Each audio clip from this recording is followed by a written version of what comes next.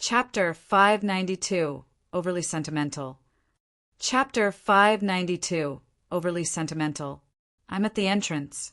You can come out now. Chen Zhao was calling Laurent. Does anyone live here? Why is it so dark? Chen, I drank too much. Come help me out. You sound normal though. It's true. How come there's no sound over there? Are all your friends drunk? They're chatting on the side. They're all old. Do you want to hear them talk? Whatever. Chen Zhao could only get out of his car and enter the neighborhood to pick Laurent up. But as soon as he entered, he sensed something wrong. There was a smell of rot in the air. Suddenly, an evil spirit lunged at Chen Zhao with no warning. Chen Zhao raised his leg without even blinking. Ah! The evil spirit let out a scream and was scattered by Chen Zhao's kick. Another one came, and another. Fuck! Did I run into some evil spirit lair? He got rid of some evil spirits, offhandedly. They were all average ones and weren't threatening at all. Chen Zhao basically killed one with each punch. There was no nonsense. He could feel that there were still many eyes on him, but they weren't willing to come out. Clearly, they were afraid of Chen Zhao. He didn't think the surroundings were threatening. It wasn't only humans who bullied the weak and were afraid of the strong. Evil spirits were the same. Obviously, Chen Zhao had killed a few evil spirits, offhandedly. The others would be stupid to keep doing suicidal attacks. Chen Zhao walked straight toward the address that Laurent had mentioned. At the door, he looked inside.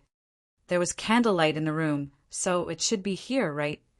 He knocked on the door. Inside, Laurent heard the knock. He looked at Pamela, who said indifferently, "Go open the door. Your in-law is here." "He's here? Didn't you say?" Suddenly, a gust of wind blew the candle out. Laurent shuddered because he saw Pamela's body was disappearing slowly, like the smoke dissipating from the candle. Pamela. Cold sweat beaded on Laurent's forehead. Ah! He suddenly screamed and rushed to the door. He saw Chen Zhao with his back to him. "Chen, save me!" Chen Zhao turned around. Instead of seeing Chen Zhao's face, Laurent saw a terrifying face. Ah! Laurent fainted from fear. Fuck! If I'd known, I wouldn't have scared him. Chen Zhao was annoyed. He grabbed Laurent's arm and started walking out. Just then, a necklace fell out of his pocket. Chen Zhao picked it up to look. Another key. Was it the same as the other keys? Or was it just a coincidence? Whatever, he'd take it first. Chen Zhao didn't care if this was Laurent's personal item. Along the way, Laurent woke up in the back seat of the car. Where am I? The scene from before he fainted flashed through his mind. He suddenly realized something. Fuck. Chen, did you try scaring me earlier? Laurent, who were you with earlier? He suddenly turned green and his lips trembled. Chen, I think I met a ghost. Chen Zhao wasn't too surprised at that. After all, the neighborhood wasn't normal. He met so many evil spirits with just a few steps. It would be even stranger if there was no problem. Tell me what happened. I met up with a friend I haven't seen in 20 years, but when you came, she suddenly disappeared. Oh, you saw a ghost. You don't believe me? Laurent looked angrily at Chen Zhao, who was driving. No, I believe you. You don't believe me. If you believed me, you wouldn't be so calm now. How do you think I should react? Chen Zhao rolled his eyes. You didn't see anything when you came. Laurent felt like Chen Zhao still didn't believe him. Nope. Now Laurent was even more annoyed. He'd wanted to scare Chen Zhao, but instead of scaring Chen Zhao, he was the one who got terrified. Laurent suddenly felt depressed. He felt around his pocket and took out a few old pictures. Are you crying? Chen Zhao glanced in the rearview mirror and saw Laurent wiping at his tears. Chen, do you think someone would appear before you after they die? Maybe. The topic suddenly turned heavy. Qin Zhao saw that Laurent was truly sad. Tell me about you and your friend. You won't believe me. I'll just take it as a story. Along the way, Laurent started reminiscing about the past. She said that there was an epidemic 12 years ago. Maybe she died then, Laurent said gravely. But it's okay. I can still meet my old friend. No matter what she turned into. She's still her. I'll tell Winnip. You asshole. Back home, Laurent was still feeling down, so he went to look at the lakeside night view. Chen Zhao didn't care. Being sentimental was his own business. Chen Zhao didn't plan on wallowing with him. After showering, he went to his room. Fei Lai wasn't sleeping yet. He went up and hugged Fei Lai. Chen, I see Dad sitting at the side of the lake. Is he unhappy? He might have run into a ghost. Huh. It's okay. The ghost didn't have bad intentions. Chen Zhao rubbed against Fei Lai, stimulating her desire. He didn't think too much about it. He didn't care about Laurent anyway. Just as he was about to do things with Fei Lai, Laurent started rapping on the door. Chen Zhao was instantly furious. When he opened the door, he saw Laurent's furrowed expression. Chen, drink with me. It's 1 a.m., Chen Zhao said with a dark expression. I feel empty. Do you want me to find you a girl? Since Winnip isn't here. Fei Lai. Chen Zhao looked back at her. Fei Lai motioned for him to accompany her dad. Chen Zhao was very angry. Should he find someone to kill Laurent? That night, Laurent became very sentimental. He drank the purple brew for the first time and started sobbing. Chen Zhao just wanted to knock him out. One night was already unbearable. How could he take more nights? Fine, I give up. Laurent drank until 4 a.m. before he was finally tired. Chen Zhao tossed him onto the sofa and went back to his room to sleep. But he heard knocking in the early morning again. If Chen Zhao wasn't hugging the man's daughter at the moment, he would honestly kill him. Chen Zhao opened the door with a dark expression and glared at the old man. What? Chen, I want to go there again. Go with me. Are you crazy? You know there are ghosts and you still want to go? Go if you want, but don't drag me along. Chapter 593, 13 Keys. Chapter 593, 13 Keys. Laurent, can we be a bit more normal? Where do you see ghosts? Chen Zhao grabbed Laurent's shoulder. Can't you just stay at home and enjoy your peaceful life? Fine, you don't have to go. I'll go by myself. You said that so loudly earlier just so Fei Lai would hear. Chen Zhao drove with a dark expression. Laurent hadn't said that for him. He'd said it for Fei Lai. Fei Lai was worried about Laurent going out to go find some ghosts, so Chen Zhao had to accompany him. Laurent was very proud. Chen Zhao had the urge to flatten him. Everyone said that it was a treasure to have an elder in the family, but Chen Zhao thought this old man was just shit. He was like a bad luck star. Laurent, did you forget how scared you were yesterday? I wasn't mentally prepared. Then are you prepared now? It's okay. You're with me if we run into ghosts. Chen Zhao's expression darkened. He wasn't afraid, but Laurent's thoughts disgusted him. Then, do you want to see ghosts or do you not? I do. I want to see her. Tell me the truth. Did you have a relationship with her before? Chen Zhao turned gossipy again. Are you thinking about reporting to Winnip? When they reached the rural neighborhood, Laurent started shrinking into himself again. So cowardly. Chen Zhao rolled his eyes. You didn't see the ghosts. Laurent immediately refuted loudly. That's why you have the courage to say that. If you saw them, you'd probably be more scared than me. Chen Zhao looked around casually. The neighborhood was barren during the day, but this was normal. When they reached the small house, Laurent got scared again. Didn't you say you're not scared? Why did you stop? Laurent was hesitant, but he still opened the door. Chen Zhao touched his nose. It smelled like rotting wood. After entering, he looked around. He saw a book on the table and picked it up. Suddenly, his eyebrow arched. A lot of the content in the book was recorded in demon language. Laurent saw Qin Zhao holding the book. Can you read that? The words are so weird. I've never seen them before. Qin Zhao flipped through the book. It carried a faint aura of magic. The past owner should have been a spiritualist. However, no one had read it in a long time, so the aura was very faint. Qin Zhao's hand paused. He'd flipped to the page with 13 keys. On the bottom of the page, there was a passage written in the demon language. Every civilization has a final goal, to strive for eternity. Each key points to a door. Try and open the door. It will have the answer that you wish to know. It may be right, it may be wrong. You may be enlightened in the wrong. You may lose everything in the right. This passage was very difficult to understand. At least, Qin Zhao couldn't figure it out. He really hated things that were purposely deep and pretentious. Couldn't they just say what they wanted to? Why did they have to act so mysterious? Were they making fun of him for being uncultured? Hey, where did you put the book?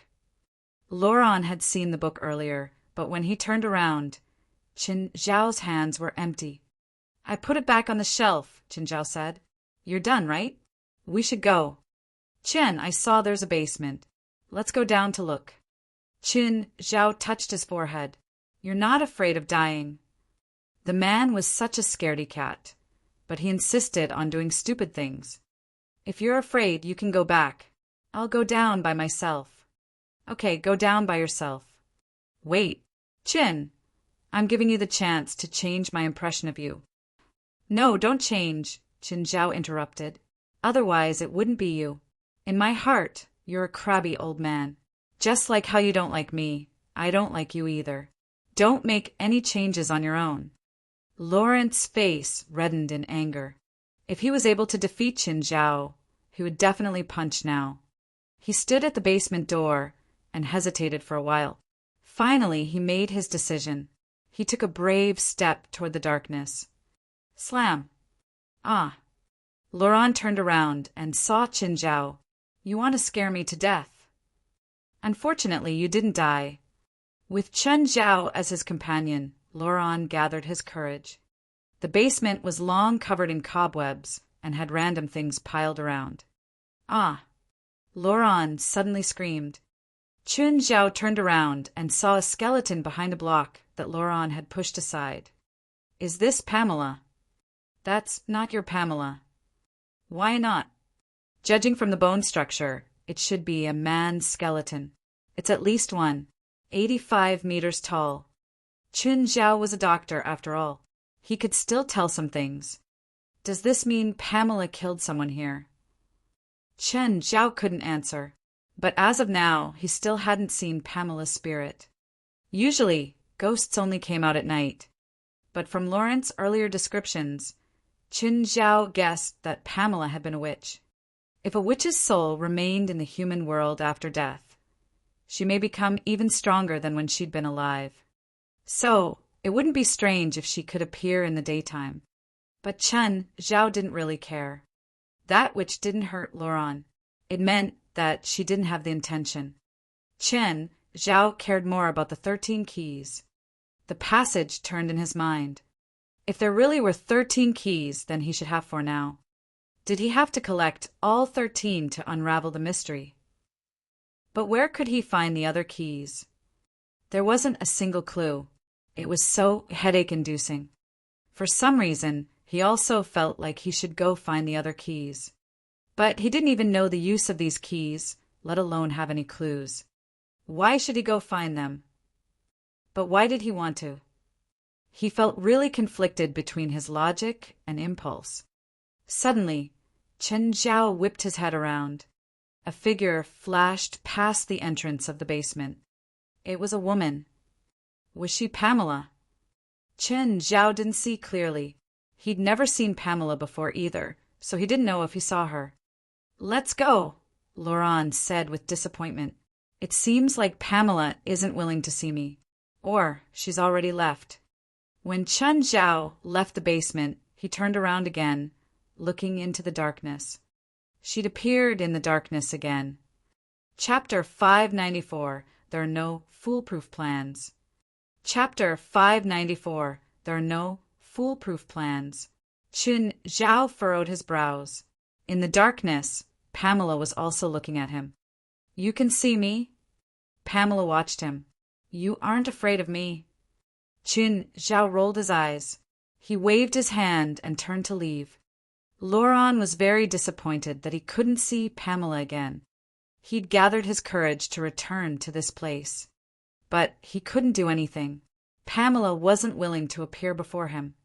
Even if she did, Laurent wouldn't be able to see her. Let's go. How about we wait a bit more? If you keep waiting, then I'll call Winnip, Chen Zhao threatened. Chen Zhao was so done with him.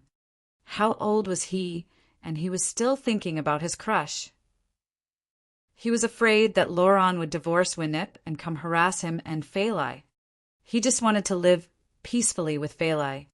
Chen Zhao was already imagining things in his mind. In the end, Laurent left with Chen Zhao. Where are we going now? Home. And then sleep. After a pause, Laurent couldn't help but ask, nothing else. How about we mess with each other? Laurent turned his head. He didn't want to tell Chen Zhao that he'd already messed with Chen Zhao yesterday. But it didn't seem to have been effective. As expected, using supernatural forces for a prank wasn't reliable. Chen Zhao looked at Laurent. Are you hiding something from me? No. Didn't you say you'll help treat a sand? Not in the mood. I'll go when I'm in a better mood. Just then, Chen Zhao's phone rang. Hey, Raspa. Chin, do you want an invitation to the auction at Hilda Hotel on the 7th? Hearing that there was an auction, Laurent immediately cut in. Yes. Prepare more than one. Chin, is that your friend? Fei Lai's dad. Okay, sir. How many? 7 people. Chen Zhao was speechless. No problem. I'll have Paul bring it to your house later. Okay. Chen Zhao was feeling worse. He hung up and shot a resentful look at Laurent. You're going to stay until the 7th.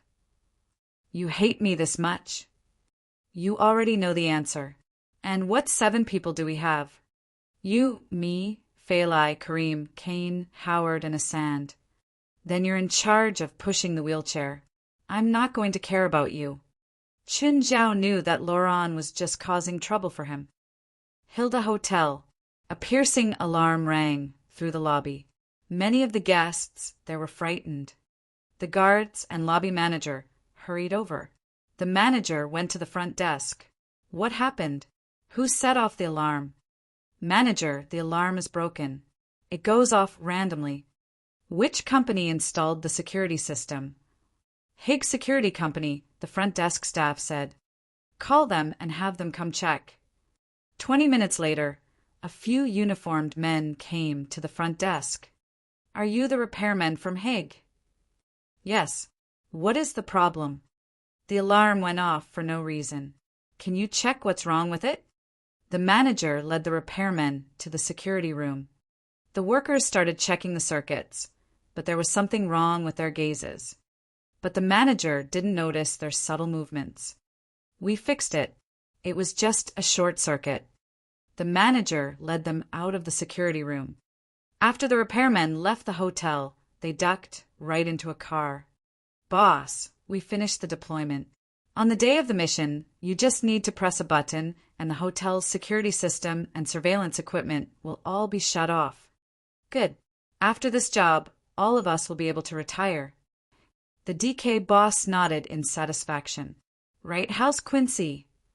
Quincy's arms went through special treatment. He'll be able to work tomorrow. That's good. If he can't participate, then we'll have to change plans. Boss, Quincy keeps yelling about revenge. I already warned all of you before our mission to stay low-key. I thought that he'd know that if I let him lead the mission. But 10 days after the engineer landed in L.A., he was already arrested. Then Quincy got beaten up and sent to the hospital. Do you think the DK is already strong enough to straight up against the police? The DK boss continued coldly. Let me repeat myself. I'll naturally think of a way to help him take revenge after this mission. But if he dares to mess around beforehand, I'll toss him down from the top of Hilda Hotel. I'm not a sentimental person. Chin, I found some things. Kate was calling Chin Zhao. Oh, what did you find out? I started investigating the guy called Engineer, Kate said. His alias is Pharaoh Kirk, and he works at an electricity company as a repairman. In the beginning, I thought that they had an ulterior motive related to the company. But then I realized that in the 10 days after he started working there, he'd gone out on 5 jobs. 3 were to the same place. Where? Hilda Hotel. Chun Zhao was shocked. Hilda Hotel. The person who called him is the front desk receptionist of Hilda Hotel, Lena Hather. She called them for repairs all 3 times. She also arrived at L.A. by plane a few days ago and went to an interview at Hilda Hotel on the 2nd day. She got the job the day of. The one who interviewed her was the lobby manager. He'd been revealed to harass interviewers before. Wait, let me get this straight. First, that Lena Hather had sex with the manager and became the receptionist of Hilda Hotel. Then, she's able to cooperate with Pharaoh and do unknown things to the electricity system of the hotel? Yes, that should be it. Chen Zhao couldn't help but be impressed. Kate's professionalism wasn't any weaker than an experienced police investigator. She was able to discover so much information from clues that others wouldn't be able to think of. I also saw that Hilda Hotel's repair reports in the past 3 months were more than in the last 3 years. It's not just electricity. There were also many repairs for the alarm and sewage system. So, not only did Lena infiltrate the hotel, many other members of DK have gotten in too, and they're secretly damaging all sorts of infrastructure while deploying things? Yes. Chapter 595 Plan. Chapter 595 Plan. At first, I thought DK was a terrorist group, Kate said. But after I researched more deeply, I discovered quite a lot of news about them. They're not a terrorist group. They're a criminal group. Their final goal for everything is for money. Chun Zhao thought for a moment. I know there'll be an auction at the top floor of Hilda Hotel on the 7th. It's for luxury items. The total amount of items sold will be more than $500 million. Then what do we do now? Call the cops? Kate had found a lot of problems, but she didn't know how to take care of it. Don't call the cops. Neither of us can be sure how many moles are in the police station and Interpol. We'll take care of it ourselves. Take care of it ourselves. If you call the cops and DK hears of it, they'll definitely change their plans or even end it. Then how will we find them? Are you going to react to their plan? Kate asked, but it's just you and me. It's not you and me. It's only me. Chun Zhao said, I'll bring the people who hurt David to you. Of course, I'll try to get him to you alive. Chen, thank you. David is my friend too. After hanging up, Chen Zhao really wanted to slap himself. He was really getting more and more courageous. He actually thought that he was able to take care of a criminal organization. This wasn't like the mercenaries causing trouble at his home now. His supernatural defensive system got rid of all the mercenaries. At Hilda Hotel, he would be alone. He didn't even know how many people were in DK. Faced with such an evil organization, he felt a bit shaken too. First of all, Phalai and the others definitely couldn't go. If he let them go even though he knew it was dangerous, he was adding more difficulty for himself. It was already a challenge. If they were included, it would be upgraded to a hell level. Now he had to figure out a reliable plan. First of all, how could he distinguish who was good and bad? This was the most difficult. How could he distinguish them? The bad guys wouldn't hold signs saying that they're bad. Kareem, Kane, Howard come over. If there were experts, then they definitely counted. They usually looked like 3 beanbags and acted submissively to everyone. However, they had rich army experiences and had helped resolve danger for Winnet many times.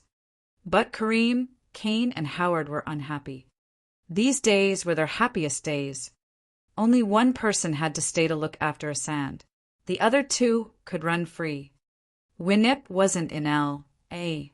Laurent and Chen Zhao didn't care about them either. They could do whatever they wanted. But this call ended their happy life. The 3 trudged to Mirror Lake dispiritedly. They felt like their lives would fall into darkness again. To them, Laurent and Qin Zhao were filled with darkness. I have a question. Qin Zhao looked at the 3. He could guess why they were so depressed. Don't worry. It's just a question. I don't need you to do anything. What question? I know a criminal organization will attack an auction 3 days later. The hotel where the auction takes place has already been infiltrated by them, and they'd acted on the electricity and alarm system. What should I do? Call the police, Kareem said directly without even thinking. Their people might be in the police and Interpol, Qin Zhao said. Are you sure you'll take care of it by yourself? Kareem asked. If you're willing to help, I'd welcome you, of course. Qin Zhao didn't want to care, but these people had hurt David. With Kate's conflicts with them, she would keep going if he couldn't get rid of them this time. But she was only a normal woman. Once exposed, the evil criminals would never let her go. More importantly, Qin Zhao had a conflict with them too. Rather than waiting for them to come to him, it was better to attack proactively and capture them all. The 3 smiled awkwardly. They weren't willing. From Qin Zhao's words, they'd already figured out that this group wasn't a typical gang. Even a normal army might not be able to make such a tight plan. Plus, their arrangements would never be as simple as it seemed on the surface. They would be prepared for everything, such as if the news was leaked or if they'd attracted the police's attention. Any detailed plan would have 2 or 3 backup plans. This kind of organization definitely wasn't completed by a few people. There would be at least 30 or 40 people. If Kareem, Kane, and Howard had an army, they would be willing to bring them to justice. However, only the 3 of them with Qin Zhao were definitely on a suicide mission. It was the same theory as getting chased by wild beasts on the battleground. When chased by beasts, you didn't have to run faster than the beast. You only had to be faster than your companions. On the battleground, only the strongest could survive. If they joined this mission, they may very well die. Qin, it's not that I don't want to help. I just haven't been sleeping well these days. I sprained my ankle when surfing yesterday. I was diagnosed with HIV. Qin Zhao's face darkened. Stop the bullshit. Tell me what I should do and pay attention to. The 3 thought for a while. Then Kane said, First is the surveillance room. Since the group infiltrated the hotel, then they would first take control of the surveillance room. One way is to cut off all cameras. Another is to have someone guard the room. I predict that they'll definitely take control of it, so you have to take control back. The 3 offered their own opinions and said many things that he had to be careful of. Qin Zhao listened humbly. These 3 professionals definitely thought in more detail than him. They thought of many things that he hadn't even noticed. There's also the equipment. The 3 looked at Qin Zhao. How are your shooting skills? What gun are you best at? Qin Zhao thought for a bit. I'm not that great. Have you used a gun before? Yes. I once fired an automatic assault rifle from a few meters away, and the people weren't hurt at all. The 3 had heard of so-called firearm idiots before. Today, they finally saw a living one with their own eyes. Chapter 596, Control the Hotel. Chapter 596, Control the Hotel. Rasfa, do you plan on attending today's auction? Of course. Is there a problem? Don't go. Stay at home today. Why? If you trust me, then don't attend it. Do not attend it, Qin Zhao warned seriously. Zola won't attend either, right? She won't. What about Stephen? Neither. Good. Chen Zhao was relieved. Don't call anyone and don't tell anyone about this. What exactly is happening? There'll be an attack, Chen Zhao said seriously. Don't ask me how I know, and don't tell anyone. They've infiltrated the police, and who knows how many people they have in the hotel. Raspa was silent for a bit. I understand. Call your friends and family to your home for a party, Chen Zhao suggested. Raspa was the only one that Chen Zhao notified. After hanging up, Chen Zhao looked at Laurent, who was tied up tightly. You three, watch this old guy for me. MMF, Laurent tried to speak, but his mouth was already taped up. He couldn't say anything. Chen, it's only noon. Do you have to tie Laurent up so early? Of course. Chen Zhao looked at him. Today you stay in the hotel. You're not allowed to go anywhere. MMF. Mr. Laurent, the auction today is very dangerous. Chen's also doing it for you. Don't be angry. MF. Laurent's eyes were filled with anger. Hilda Hotel. Arthur was having sex with his girlfriend when the fire alarm suddenly went off. Then there was rapid knocking on the door. What's going on? Arthur opened the door in annoyance. A firefighter with a helmet stood outside. Sir, there's a fire in the hotel. Please follow us out. You can't stay in the room anymore. Hearing that there was a fire, Arthur and his girlfriend could only hurry and put their clothes on. We're not going downstairs. Arthur and his girlfriend realized that they were going up. The fire blocked the stairs and the elevators are stopped. We can only go to the roof and wait for rescue. Everyone, this is a fire drill. Can all the workers cooperate and go through the fire drill? Where are we going? The water room on the 10th floor. What? We have to climb 10 floors. We'll die in the stairwell, an overweight worker complained. The hotel staff soon discovered that practically all the departments were taking part in the fire drill. What if the guests needed service during the drill? Unfortunately, no one gave any answers.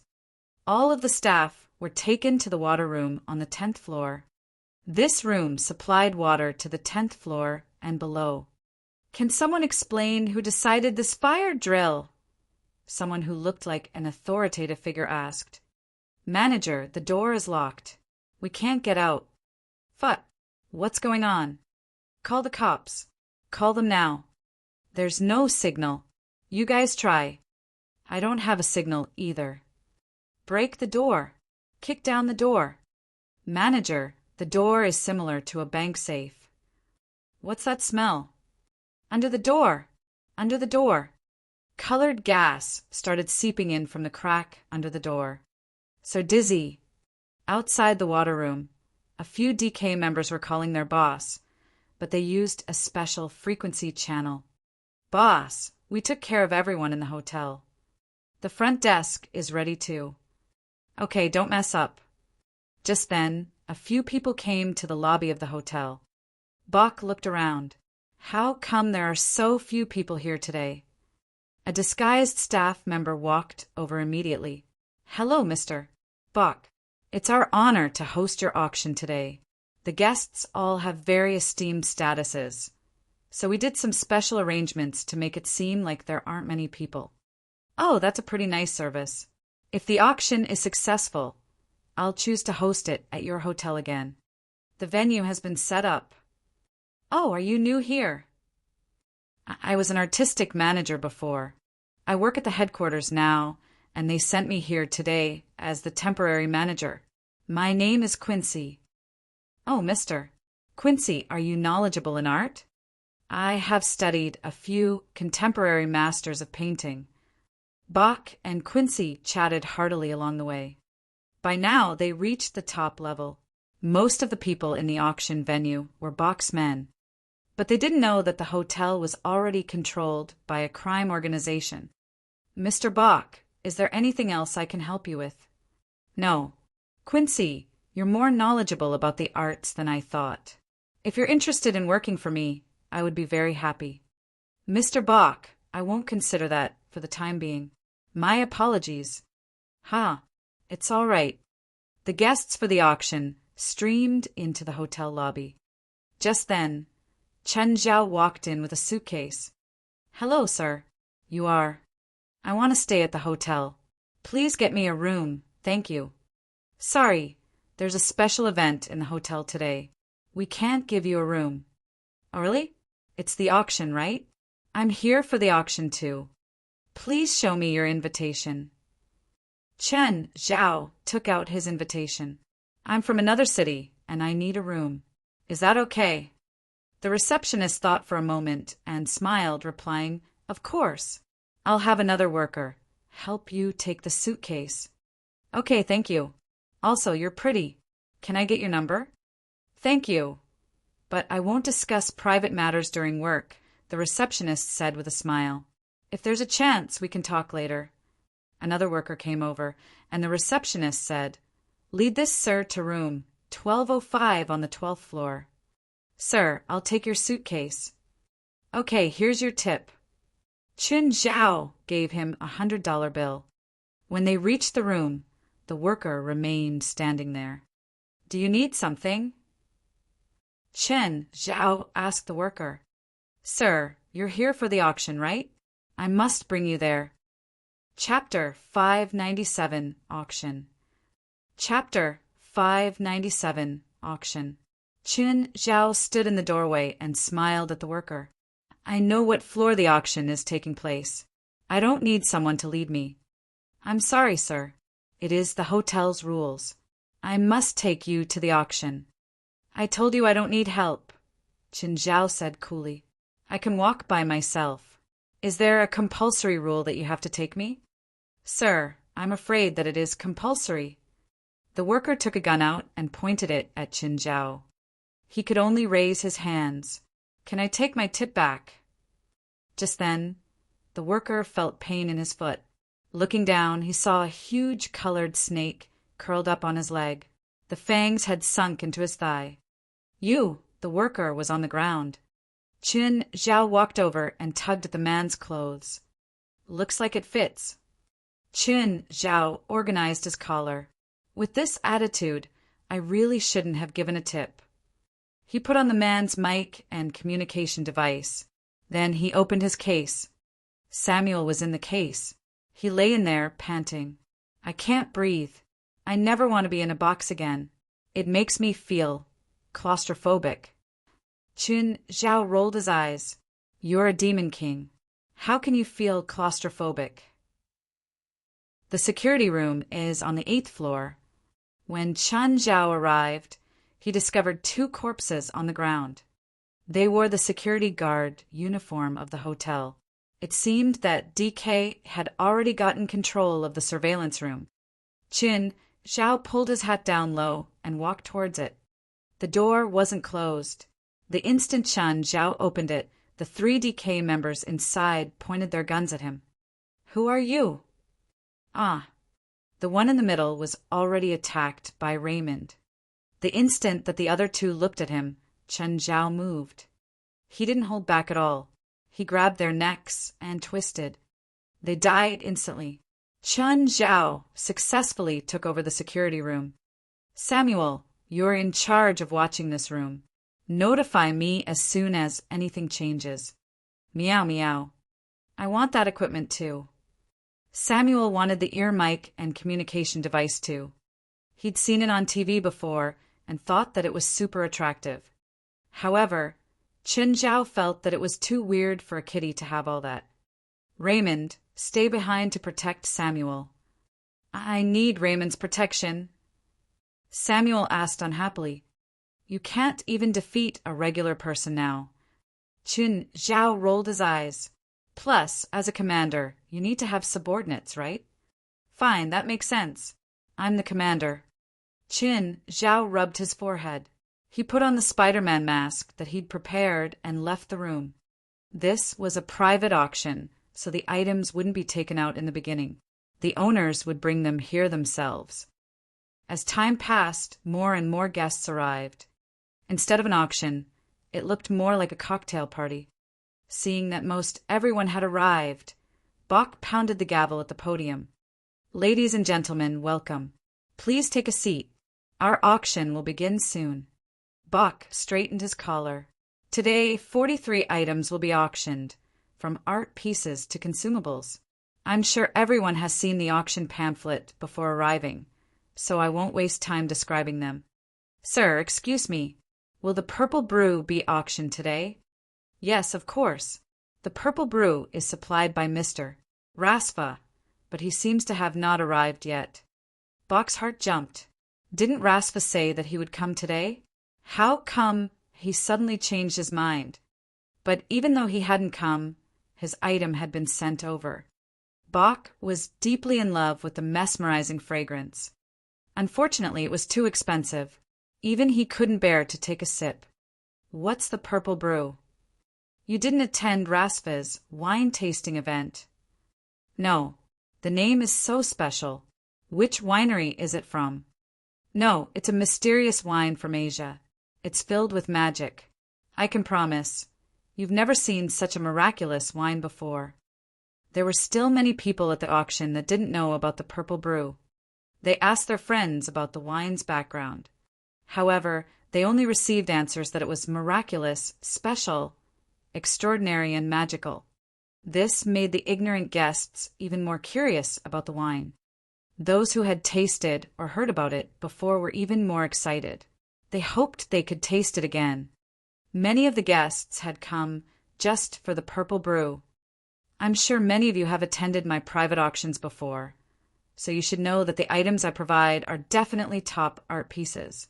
As for the value and validity of the items, I can swear on my name that I have never auctioned a knockoff or low-quality piece in the past few decades.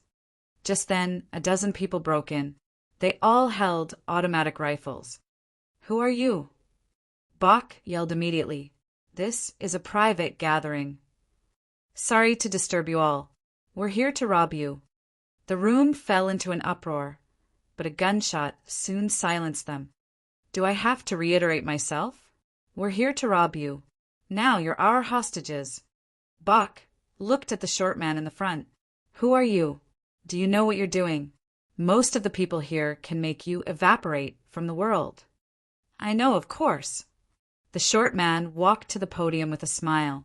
Let me introduce myself. My name is Caddick. Perhaps some of you have heard of my name before. Of course, more of you won't. But you should all know about the armed robbery at the Panama Tiger Club 2 years ago. That was done by my men.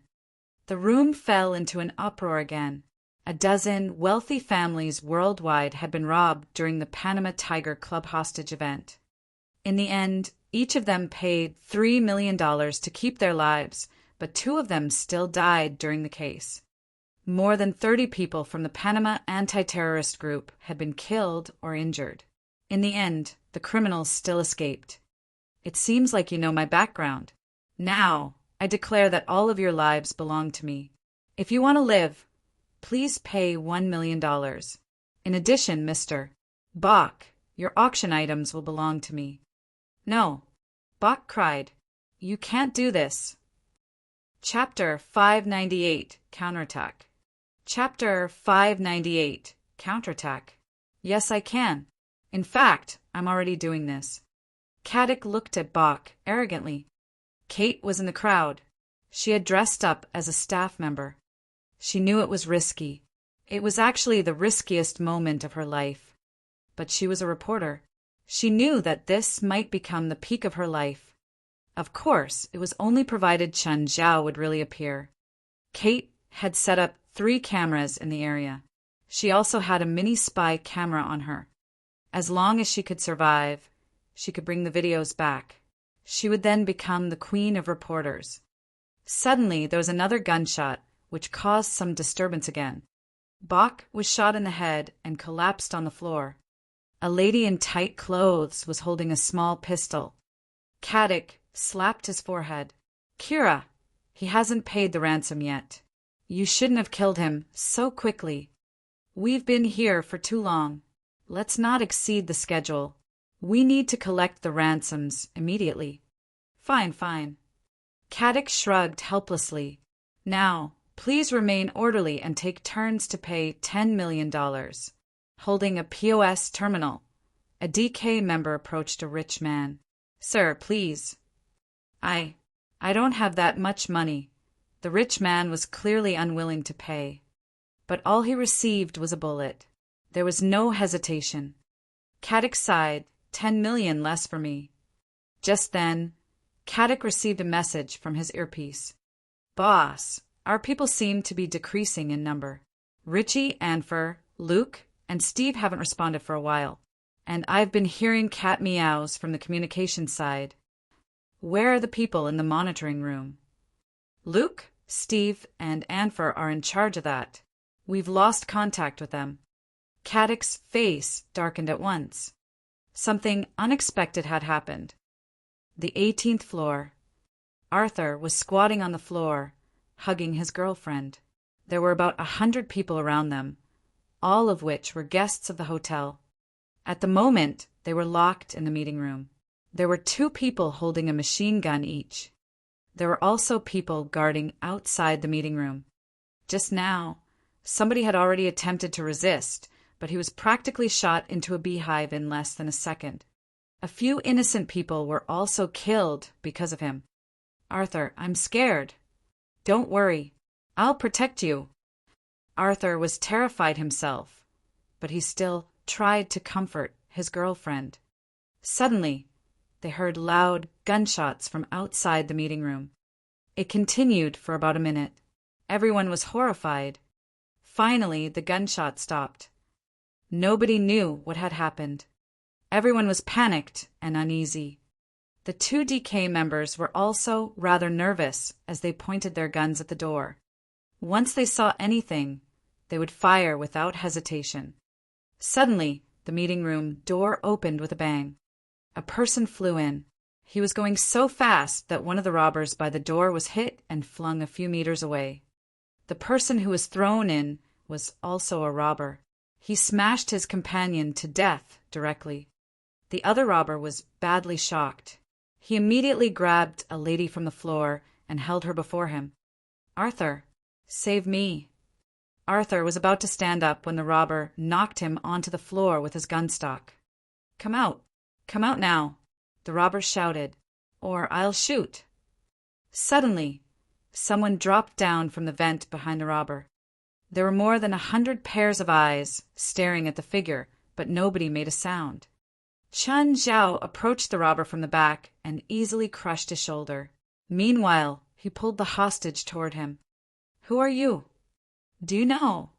Chen Zhao grabbed the robber's neck and hurled him at the French window in the near distance. Crash! Ah! The robber flew outside the window. Chen Zhao patted the lady in his arms. Miss, you're safe. The lady looked at Chen Zhao in a daze. She stared at his Spider-Man mask. Can I kiss you? Sorry, no. Chen Zhao let go of the lady. You may leave now, but don't go upstairs because there's still robbers. Go downstairs. Use the stairs. The elevators are locked out. Then, Chen Zhao turned around and left. Everyone stared at his back. After a brief moment of silence, they charged out too. Meow, meow. Master, we have 2 enemies on the stairs from the 18th to the 19th floor. They have their machine guns ready. Any good suggestions? Garbage chute. Chen Zhao found the garbage chute and climbed up. Soon he managed to get behind the 2 robbers at the entrance to the 19th floor. The 2 robbers were fully focused on the staircase. They did not notice Chen Zhao charging toward them at all. Chen Zhao was too fast, so fast that they could not react. Glancing at the completely distorted corpses on the floor, Chen Zhao continued to go up. He was about to reach the top floor. Miss, it's your turn. A robber approached Kate and extended the POS terminal. It's clear that I'm a staff member here. I don't have 10 million, Kate said calmly. The robber had already lifted his gun when Kate quickly added, Don't you need a hostage? I won't resist. She's right. Keep her alive. She's small and will make a suitable hostage, Caddick said.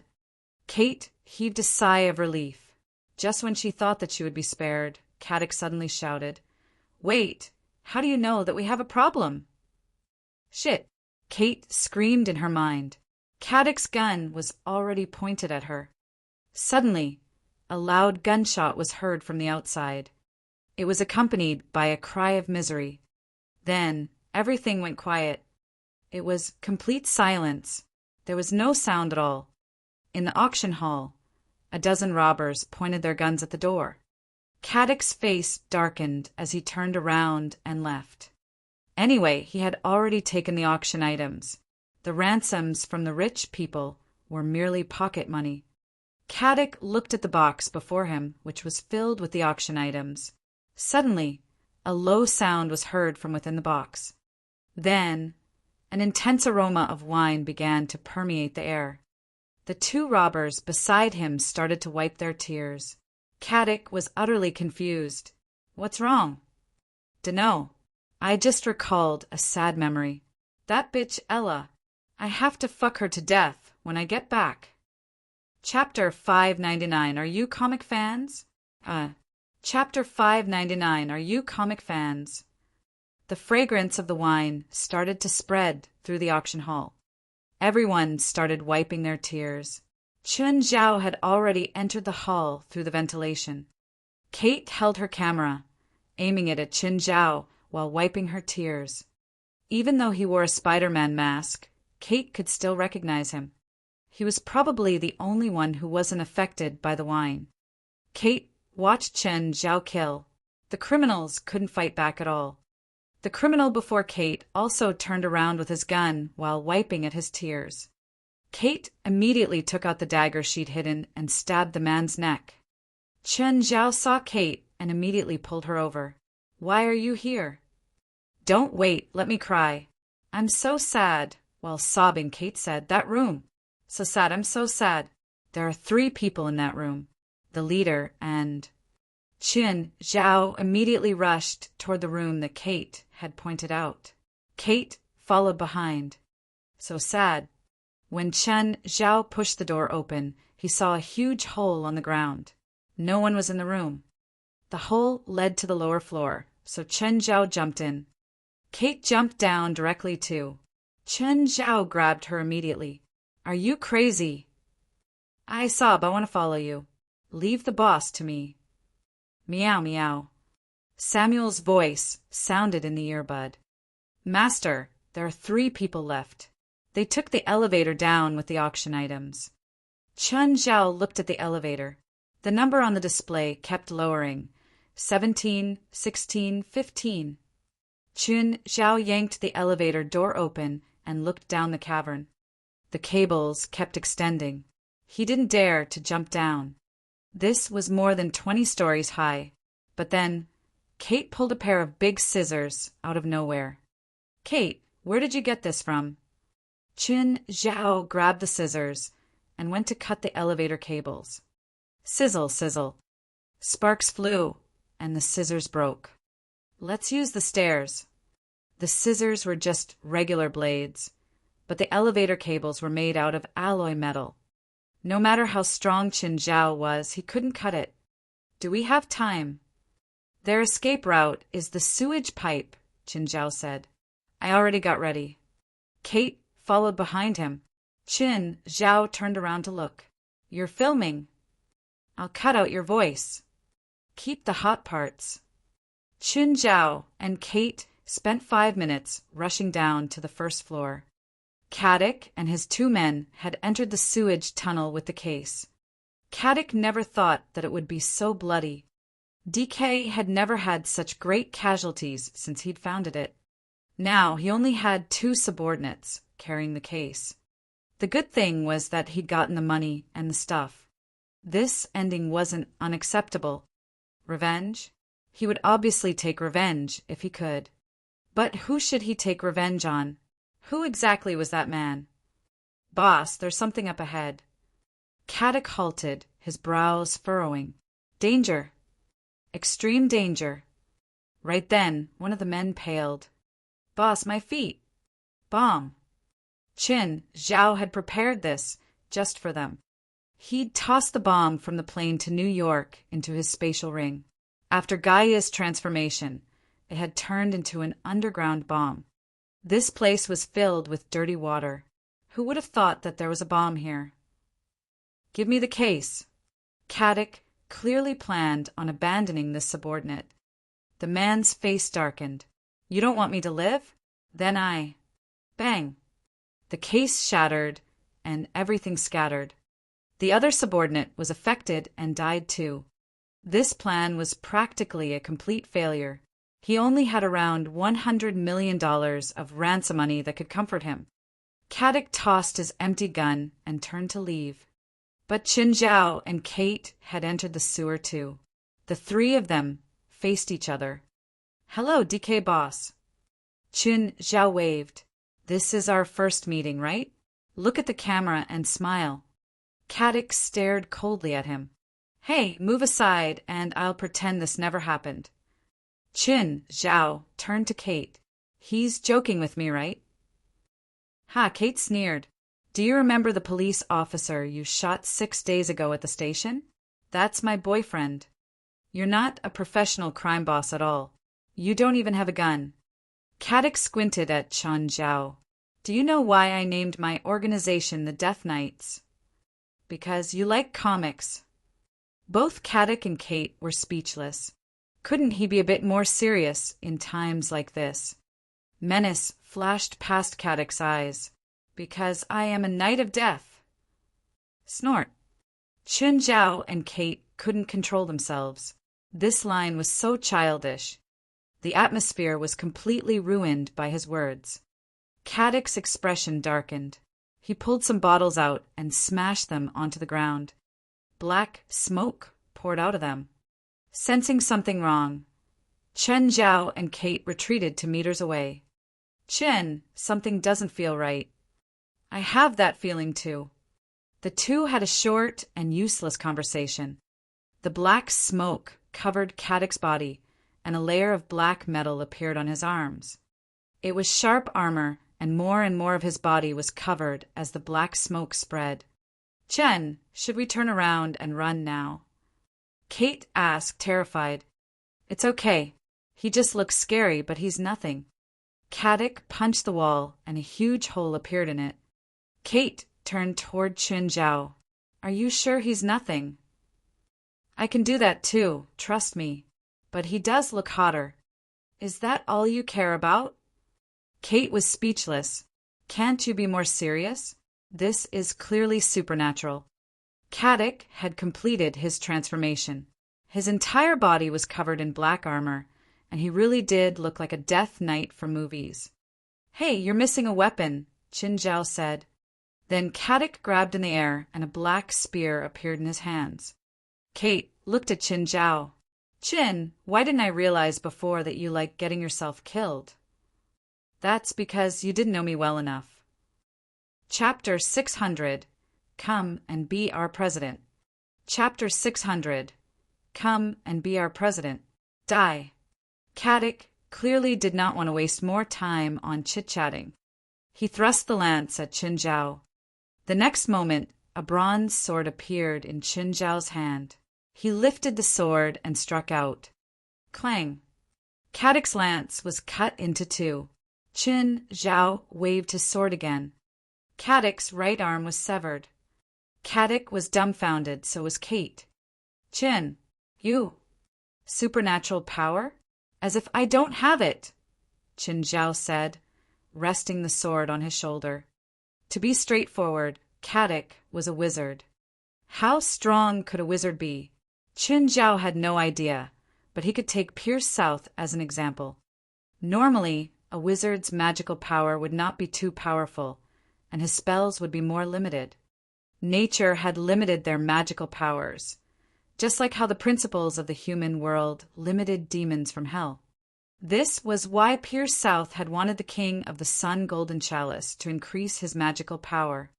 Caddick broke out in cold sweat. He did not expect Qin Zhao to be a wizard too. Needle thread guidance. Kate noticed many green threads extend from Qin Zhao's left palm. They were particularly obvious in the dim sewer. The threads wound around Caddick so that he could not escape or move. Qin Zhao pulled his left arm and Caddick was dragged before them. Qin Zhao turned around to look at Kate, after which he handed her the bronze sword. "Are you able to do it?" Taking in a deep breath, Kate was about to lift the bronze sword. However, Qin Zhao snatched the sword away. "Never mind, let me do it, or David will kill me." Then, ignoring Kate's response, Qin Zhao struck with the sword. He knew that most spiritualists had weird abilities.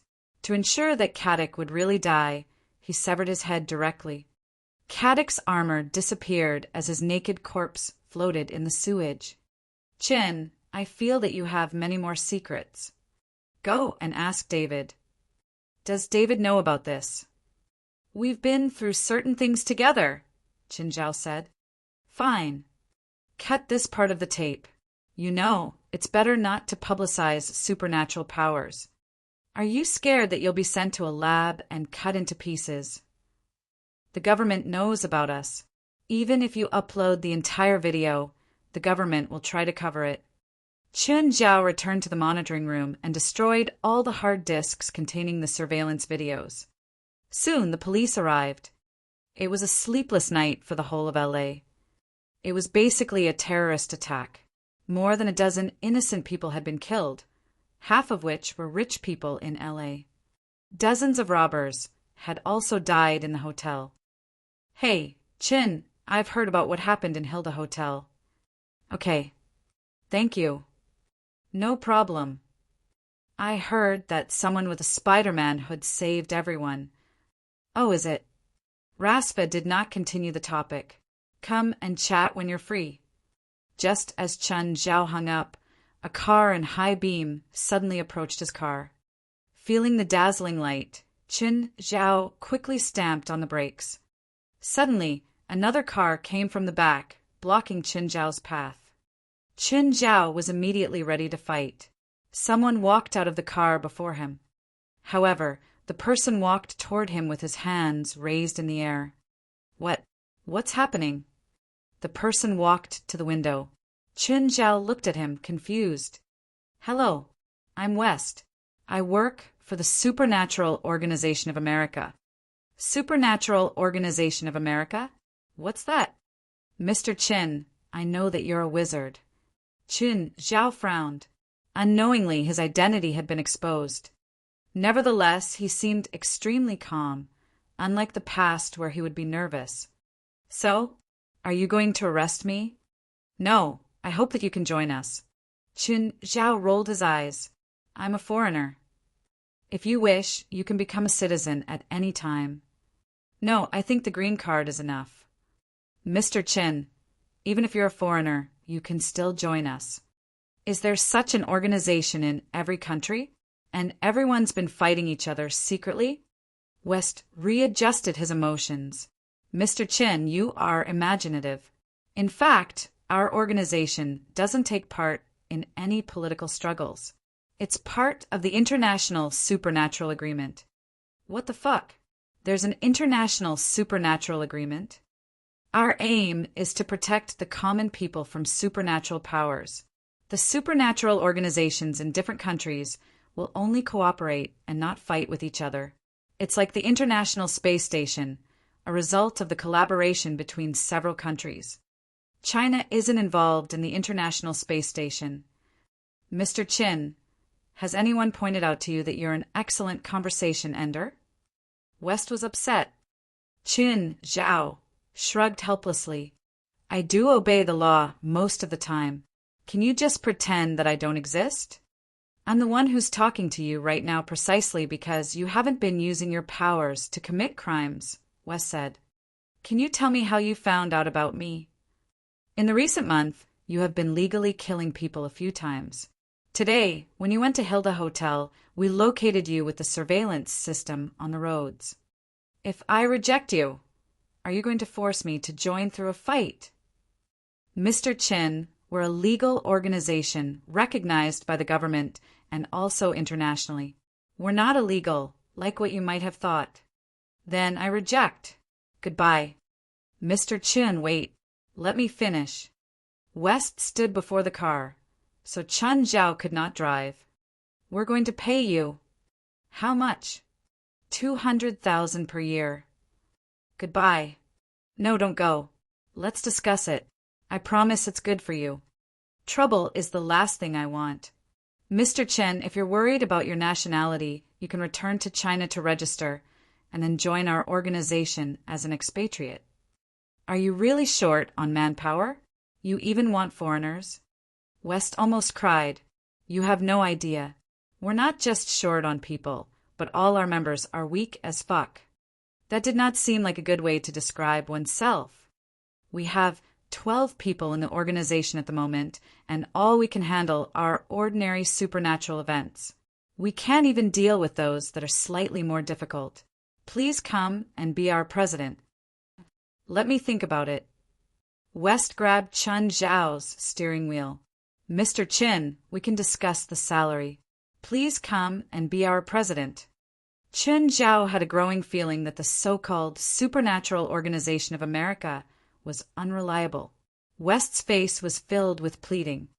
Mr. Chin, our youngest member is only 15 this year. 10 days later, he's going for a mission investigation. Can you bear to see him do that? Yes. Chapter 601, Super Failure Club. Chapter 601, Super Failure Club. Let go. I'm leaving. Mr. Chen, our organization doesn't have anyone with combat abilities.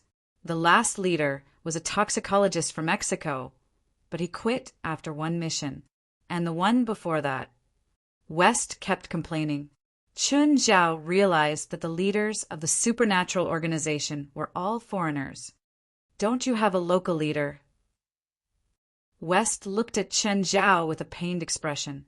I'm the current leader. Huh. West was about to cry. I'm the current leader. But before this, I was just a secretary. Every time we have an event, I have to get help from foreign organizations.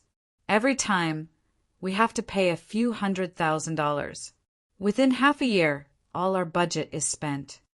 Chun Zhao's expression darkened. America should have a lot of powerful witches. How come you don't go for them? West looked like he was constipated. He couldn't say a word for a long time. Speak. They said that they looked down on us. None of them came. We once invited a witch. And then she scammed us of $1 million and then disappeared. For some reason, Chun Zhao felt that the Supernatural Organization of America was just a super failure club. West felt helpless. Chun Zhao felt helpless too. Chun Zhao couldn't get rid of him. If not for the fact that the group title had America in it, he would have floored the gas pedal. So this means that when you said you wouldn't be talking to me if I used supernatural abilities to commit crimes, you were actually lying. No, our members behind us are prepared to attack at any time. Where? Call them out for me to see. 5 people came out of the car behind them. One was a boy around Yura's age. One had an edgy mohawk. One was an elderly man with a cane, and there were 2 women. One woman wore glasses and looked nervous, while the other did look quite powerful.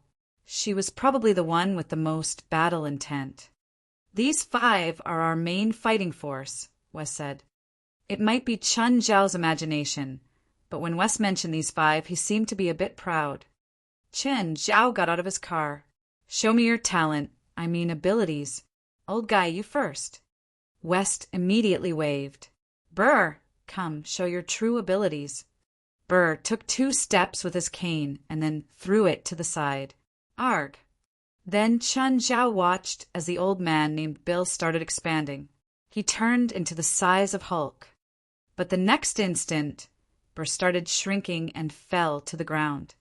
I'm gonna die, I'm gonna die. The others hurried over to help him up. Chun Zhao massaged his temples. At first, he thought that this old man wasn't bad. But then he went down in 3 seconds. That was too fast. Burr isn't in a good state today. Usually he can last 30 seconds. West quickly waved his hand. Come, warrior next. Come, come. Moore gulped and walked up hesitantly. He has a family magic spell. Moore, come. Moore's body shook. Qin Zhao rubbed his forehead. There were two. He thought that he was seeing things, but yes, there were two. Cloning.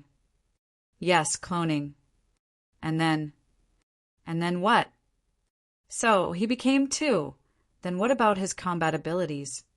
He's taking boxing lessons now, West said. One kid turned into two kids, so his combat abilities doubled. But his foundation was a bit too low, wasn't it? Okay, he was still a kid, so Chen Zhao couldn't have such high standards. He had room for improvement, probably. Who's next? The guy with an edgy mohawk came out. My name Morid. I'm a naturalist. I can control plants. Okay, please begin your performance. His description sounded reliable, even though his appearance looked unreliable. Edgy Morid walked to the side of the rood. Chen Zhao felt the magic on him. Then the plant before him started moving and walked out like a person. It was like Eugenus, the forest shepherd. However, it was a bit shorter, only around 1 meter tall. I can only control plants this big now, but my magic is improving really fast, Morid said confidently. I'm sure I'll be able to control towering trees in the future. Chen Zhao looked over to the two women. They had completely opposite personalities. One had a sharp aura while the other looked timid. What about you two? I'll do it. My name is Jalanash. My skill is elemental magic, especially wind. She opened her arms, and Chen Zhao immediately felt a furious wind blowing in his face. Beside him, West couldn't keep standing and had to grab onto the car. Oh, this was a bit legit. It finally wasn't comedic. Jalanash's wild wind lasted for around a minute before finally stopping. Even though it still lacked combat abilities, it was at least still legit magic. Not bad, miss, Qinzhao said. So, your name is Jalanash? Yes. Jalanash looked proud. Then what's her name? Belia. Jalanash tugged the sleeves of the glasses girl beside her. Hello, sir. I'm Belia. Please begin your performance. Here. Belia asked. Is there something wrong? Belia glanced at West, who nodded. Do it. Belia took out a bracelet and handed it to Qinzhao. What is this for? Belia didn't reply. She started squirming. Then she tossed her glasses away while still wriggling. Qinzhao was confused, but something in his body seemed to have been activated. Belia danced while taking off her clothes. Next, Qinzhao's right arm suddenly swelled, scaring everyone. Even Qinzhao was scared. Belia's striptease ended too. She stared at Qinzhao in shock. What's going on? How did it get activated suddenly? Qinzhao was confused. His mouth of gluttony hadn't been activated in a long time. Belia has Godiel's blood. They have a special magic culture, similar to shaman war songs and dances. It can temporarily stimulate her comrade's potential. But she's doing a striptease. She's never learned the war dance before. Before we hired her, she worked at a bar. West paused. As long as you hold her special bracelet, you'll be able to feel her dance. Tell me, if she does this dance on the battleground, will it stimulate our potential or the enemy's potential? Chapter 602, Privatization. Chapter 602, Privatization. West looked at Chen Zhao. Chen Zhao also looked back. Why don't you just disband the organization? Actually, we have a few more people. Oh, are they not here? Accountant, logistics, warehouse manager, president's secretary, and HQ security guard. Wait, you said there are 12 of you, but that's only 11 including you, right? It'll be 12 if you join us. What missions have you done recently? Fighting evil spirits, fighting evil spirits, fighting evil spirits, fighting evil spirits. Are there that many evil spirits in LA for you to fight? No, actually it's the same place, but we kept failing. Okay, they're hopeless. Aren't they just a bunch of trash? A combat organization with an equal number of combatants and support staff and a president. Disband it. Wait, don't you want to see the president's secretary? She's super hot. West took out his phone and opened a photo. Do you think I don't know about Hollywood stars? This is Kidman. And when she's young. Oh, wrong photo. It's this one. Isn't she hot? Chen Zhao looked at the woman in the photo. She was indeed pretty. Is this really the president's secretary? Yes. Chen Zhao turned to look at the 5 combatants. All of them looked away. Is your president lying? Nope, Jalinesh said. Chen Zhao frowned in suspicion. Hey kid, tell me, is this really the president's secretary? Yes, former secretary. What, former secretary? She resigned after being harassed by the president. West panicked. As long as you agree to become the supernatural organization's president, you won't have to worry about the IRS anymore. Oh, can you guarantee that? We're a government organization, after all. We have that power. Does the organization normally just fight with evil spirits? Yes, more or less. I have my own job. You don't have to stay in the HQ all the time. Just go there when you're free, West said solicitously. We also have Social Security and major accident insurance. The claim is guaranteed. $200,000 per year. Yes. There won't be things like fighting the supernatural organizations in other countries. Absolutely not. Will spiritualists be arrested and studied? That's prohibited by the International Supernatural Agreement.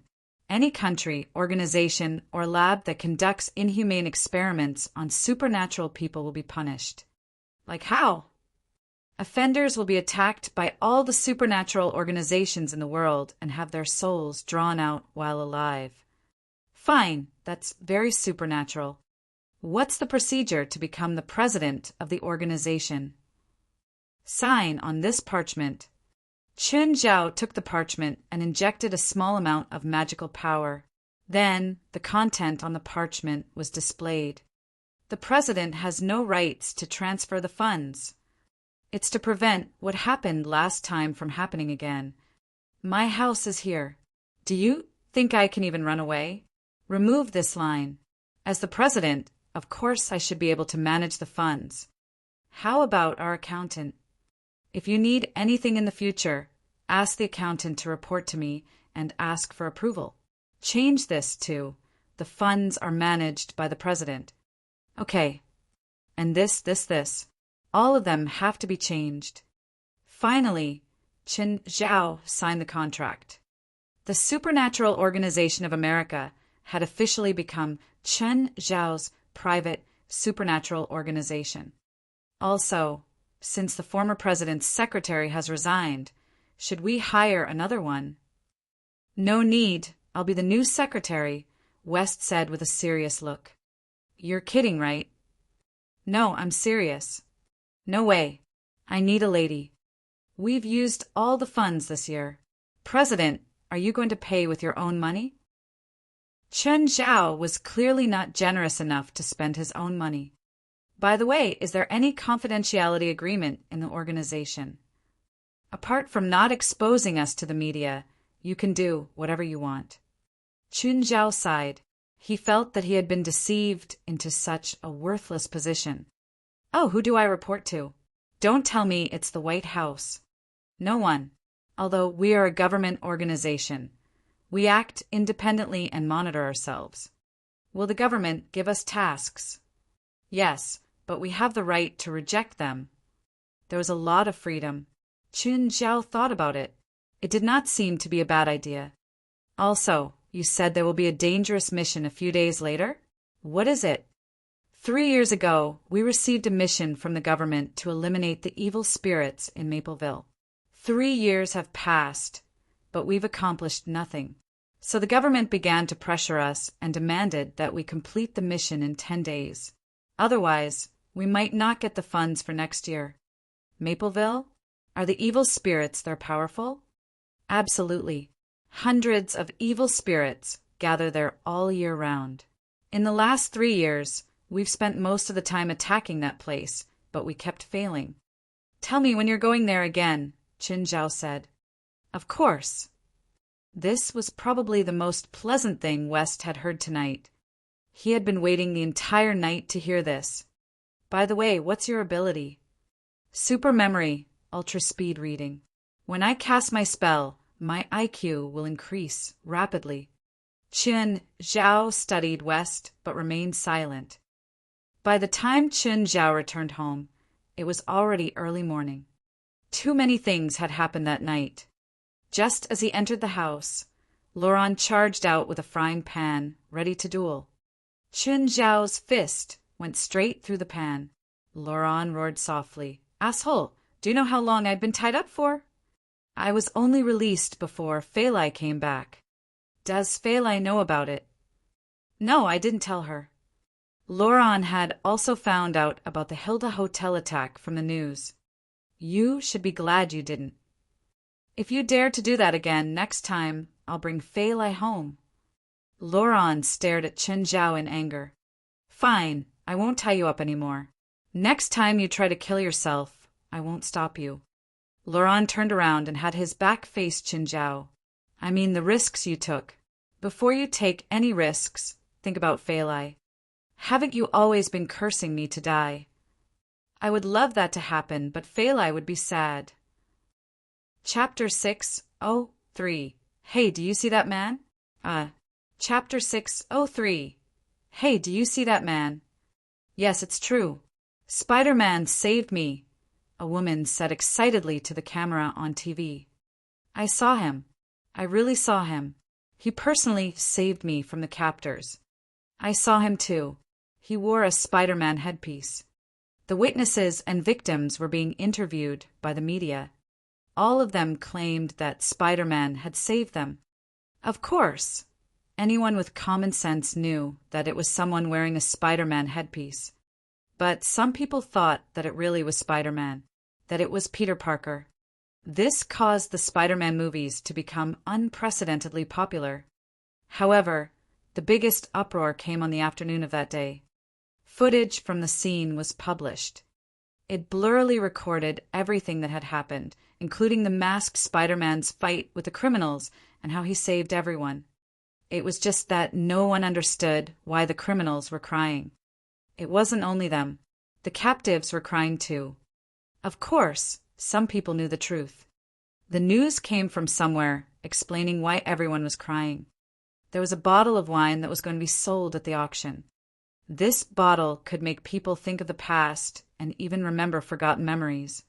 During the clash, that bottle was accidentally shattered. The fragrance filled the air, and everyone who smelled it started crying. In other words, it was this wine that helped the man save everyone successfully. "Jen, good news," Rasva said. "Someone wants the purple brew. They offered $150 million. But I advise you not to sell it so quickly. Of course, ignore me if you need the money. You're doing hunger marketing again. Your purple brew is totally famous now. Regular people know about it too, not just the rich. And the more curious people are about it, the more valuable it is." "Okay, I got it." After hanging up, Laurent started throwing a tantrum again. "Where's the purple brew? I want to drink the purple brew. Do you know how much one bottle costs?" "Don't fool me. I've studied finance for a few years too. The purple brew doesn't work at the market value. You and Fei Lai drink it like it's an everyday beverage, so it's obviously not that expensive to make." Qin Zhao glared the proud Laurent. He was so annoying. After making a commotion, Laurent finally got the purple brew. He happily took a sip. That taste was amazing. "I miss Winnip." After another sip, Laurent grew sentimental again. Pamela left just like that. Qin Zhao found earplugs and went to sunbathe by the lake. But Laurent started bothering him again. "Jen, I want muscles. I want a strong body. I heard from Fei Lai that you're good at bodybuilding. Help me exercise." Chen Zhao squinted and studied Laurent in his swim trunks. Are you sure? Yes, I'm sure. How about I introduce a coach to you? Definitely professional. More professional than me. Really? More professional than you? If you see her, you'll trust me. Chen Zhao's smile had another meaning to it. Chen, how come you're here? Gaia was surprised to see Chen Zhao visit suddenly and bring an old man. Let me make some introductions, Chen Zhao said. This is Gaia. This is Laurent, Feilai's father. Gaia, Laurent wants to bodybuild. Can't you help him? I'm not as professional as you. Gaia looked at him strangely. Why did his tone sound weird today? Laurent, go look around the gym and get familiar with the machines. After Chen Zhao sent Laurent off, Gaia looked at him. Tell me, what's up? Make him suffer. You have something against him. I hate him. He hates me too. Hi, I'm Laurent. Your muscles look great. Laurent looked at the burly man before him. There were many muscular guys like this in the gym. The man nodded, but continued to train attentively. The dumbbell in his hands went up and down, up and down. See that guy over there? He said that no one in the gym can beat him. The man turned and saw Chen Zhao in the distance. He's right. Laurent almost choked on blood. He thought that a muscular guy like this would have some ego and lose his temper hearing those words. He went to the boxing ring. There was a tall African-American man practicing in the ring. The person practicing with him was forced back continuously. The boy looked even stronger than the muscular man from before. When he went to the side of the ring to drink water, Laurent went over immediately. Hey, you're great. Tiger grinned. Thanks. Usually, people would come over to talk to him too. After he'd participated in the BBL competition, he had a certain degree of fame. But this old man looked unfamiliar. He was probably new. Do you see that guy? Laurent asked. Yeah, why? That guy seems like he's here to find trouble. He says he wants to beat up all the sissies in the gym. Tiger looked at Laurent strangely. Do you know him? No. Do you know who he is to me? What do you mean? Who is he? Tiger ducked out of the ring. He's my teacher and benefactor, you old asshole. Ah. Thud. Tiger punched Laurent in the eye. Chen Zhao and Gaia were talking in the distance. They had seen Laurent chatting with Tiger and thought it was okay. The next moment, they saw Tiger send Laurent to the ground with a punch and ran over alarmed. Tiger, why did you hit him? Gaia asked. He insulted Mr. Chen and tried to ruin our relationship. Chen Zhao's face darkened. He didn't need Tiger to speak further. He could imagine what Laurent was trying to do now. You old bastard. Chen Zhao checked Laurent. Fortunately, he didn't die. Unfortunately, he didn't die. Wah. Chen, that big guy hit me. Help me teach him a lesson. He's going to be your boxing coach. Chen Zhao patted Tiger's thick arms. Earlier, he was testing your endurance. Seems like you're stronger than expected. This way, he can give you a more accurate training plan for the next few days. I don't want to work out anymore. I don't want to stay here anymore. It's too late to leave now. Chapter 604, Mountain Hunting. Chapter 604, Mountain Hunting. Laurent really wanted to slap himself. How could he be so cheap? He was simply looking for trouble. Bang, bang. Tiger smacked his gloves against each other. Come, again, use your strength. Tiger, Laurent is old. Don't kill him. Got it, mister. Chin, Tiger answered in the ring. As long as you don't kill him, you can beat him up however you want. Chen, I'm not training anymore. I've already arranged the course for you. You're quitting now. They won't give a refund. Ah. Laurent screamed in misery, while Chen Zhao still had a smile on his face. Tiger, continue to train with Laurent. Chen Zhao and Gaia exchanged looks and went to another ring. Thud, Thud, thud. Soon, everyone heard low noises in the distance. Everyone in the fitness center stopped what they were doing and gathered at the source of the noises. There, they saw Chun Zhao and Gaia training with each other. None of them dodged, and both punched their opponent's body with their gloves. They took turns to hit each other. The low noises were produced when their fists landed on their opponent's body.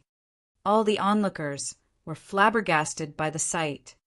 If any of the two were to hit someone else, the person would probably be disabled in one punch. They only stopped when their fists were slightly injured. The crowd opened a path and allowed the two to pass. What's the progress on that treasure? Someone is translating the nautical dairy at the moment.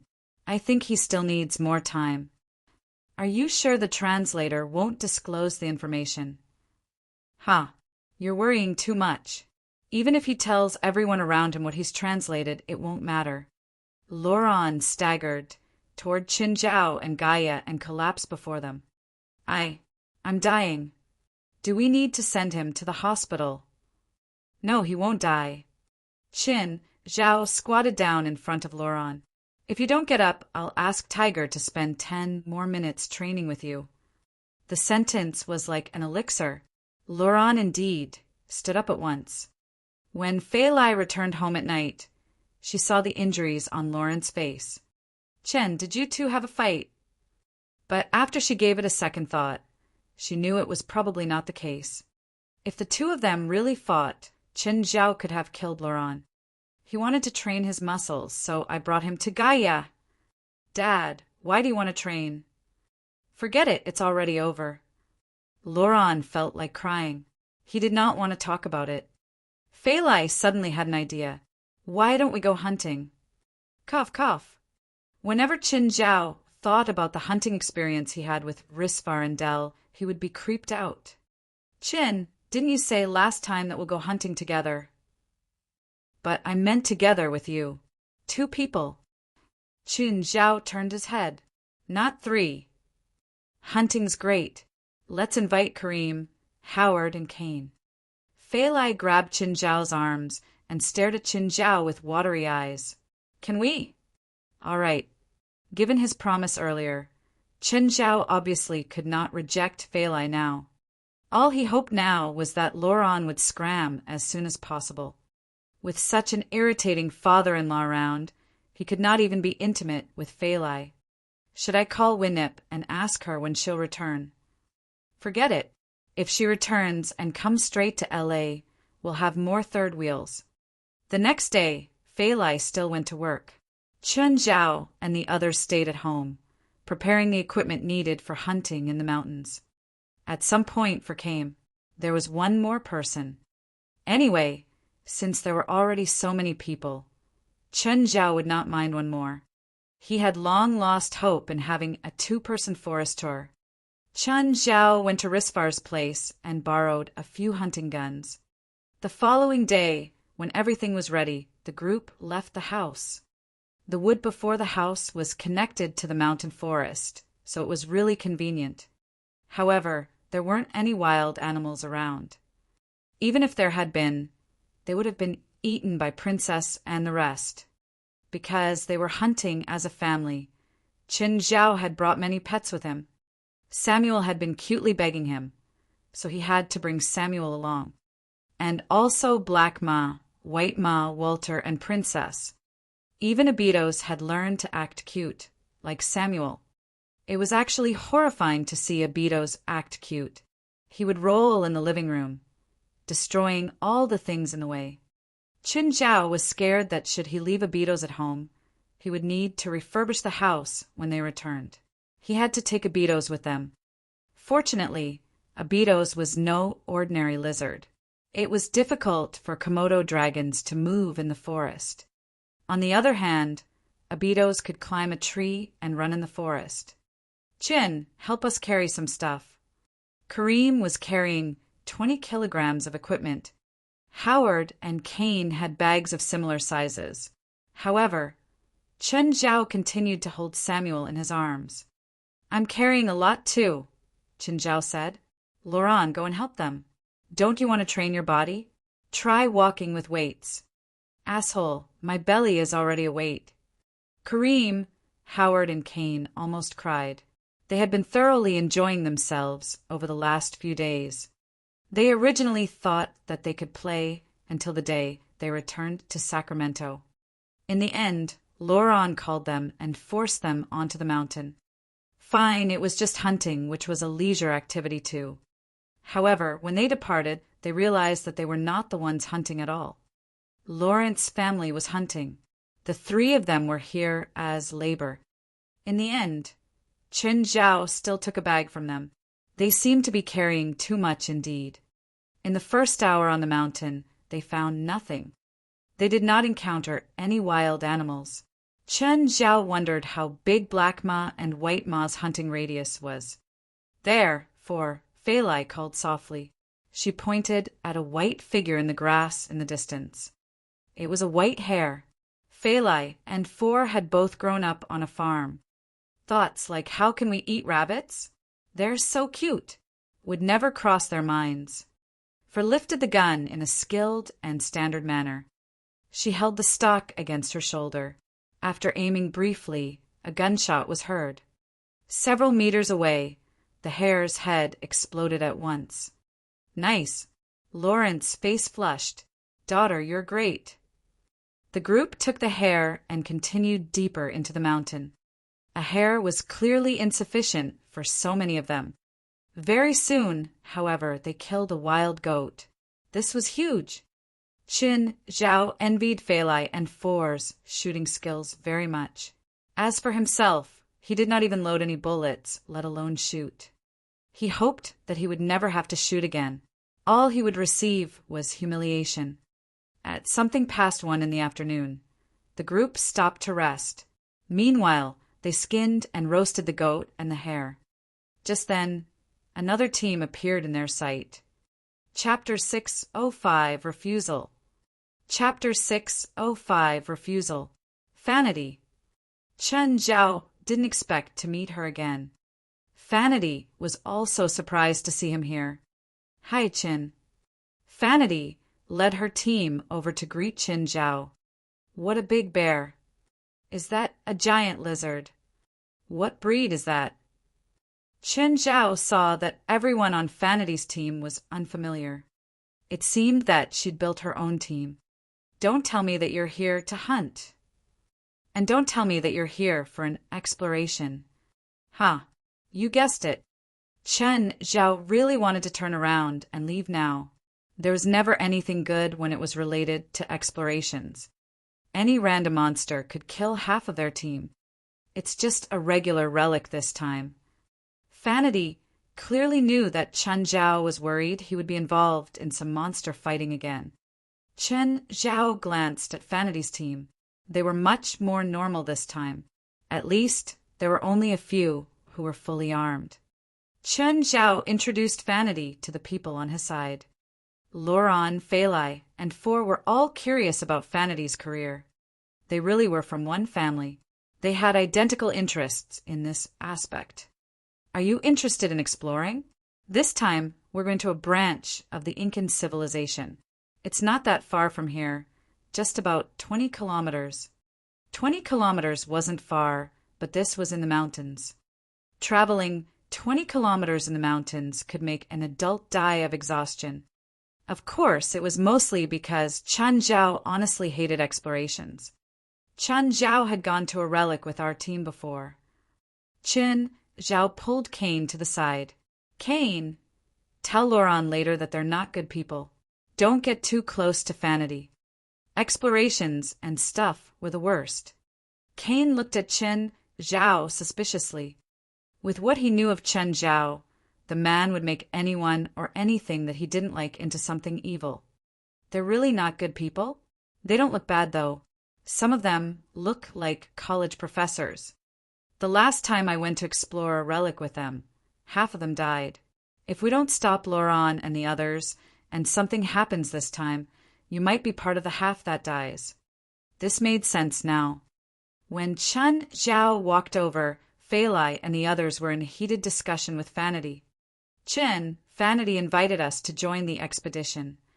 Fei Lai's eyes were filled with anticipation. She hoped that Chen Zhao would agree.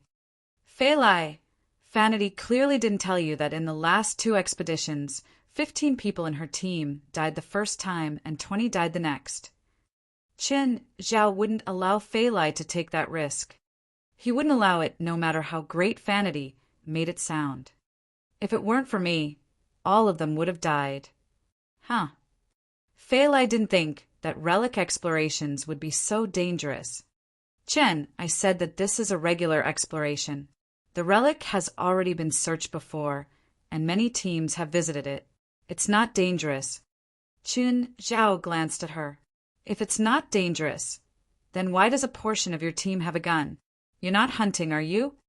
It's just in case. It's like an officer patrolling the streets. Even a regular patrol officer would have a gun. Anyway, I don't care if you go on an expedition. Just don't drag my family into it. Fei Lai saw how serious Chen Zhao was. He didn't have his usual playfulness, so she didn't say anything else. If Chen Zhao didn't think it was dangerous, he wouldn't stop them from exploring with this attitude. Seeing how insistent Chen Zhao was, Vanity was a bit disappointed. Just as Chen Zhao was worried about, this expedition wasn't completely without risks. If Chen Zhao could join, then their safety would skyrocket. Unfortunately, Chen Zhao was too insistent. She couldn't find any excuses. After the short interaction, Vanity left with her team. Chen, is relic exploration really that dangerous? Didn't you see that they all have automatic assault rifles and grenades? That's standard military equipment. The 7 of us only have hunting rifles. If something happens, do you think they'll protect themselves first or us? It made sense to Fei Lai. After all, there were so many of them. If there really was danger, Chen Zhao couldn't protect them all. Whether it was for Laurent, Karim, Howard, or Kane, she didn't want any of them to get hurt. No one's moods were affected by this encounter. They collected their belongings, put out the fire, and continued up the mountain to hunt. Hey, enough! This is the mountains, not your home, for complained in the distance.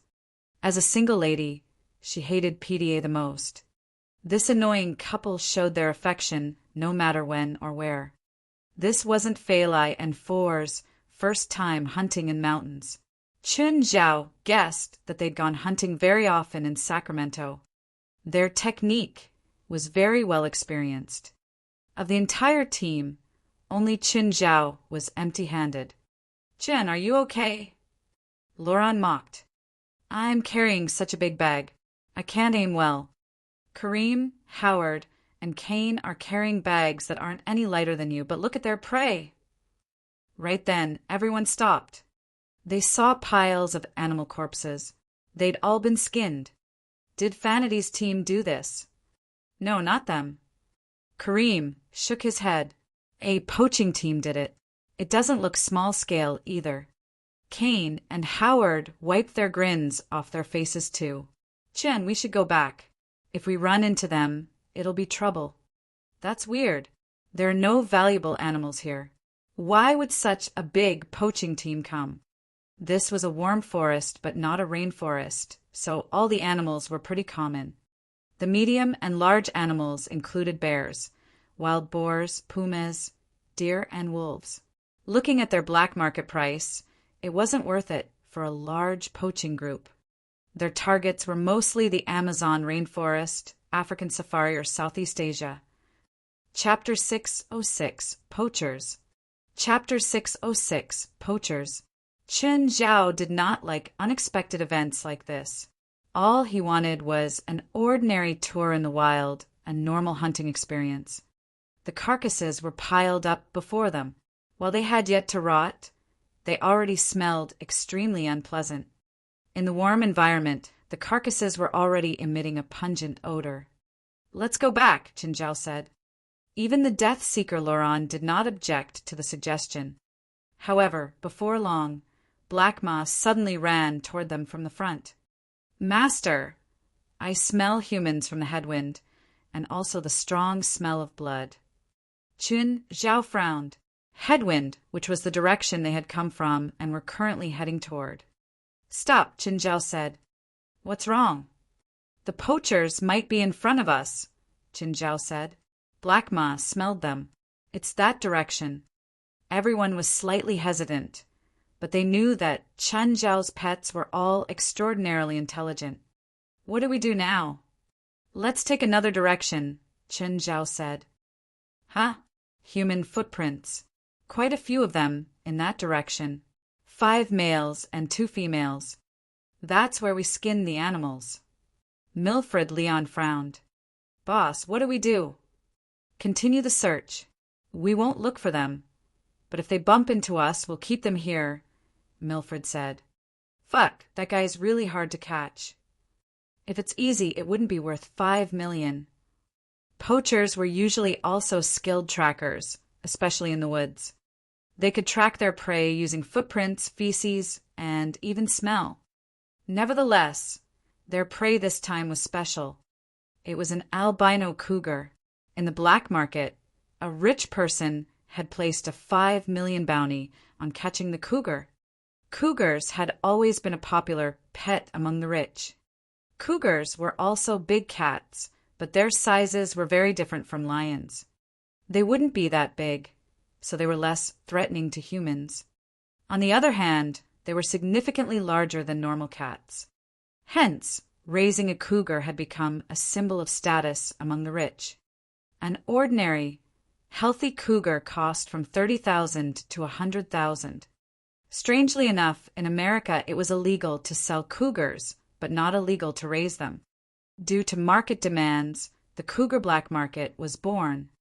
Every year, more than 1,000 cougars would be sold in the black market.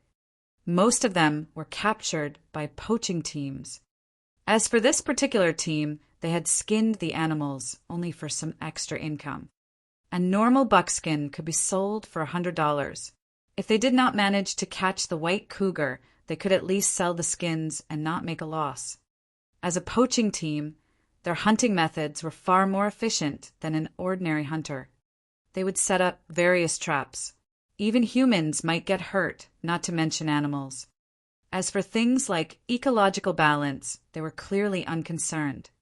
"Boss, look at this footprint." Milfred walked up to check the footprint. Upon seeing it, he gasped uncontrollably. "What is it? Can you tell?" "Think it's a bear." "Black bear? Brown bear? They can't be this big. From the depth of the footprint, it's at least 1,200 kilograms," Milfred guessed, uncertain. As the head of a poaching team, he had good knowledge of various wild animals. He had studied them before, especially the valuable ones. In the black markets, special and rare animals were worth a lot. For example, a panda would cost at least 5 million. However, if anyone dared to steal a panda from China, he would probably be shot before being able to leave.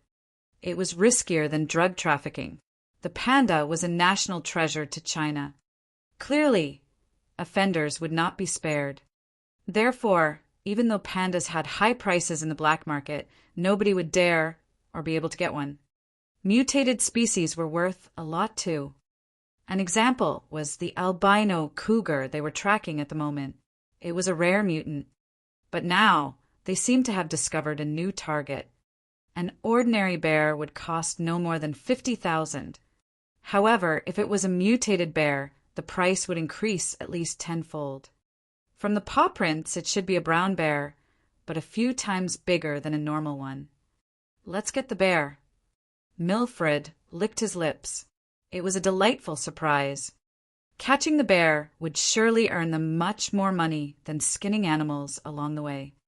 The bear's footprints overlap with those people's. Could the bear be tamed? In any case, let's get the bear first. So what if it's tamed? "Now it's mine," Milfred said firmly. The team began to track the footprints. Until it was evening, they still had not caught up with the group ahead. "Boss, I think that they know we're here. They've been avoiding us. We're getting deeper into the forest. They can't leave. Sooner or later. They'll be tired and we'll catch up with them." Like what the poachers guessed, Qin Zhao's group was indeed somewhat exhausted. Apart from Chen Zhao, everyone was almost too tired to walk further. It would be a bad idea to walk too quickly on a mountain because the humid air and warmth would rapidly drain one's water and energy. Even a marathon runner would not be able to move at a consistently high speed in such an environment. The rugged mountain terrain and frequent vegetation obstructing their way were all factors that slowed them down and consumed their energy. I can't. I need to rest. Laurent was too tired to walk. He sat down before a bush with a thud. Suddenly, a white figure shot out from the bush. Shocked, Laurent threw himself on the ground, covering his head with his hands. Nonetheless, the white figure had no intention to attack the group. It dashed into the thick forest in an instant and disappeared. It was a big guy about the same size as Black Ma and White Ma. Did you see that? What's that? Looks like a cougar. But are there white cougars? Laurent asked suspiciously after he had calmed down. It's definitely worth a lot of money, Howard said. Chapter 607, Dark Fight. Chapter 607, Dark Fight. The poachers aren't looking for this, right? Qin Zhao's heart jumped. What a pretty puma. Men and women focused on different things, clearly. Men focused on whether it was valuable or not. Women focused on whether it was pretty or not. Chen, do we have to keep going? Dad, looks like he can't walk anymore. Then let's rest for a while, Qin Zhao said. It had started getting dark. They indeed couldn't continue walking. It wasn't a matter of energy. If they slipped or tripped over something, it could be very dangerous. Just then Black Ma and White Ma ducked out. Master, they're getting close. Qin Zhao furrowed his brows. The poachers were so clingy. He didn't want to encounter them, but they just had to chase after him. Didn't they know that if they kept chasing, someone would die? Go hide behind the coverage, Qin Zhao said. The poachers have caught up. A few blurry shadows were approaching in the darkness. Just then, Cain fired into the night sky. Hey, don't get any closer! Cain yelled. At the gunshot, the poachers flattened themselves on the ground immediately. If two groups of hunters met at night, they would often fire a gun as a warning if they weren't sure of the dangers, warning the others to not get close. Usually, if they didn't have any negative intentions, they would also put distance between each other. But the poachers clearly didn't have good intentions. Boss, what do we do? Milfred Leon licked his lips. What are you scared of? They have fewer people, and our weapons are much better than a few hunters. Hey! Milfred called out. Our hound got lost. We're looking for it. Did you guys see it? No, there's no dog here. Stay away from us. There were only around 20 meters between them, and they all hid behind the coverage. Milfred gestured at his men. Spread out. There was a lot of coverage, so it meant that the side with more people had another advantage. We suspect you killed our hound. Milfred continued to call out. We want to check your baggage. I hope you'll cooperate. Fuck you assholes. Laurent yelled. Whoever wants to die can come and check. My hunting rifle is waiting to meet you. We have a dozen guys. Are you sure you won't cooperate with us? Then you better go find a dozen graves, Laurent said. Qin Zhao looked down and said to Feilai and Four, when there's a conflict later, don't do anything. Just let us take care of it. Chen, we can help too, Feilai said. Trust us. We can take care of it. Feilai For listened to Chen, Laurent said as well. We'll take care of you too. Qin Zhao and Laurent messed with each other usually, but they were on the same side in protecting Feilai and Four. What should we do now?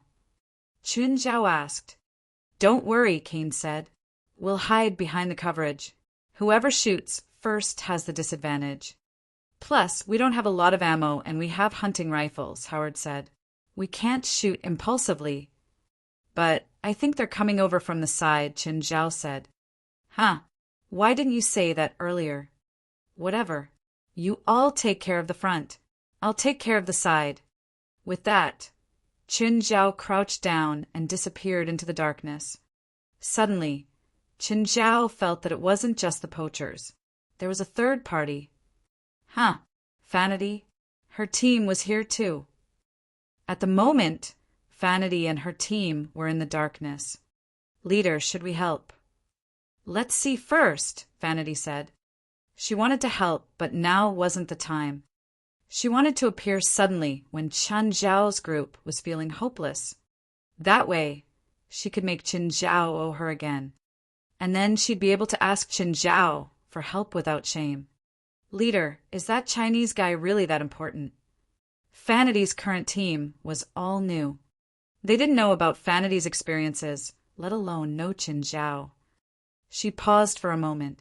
You've experienced dangerous relics, right? I went to the one in the quaint trench, a new guy said. He was new in Vanity's team, but he wasn't new to the exploration world. With his background, he was actually very experienced. The quaint trench was one of the most dangerous relic clusters. Anyone who could come out of it alive was a senior figure. If they went to another team, they would be one of the core members. Vanity looked at her new member. Last time, I entered a relic with my original team. There was a very dangerous mutant species there, not only one, but a whole group. We had horrible casualties. Our modified weapons had limited effects on the mutants. The new member fell silent. He'd run into mutants before too. When facing mutants, a human relied the most on firearms. If their firearms lost effect, then it would be a massacre. And he used a cold weapon and killed a dozen of them with brute force and helped the rest of us out of the relic. Everyone gasped. Most of them had encountered mutants before. They knew how terrifying it was, but someone had used a cold weapon to massacre a dozen mutants. Then why don't you invite him to our team? If he's here, our team's power will increase greatly. These explorers weren't arrogant. After all, they searched for exhilaration in life-or-death environments. They naturally placed importance on skills. It's not time yet, Vanity said, eyes gleaming. Suddenly, a pained cry came from the darkness. Ah, ah, ah.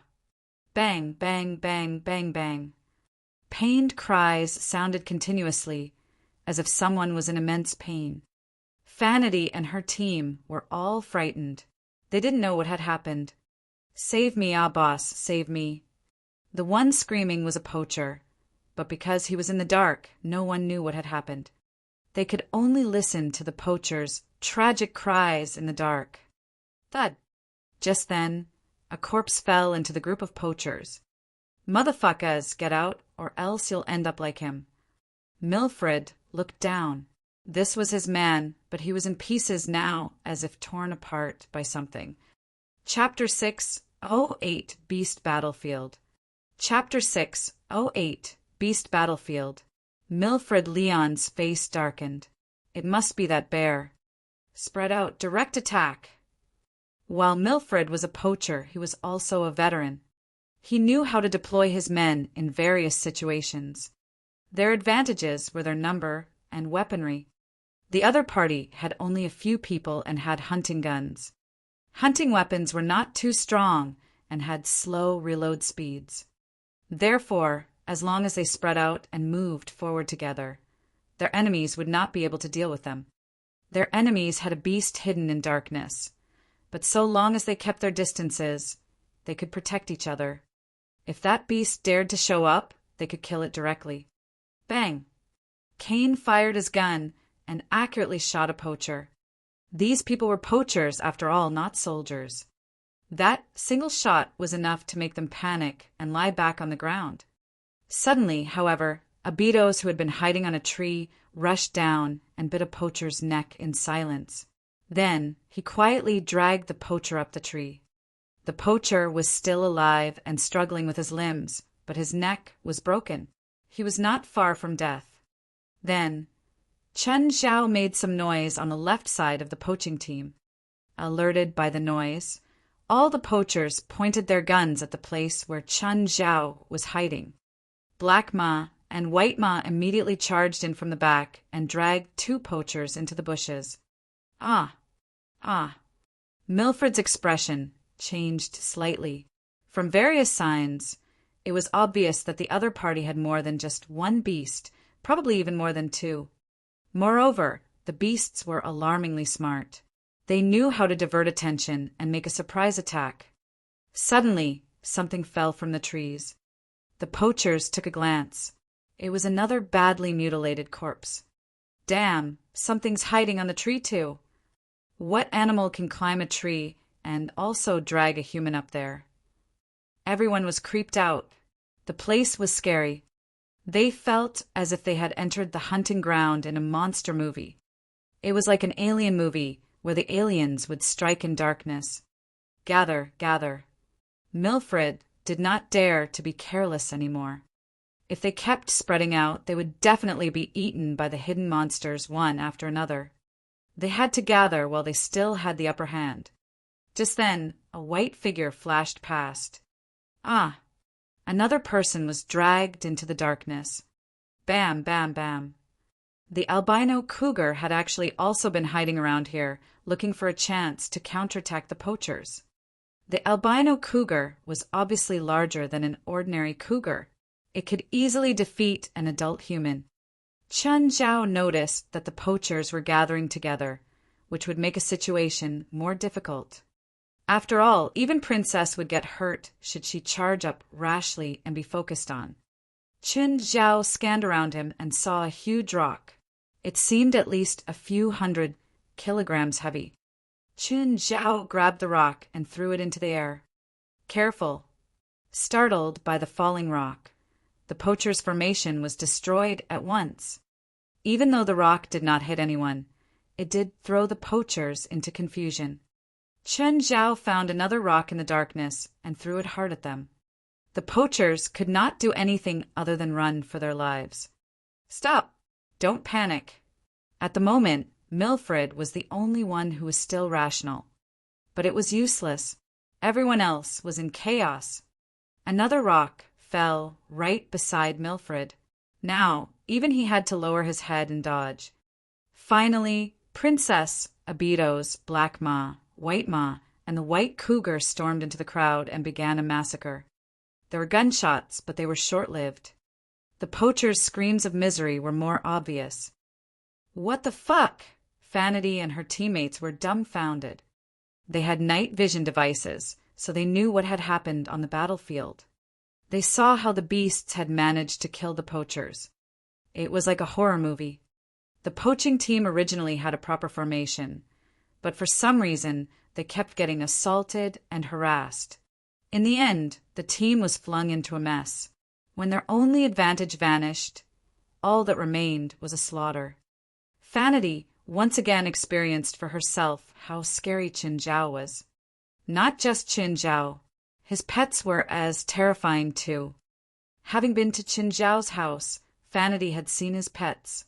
However, back then his pets were intelligent but safe. Now, she knew that it was only because of Chun Zhao's constraint.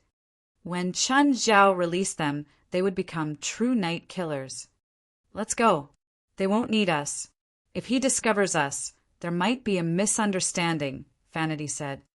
Captain, I think he knows we're here, an explorer said. What? We're a few dozen meters apart. How could he know? He's looking in our direction. Vanity's face paled, and she could feel her hair stand on end. Fortunately, they had no evil intention, for otherwise they might have become Chen Zhao's targets too. As for whether they could fight Chen Zhao, Vanity did not dare to keep thinking. Their equipment was about the same as the poaching team, but they did not have as many armed members. Since Chen Zhao could easily defeat the poaching team, how difficult could it be to deal with them? Of course, they had night vision devices, but Vanity did not have the courage to go against Qin Zhao. She still remembered what he had done back then.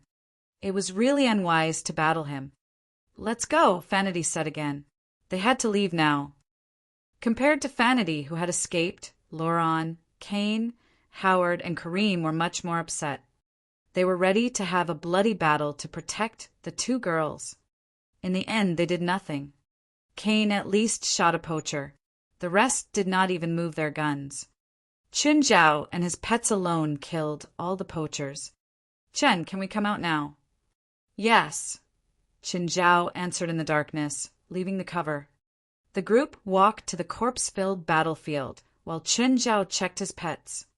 Princess was shot a few times, but her skin and fat layer were too thick. She was mostly fine. Abidos was the cleverest one. He was not hit at all.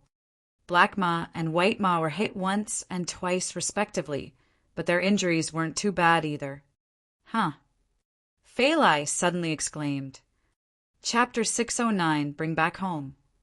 Chapter 609, Bring Back Home. Everyone gathered around Fei Lai's side. They also saw the albino puma laying in the grass that was pulled apart. Is it dead? Yeah, it's dead. Fei Lai ignored the casual talk from Cain and the others.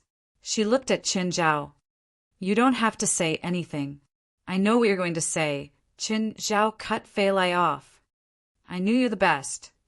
Can you two not be like this? There are so many people here. For couldn't help but roll her eyes. Qin Zhao picked up the albino puma. What kind of taste do you all like? What taste? Fei Lai stopped Qin Zhao immediately. What do you want to do to it? Don't you want to eat it? When did I say that I want to eat it? You can still say it now. What flavor do you want? I want you to save it. Look how pitiful it is. You haven't seen how cruel it is when it kills people. It's better to kill beasts who kill humans. Princess and the others killed too. That's not the same. They're our family. Are you going to save it or not? The puma's injuries weren't too bad. It had lost a lot of blood, but nothing critical was injured. Even though it was the same size as the silly twins, it was much weaker. This was understandable, though. After all, it was only an ordinary beast. When they'd come to the mountain, they'd considered all sorts of things. They brought a lot of medical equipment, especially since Qin Zhao, the doctor, was here. After wrapping up the injuries, the puma quickly woke up. Qin Zhao pressed the puma onto the ground while warning, "Don't move around." The puma shrunk back. Samuel, standing on Qin Zhao's shoulder, was small, but its aura was enough to make any creature stop in the distance. Human, no, master. Let it become my subordinate. I'll be impressed if it doesn't eat you. It won't dare. No, it killed people. I don't want to adopt a wild beast that has killed people before.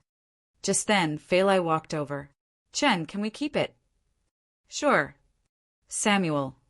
Everyone else came over too. Qin, you're really going to keep it? It's too dangerous. Yeah, it killed someone before. According to the standards of modern society, any animal that bit, killed, or ate a human would be killed by humans. This was because humans thought animals had habitual memory. Dogs that had bitten people would remember the feeling. A beast that had killed or eaten a human would also remember it. If an animal did it once, they would do it a second and third time. From a certain angle, this was true, but not entirely. Once a child was attacked by a dog and then the dog was killed. But actually the dog smelled something on the child. Later, they discovered that the child's arm had a mutated tumor. The dog didn't know how to take care of it. It just wanted to protect the child this way. Of course, dogs were known as the safest pets. Due to selection and professional training, domestic dogs were very loyal and protective of children. For example, Risfar's Laffer was a very excellent pet dog. Cats were actually close to humans after domestication too. Of course, cats had a natural killing habit. What was a killing habit? They would often kill rats, birds, and other small animals. It wasn't for food, but merely to satisfy their desire to kill. This was similar to humans liking hunting, but humans would never say that they liked killing. In comparison, other animals rarely had this kind of habit. Other animals would only attack because they were frightened and sometimes for food. In reality, Most animals didn't like the smell of humans. Qin Zhao looked at the albino puma, and then at Fei Lai and Four with their expectant eyes. We can keep it, but don't approach it for 3 days. I have to tame it. Everyone knew that Qin Zhao was great at taming animals, such as with Princess. You could say that Princess was the strongest beast on dry land, but usually she acted like a sweet little girl. Occasionally, she would act cute and whine or sunbathe on the ground. But today they saw how terrifying Princess was after Qin Zhao released her natural instincts. Of the many pets, she was the most terrifying because she ripped the poachers apart with her paws. Her thick fatty layer made it, so a normal gun couldn't cause too much damage. As long as they didn't shoot continuously, Princess was practically undefeatable. Then there was Abidos. Laurent and the others felt differently about Abidos and Princess. If Princess was a wild warrior, then Abidos was a calculative killer. They remembered how Abidos had done a sneak attack on the poacher earlier. Like a ghost, he'd appeared out of nowhere and without warning. Then he dragged the man into the shadows and disappeared. "You 3 go take care of the bodies," Laurent said. "Dad, aren't we going to call the cops?" "It's too troublesome." Qin Zhao felt that this former senator wasn't very law-abiding either.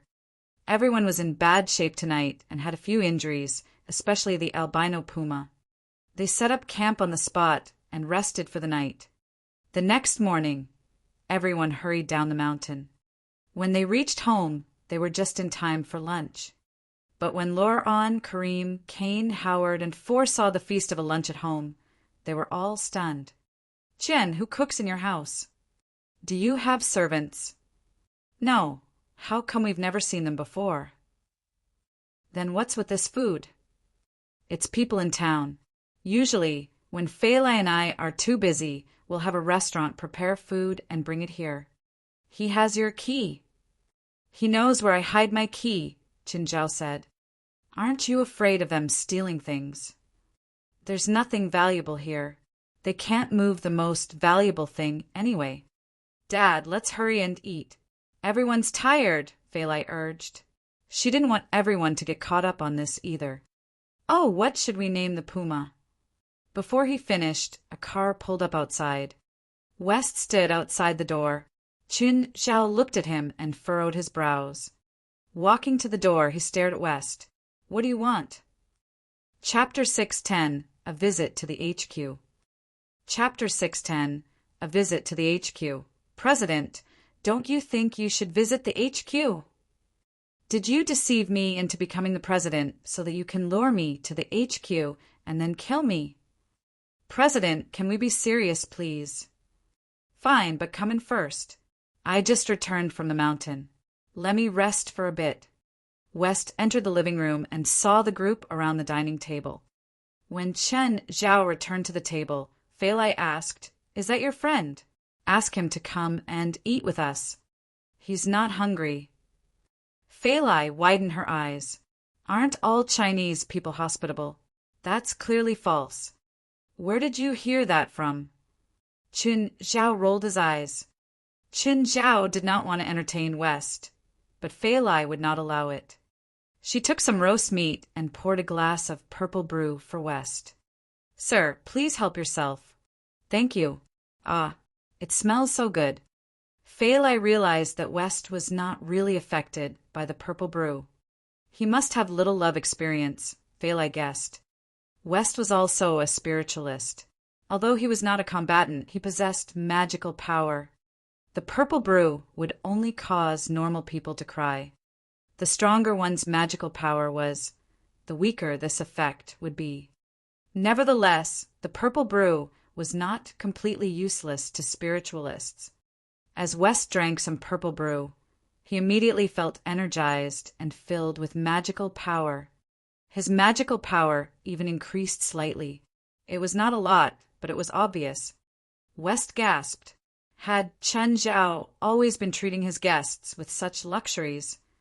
In comparison, the supernatural organization seemed much stingier. West saw many pets of various sizes entering and leaving the dining room. He was surprised but not horrified. He knew that Chen Zhao owned many pets. After all, he had investigated Chen Zhao in advance. Nonetheless, when he saw the white cougar, he was somewhat taken aback. West placed a finger on his forehead and started thinking. Feilai, I'm going out in the afternoon. Sure. With Mr. West? Yup. Okay. Don't be back too late. Chen Zhao boarded West's car and they sped off. Drive slower. Actually, with his current fitness, Chen Zhao might not even die in a 300 kilometers per hour car crash. However, he did not enjoy the feeling of speeding. West said confidently, President, I have an exceptional memory. How is that related to driving? I remember every turn and intersection. West paused and then asked, President, did you kill someone today or last night? Is it that obvious? How did you know? I know not only you've killed people, but also who they are. Oh, that white cougar has a bounty in the black market. $5 million. That much? Chen Zhao exclaimed. Should I sell it? That's as much as what I own in total. In his 7 or 8 months in the country, Chen Zhao had earned around a few million. A group of poachers has recently come to LA. Their leader is called Milford Leon, who's also an experienced criminal. So, they're here to catch the white cougar. Now, the white cougar is in your house. Also, your pets and the cougar are all injured, which means you've had a conflict very recently. Chen Zhao looked at West in surprise. You could make that link? Have you always been acting stupid in front of me? President, like what I've told you, I'm adept at spells that improve my thinking. When I cast quick thinking, I can, well, think quickly.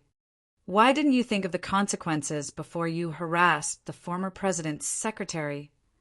I was serious about her, West answered in a serious voice. Chen Zhao rolled his eyes. West was shameless enough to describe workplace harassment as love. President, can you sell that wine to our organization? Oh, how many bottles? 100, West said. Isn't the organization broke? We can still afford cheap stuff.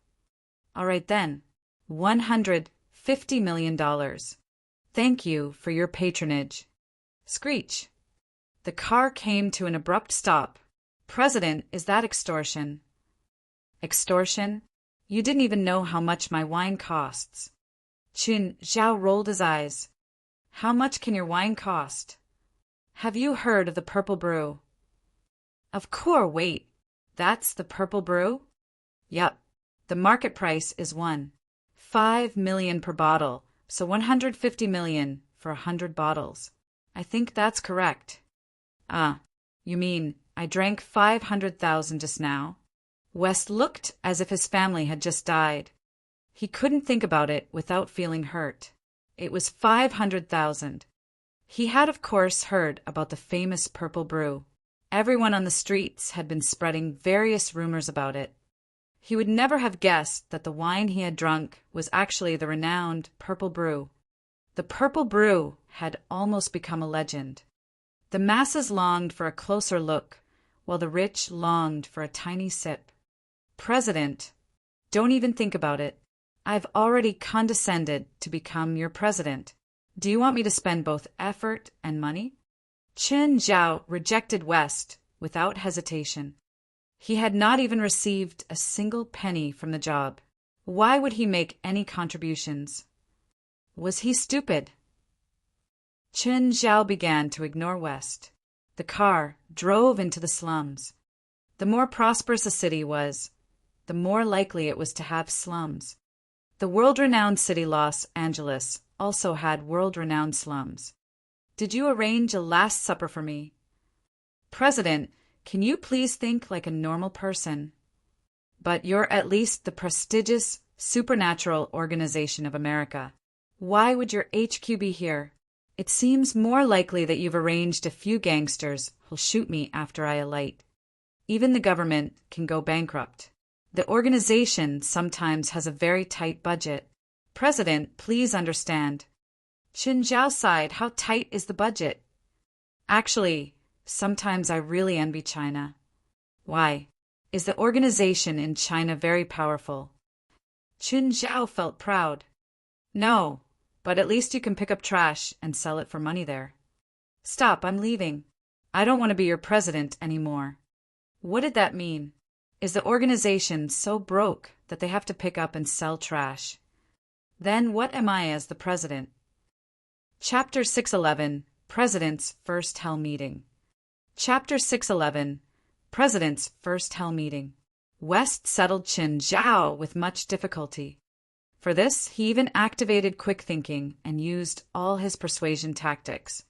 After he made a bunch of unreliable promises, Qin Zhao finally managed to accept. The car parked before an abandoned two-story brick house. There was a puddle of black water before the door. Qin Zhao got out of the car. When he'd first come to America, he'd lived in similar places. But looking at this kind of building now, it hurt his eyes. It's really here. Yes. West looked away. There was a metal ladder on the side. They climbed up to the second floor. The second floor was a single room divided by man-made fiberboards. The interior design was even simpler. No, more accurately, it wasn't even furnished. All right, at least it was clean. That was probably the only good part. West brought Qin Zhao to the largest partition, the conference room. Even though it was crude, it had everything necessary. There was a long office table, a dozen chairs, and an old-fashioned projector. There were 10 people in the room. Other than Belia, Burr, Moore, Morid, and Jolinash, there were 5 more people. But the 10 didn't look very spirited. They were either chatting amongst themselves or playing on their phones. West coughed, but everyone ignored him. Quiet, West called again. Everyone, look at my eyes. Qin Zhao suddenly pointed at his forehead. Everyone looked at Qin Zhao in confusion. The next moment, they felt extreme heat. Their surroundings started burning and collapsing. The sky turned blood red. Ah, what happened? Where is this? Where are we? Belia ran forward in fright, but then the ground before her collapsed. It was scalding lava under it. The terrible heat wave hit her. If she took another step, she would fall down. The air was filled with the smell of sulfur. Hallucination. This is a hallucination. This was a hallucination, of course. It was the hell knell. It was quite effective against people with lower magic abilities than Qin Zhao. Even though it won't cause any actual damage, the scary effect was very good. It was easy to accidentally hurt someone, though. West grabbed Qin Zhao's hands tightly. President, if it's a hallucination, please undo it for me. I can't stand this feeling. I can't undo it. I haven't learned how to do it yet, Qin Zhao said. Okay, the first meeting as president starts now. Qin Zhao held onto the table. It was still too hard to cast Hell Knell on so many people at once. But if he wanted to act cool, he had to finish no matter what. If you want to stay in that environment forever, you can let me know. I'll arrange an eternal package for you. Qin Zhao knocked on the table. Quiet down. Do you really want the eternal package? The 10 in the room finally quieted down. Even though they knew this was a spell, they would still be afraid of the end of the world, no matter how composed they were. Those 5 don't need to introduce themselves. The other 5, introduce yourselves. President, I'm Worcester, the treasurer. A middle-aged bald man stood up and said. His forehead was covered in sweat. I'm in charge of the warehouse and repairs. Padaloo. Arms expert, Jolig. Strategy logistics, an elite. Security guard, a dues. Also, I'm the only regular person here. President, can you undo the spell for me? I think I need to change a pair of pants. No, sit down. Qin Zhao made a downward gesture. He had to spend more magic to undo the spell. He was very tired now, so he had to wait until his magic recovered to undo the spell. Since he wanted to intimidate them, he would make it more memorable. The 10 members of the Supernatural Club were almost going crazy. Since when did someone just cast a spell like this? And it was such a great spell that made them think it was real. Worcester, report to me how much money is left. $23,000. So, you still have $23,000? Why don't you rent a better office? President, we haven't gotten paid this month yet. Chen Zhao was speechless. When do we get more funding? President, if we don't take care of the evil spirits in Mapleville, we'll never get the funds. What department is in charge of our funds? Go send some evil spirits to their head and let them feel the significance of our existence. The anti-terrorist department. Okay, pretend I didn't say anything, Qin Zhao said. Let's talk about the evil spirits in Mapleville. Someone tell me the results of the previous attempts. Failed, and failed. Then, do you have any data for the specific number and abilities of the evil spirits? No. What do you mean, no? Didn't you attack them many times? Yes, West said, but other than destroying some on the fringe, we didn't have any other results. There's still many evil spirits inside. Every time we try to venture in, we suffer from even more intense attacks. Now, make an action plan immediately, Qin Zhao said. Huh? How what? If you don't want to do it, then whatever. I'm being the president for nothing too. Then, President, what about you? I'll cooperate with you, Qin Zhao said. Don't think I'll do everything by myself. I'm the president, after all. Also, Worcester, give me the financial records. I want to check them. Huh? What? Chen Zhao looked at Worcester. Worcester lowered his eyes. Oh. Okay, dismissed. Chen Zhao slapped the table. Also look at my eyes. Who? Everyone's hell knell was finally undone. They all sprawled on the table, covered in sweat. President, I'm old, Burr complained. I can't go through that again. I'm mentally traumatized. Amongst them all, only Jalanash was still composed. The others had very fragile hearts. The hell knell wasn't all-powerful. Usually, people with a stronger mind or knew about supernatural things wouldn't put up a scene like them. Okay, Chen Zhao would have to see about this president situation. If he really couldn't do it anymore, he could run off like the previous presidents. This was the worst group of supernatural people that Chen Zhao had ever met. Chapter 612, Disloyalty. Chapter 612, Disloyalty.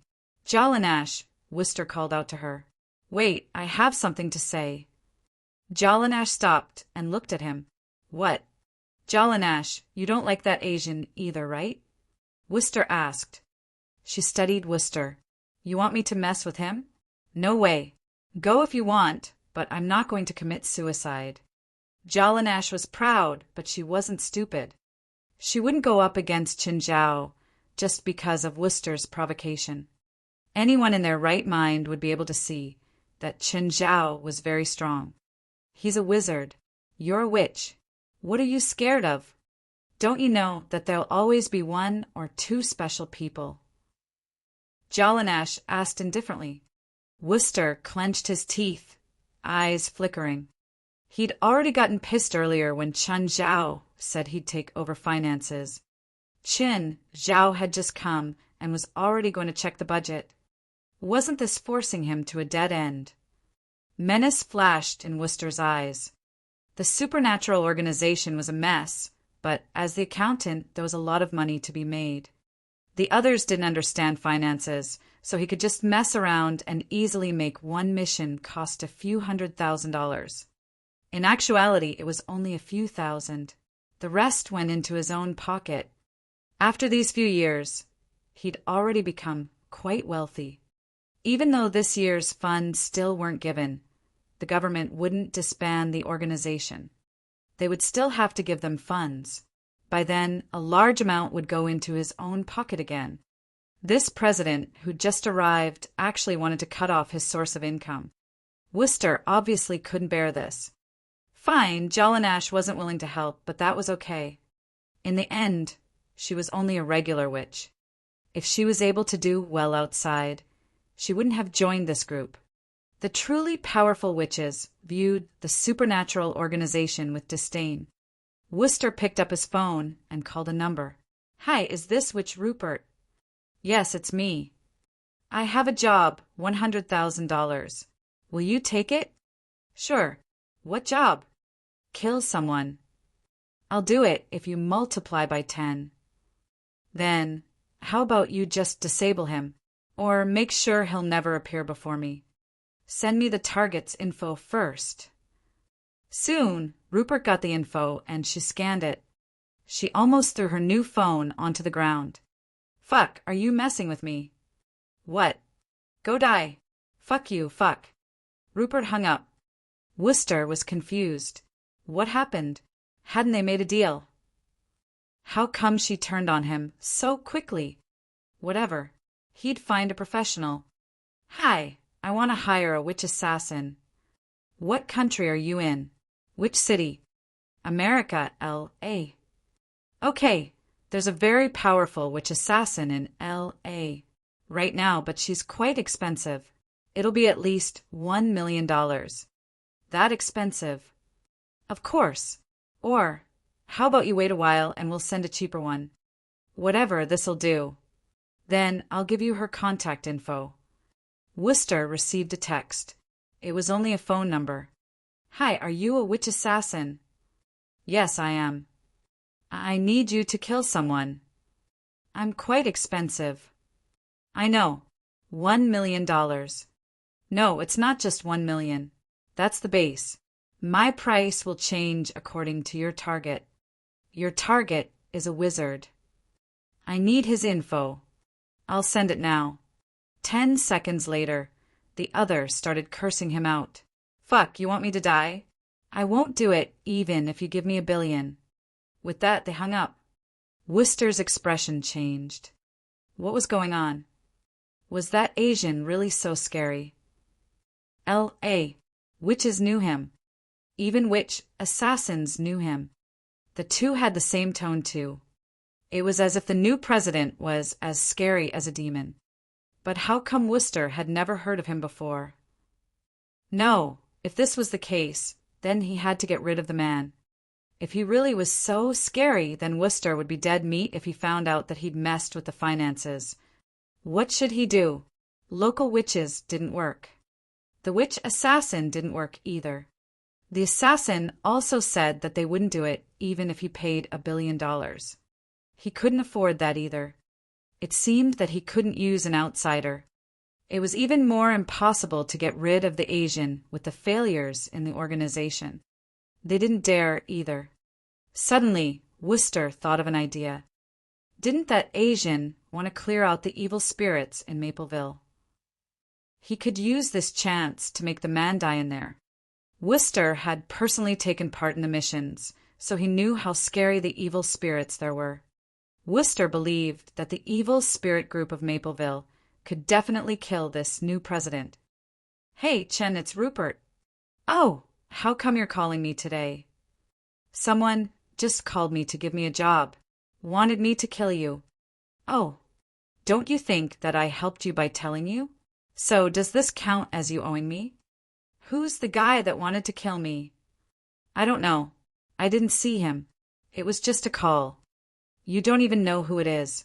How do I know if you're telling the truth?" "You doubt me?" "Of course." "Then I don't care about you. Go die." Rupert hung up angrily. As soon as Chin Zhao ended that call, he received West's call. "President, we've already made the action plan. When will you have time to discuss it?" "I don't have time now. Send the plan to me, and I'll study it." West was annoyed. It felt like he was the only one working hard in the entire organization. No one else cared, from the president to the members. No one took this job seriously. But since Chen Zhao finally became the president, he had to be studied first. West could guide him slowly in the future. He believed that, under his guidance, Chen Zhao would definitely become a responsible president. And under his leadership, the supernatural organization would strengthen. Chapter 613, Troublemaker Duo. Chapter 613, Troublemaker Duo. Chin, did you finish taming Snow White? Snow White? You named it Snow White. Chin Zhao turned to look at the albino puma. What, is it not pretty? No, it's a great name. It wasn't his name. Whoever wanted to be called Snow White could use that name. But if they have kids in the future, he definitely wouldn't let Phalai name them. No way. Otherwise, their kids would hate them for life. Snow White, come here. Snow White had a blank expression. Who? Samuel, tell it that its name is Snow White. Meow meow. Snow White walked over slowly and tried to lick Chen Zhao. Its tongue was covered in bristles. Most cats had this kind of coating on their tongues. It wouldn't hurt Chen Zhao, but he was afraid it would hurt Phalai. Phalai, don't let it lick you. Otherwise, it'll scratch your skin. Hugging Snow White's neck, she looked at its eyes. It looks like an albino breed. What do you mean? Albinism and albinos are different, Phalai said. Albino was a recessive inherited disease. The body lacked tyrosinase, while that was the main ingredient for synthesizing melanin. The patient's main characteristic was expressed in skin, hair, and irises. On the other hand, albinism was also an inherited disease, and its genes were very common. Around 1 in 70 people had the genes, while the ratio for expression was 1 to 17,000. You could usually distinguish between the two from the eyes. Snow White was an albino. Its eyes were red. Because its irises lacked melanin, the color was very light. Albinos were very afraid of sunlight and couldn't be under it for long periods because their bodies lacked the protection of melanin. The sunlight could damage their bodies and eyes.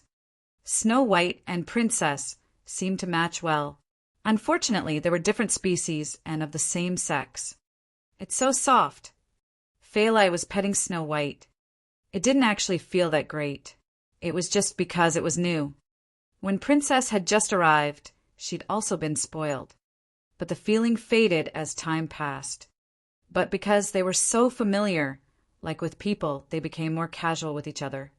They wouldn't hug Princess and say things like, "You're so nice," or "You're the best."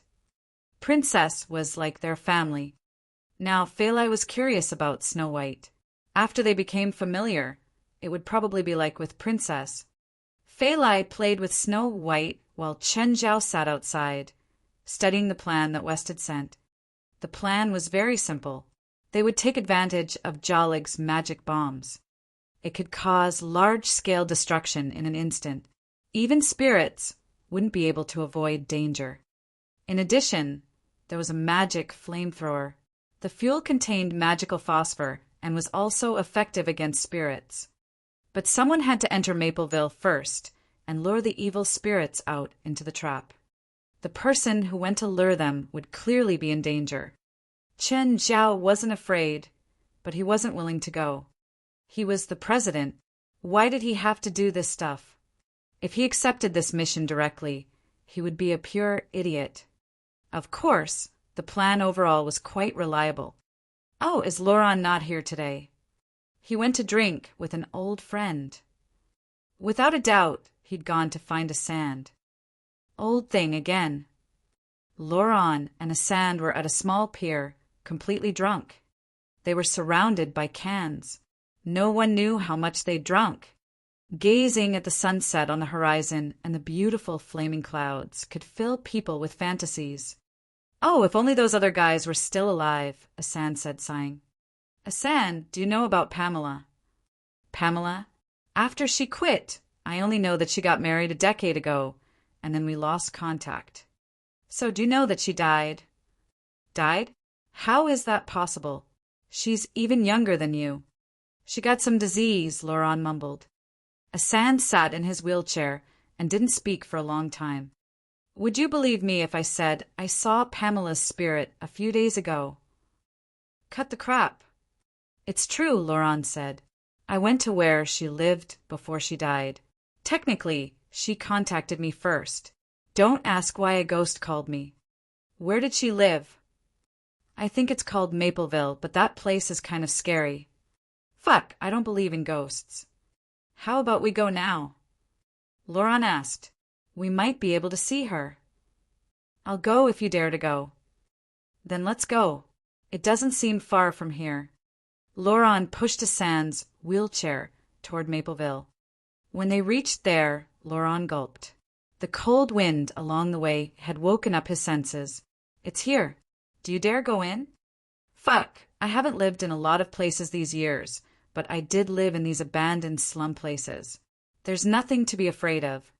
Hassan's voice was very loud. He wasn't shrinking back at all. There really are ghosts inside. Old thing, it's only been a few years, and you're such a scaredy cat now. If you're scared, then fuck off. I'll go in by myself. I'm going to find Pamela if I can really meet her. Who's afraid? Not me. Laurent had actually met Pamela before, so he was a little afraid. But he had to go no matter how afraid he was. Otherwise, Hassan would never let him forget it. Anyway, it was Pamela. She wouldn't hurt them. By now, the sky had started darkening. The neighborhood didn't feel comfortable at all. How come we're still not at Pamela's house? What, you're scared? If you're scared, then I'll push you out. Who's afraid? Hassan yelled loudly. You think I'm like you. It's the one up front, Laurent said, pointing at the white house in the distance. When they got there, Laurent went up and knocked on the door. Pamela, are you here? Hassan and I are here to see you. The house was dark, and Laurent felt shivers when looking in. Laurent, push me in. It's cold outside. Chapter 614. Intimidated instantly. Chapter 614. Intimidated instantly. The instant they entered, the door slammed shut. Laurent, why did you close it so hard? You scared me. No, I didn't close it. Hassan could feel that Laurent's hands were shaking. Not you. Not me. Tick-tock. Hassan and Laurent could both hear the tick of a clock. A shadow appeared in the darkness. Ah, Gigi ghost. Hassan yelled.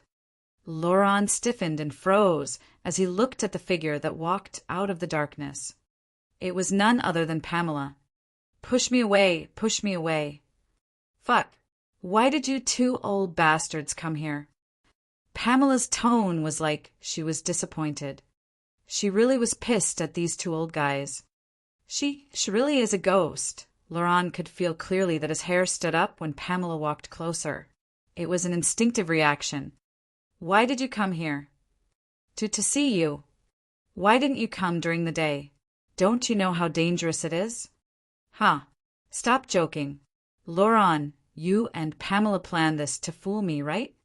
It was as if it suddenly dawned on Hassan, and he wasn't afraid at all anymore. Before, he'd often pulled these pranks, but this time he really did get scared. Hassan smiled and rolled his wheelchair toward Pamela. Pamela, you don't seem to have changed a lot. Look how old us two are now. He reached out to hold Pamela's arm. But he missed.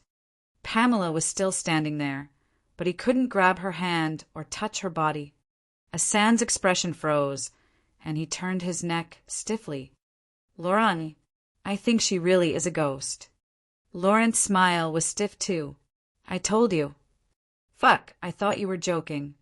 You said you weren't afraid. You two shouldn't have come, Pamela said. It's very dangerous. What's dangerous? You won't hurt us, Laurent said. Didn't I come last time? Last time it was because of that candle. It's the candlelight of the rested. As long as it's lit, the evil spirits outside won't be able to see you. Then, light another one. There's none left, Pamela said. When the clock rings 8, the evil spirits will come out. Pamela pointed at the clock hanging on the wall. There were only 2 minutes before 8 p.m. We'll go now. Too late. Pamela shook her head. Go hide in the basement and don't come out before 1. Huh, go in the basement. Laurent was terrified by the basement. Oh, don't touch the skeleton. Hassan shuddered. There's a skeleton in the basement. Shut up and hurry. Laurent hurriedly pushed Hassan toward the basement. But he was in the wheelchair now, and Laurent couldn't pick him up. He could only nudge the wheelchair down step by step. Be careful. I don't want to die here. Shut up. Don't distract me. Suddenly, the wooden step under Laurent's foot cracked. Ah! A sand was thrown forward. He fell out of the wheelchair and landed heavily on the ground. A sand clenched his hand and seemed to touch something. Bone? A bone. He pulled his hand back quickly. Laurent, I think I touched that skeleton. Didn't Pamela say we can't touch the skeleton? What will happen? How would I know? Did you die yet? It was too dark in the basement, so he couldn't see clearly. Just then, something lit up in the basement. Red light. 2 spots of red light appeared before them. It came from inside the skeleton's eye sockets. Clack, clack, clack. Crisp clacks came from inside. Clack, clack. I woke up again, the skeleton said. How long have I slept for? He looked at his arms. It seems that I died while I was sleeping. You 2 bastards really did wake him up. Right then, Pamela appeared at the basement door. Should I explain? Laurent looked helplessly at Pamela. Pamela, you died too? The skeleton looked at her. You killed me. Me? I didn't kill you, the skeleton said. When you died, your body released the plague curse. It killed me and more than 100 others. Oh, is that so? The skeleton murmured. Don't go anywhere and just accompany me, please, Pamela said. Where's our daughter? The skeleton suddenly asked. Laurent and a sand exchanged glances. This thing was Pamela's husband. Dead. Died in your hands too. No, don't lie. I may only be a pile of bones, but I can sense that she's still alive. She still exists. So what? Do you still want to appear before her, looking like this? You want to stop me? The skeleton looked at Pamela. Pamela spat softly and sprayed icy air on the skeleton. It suddenly realized that its lower half was frozen. You actually found out how to transform into a witch? I didn't think that it would be possible. No, I didn't become a true witch. The skeleton fidgeted but couldn't move its lower half. You think this can stop me? When dawn comes, your power will weaken, but I won't. This will be all in vain. Pamela's expression was heavy. She glanced at Laurent and a sand who were shrunk in the corner. Laurent, call your in-law here. What? Call him over. I don't feel like pranking him. Laurent was suddenly terrified. It's not a prank. We need his help. How can he help? He can't do anything. No, he can help. Only he can. I don't know what you mean. He could take you out last time. He can take you out this time too. Huh. I don't know what kind of person he is, Pamela said, but he can help. Chapter 6:15, so dumb. Chapter 6:15, so dumb. Are you sure? Laurent was still doubtful. Every day at this time is when it's the most dangerous out there, but he could walk to my house safely. Do you think it's possible he's normal? So if he comes, we'll be saved. I don't know, Pamela said. What exactly is he? Laurent asked. The skeleton cackled. Do you want immortality? I can give you immortality. Help me shatter the ice over my lower half. Immortality? But not even you're immortal. A sand and Laurent were drunk, but they weren't stupid. The skeleton wasn't even alive right now. How could it help others gain immortality? I wouldn't die if it wasn't for Pamela, the skeleton said. She starved me to death. Don't listen to him, Pamela said. He turned himself into a monster to find immortality. He experimented on humans, ate human flesh, drank human blood, and cast spells on himself to try and change his genes. As his wife, I couldn't stand his inhuman actions, so I imprisoned him here with a spell and had him die naturally. But I didn't expect that he still wouldn't die completely, even like this. I've said that I'm already immortal. No one can kill me. The skeleton tapped the ice around the lower half of his body.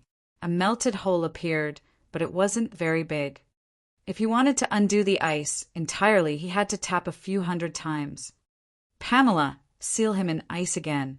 It looks like he can be freed really quickly. Do you think I can use spells so casually? That's Banshee's breath. I have to rest a few days to recover. Laurent looked around and found a rusty bat. Can I break him apart? He wasn't afraid now, or rather, he felt excited from the fear. In a way, he was similar to Phalai. They were both afraid and curious of the unknown. His body contains a horrible curse. Every bit carries a fatal aura. Back when his body was rotting, the curse released caused a plague in this town. Are you sure you want to break him apart? Then, is there no solution at all? Yes.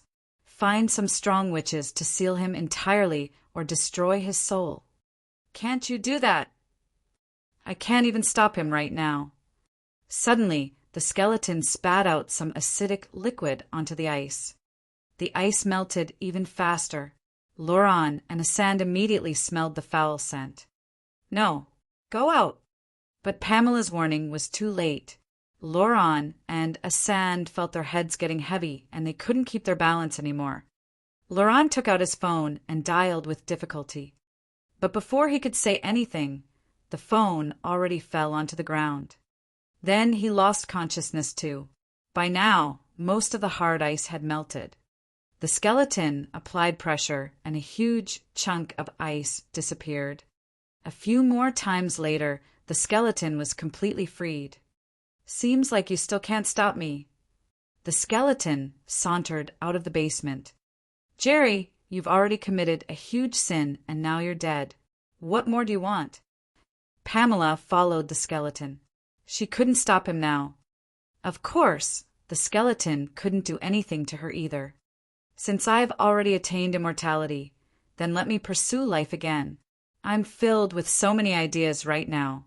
I'm filled with vigor again, and I have unlimited time to come back to life. No one can stop me this time. Jerry walked out of the house and discovered many evil spirits. They also discovered Jerry and came rushing over at him. So much food. Clack, clack. Jerry's upper and lower jaws smacked against each other crisply. I'm hungry. He opened his mouth and swallowed an evil spirit. It wasn't enough. He sucked in another one and another. After 8 or 9 evil spirits were sucked in, they finally realized that the skeleton was terrifying and turned to run. This is a great place. Jerry was very spirited. He could feel that his magic power was replenished again. You pieces of trash, from now on, you must call me Skeleton King. Come to me and submit. Anyone who refuses will become my food. The surrounding evil spirits all looked at Jerry timidly. They could feel fear too. Jerry was much, much stronger and eviler than them. Pamela followed Jerry the entire time. Jerry, is it bad to stay here? Why do you have to do those evil things? You think I'm evil? I once thought that I could create a new era. If you didn't stop me, I might have succeeded already. Create a new era? With those cruel and evil human experiences of yours? Just then, a bright light appeared outside the neighborhood, along with the faint sound of brakes. A while later, a figure walked in. A living person? A living person has come? Pamela saw the newcomer. It really was Chen Zhao. I'm here to find Laurent. Asand should be here too, right? Am I bothering you? Chen Zhao looked at Jerry and Pamela. I declare that you have the honor to become my first experiment. Me. Chen Zhao pointed at himself and then at Jerry. Your experiment. Kid, run, Pamela said. You can't beat him. Isn't that just a skeleton thing? Chen Zhao pointed at Jerry. I've seen a bunch of those. I have a lot at home. Skeleton thing. Jerry cackled and he waved his arms. Fluorescent green specks started floating around. I'm the Skeleton King, Jerry. Kneel before your king. Snort. Skeleton King? What a dumb name. Pamela's expression turned serious. Don't touch the plague curse near him. Curse? Qin Zhao's mouth of gluttony was already open. He sucked in deeply. After the mouth of gluttony swallowed the curse nearby, Qin Zhao shuddered. The feeling that came from the mouth of gluttony was great. It tasted amazing. Swallowing all the curses will only make you die faster, but this is okay. I'm missing an infected body. You can act as my infected body. Go on. Go spread the plague in the city. Chapter 616 Pre-Battle Meeting. Chapter 616 Pre-Battle Meeting. Miss Pamela, Qin Zhao said. Has he read some 80s or 90s horror novel? His brain isn't normal? He's never been normal, Pamela complained surprisingly. Kid, I'm going to tear you apart.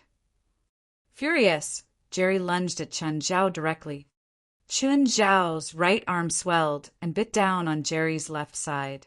Qin Zhao had an eerie smile on his face.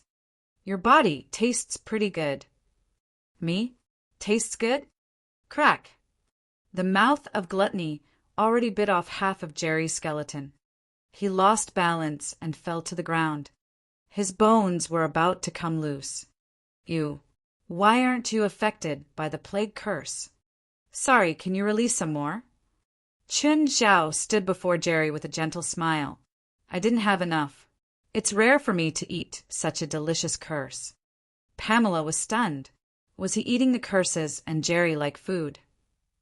What kind of person was he? Whatever. It seems like it can't wait any longer. Qin Zhao's mouth of gluttony opened again, clamping down at Jerry. The surrounding evil spirits had all cleared out. They obviously didn't dare to appear before Qin Zhao anymore. Jerry was already scary enough to them. He ate the evil spirits as if they were food. But this man was even scarier. He ate Jerry as if he was food. This was the man who truly stood at the top of the food chain. Pamela, excuse me. Where are Laurent and Asand? Inside. They were cursed with the plague and are in danger now. Oh, take me to them. When Qin Zhao entered the basement, he saw Laurent and Asand on the ground. Their faces were green. Qin Zhao used the mouth of gluttony to inhale at them. The green vapor floated out of the two. The mouth of gluttony sucked it all clean. Thank you, Pamela said. No problem. Oh, can you tell me what exactly happened? Pamela recounted everything from the start. Jerry, my husband, is a toxicologist. He was an idiot who wanted to strive for immortality. When I discovered his evil ways, I used magic to imprison him here, and he starved to death.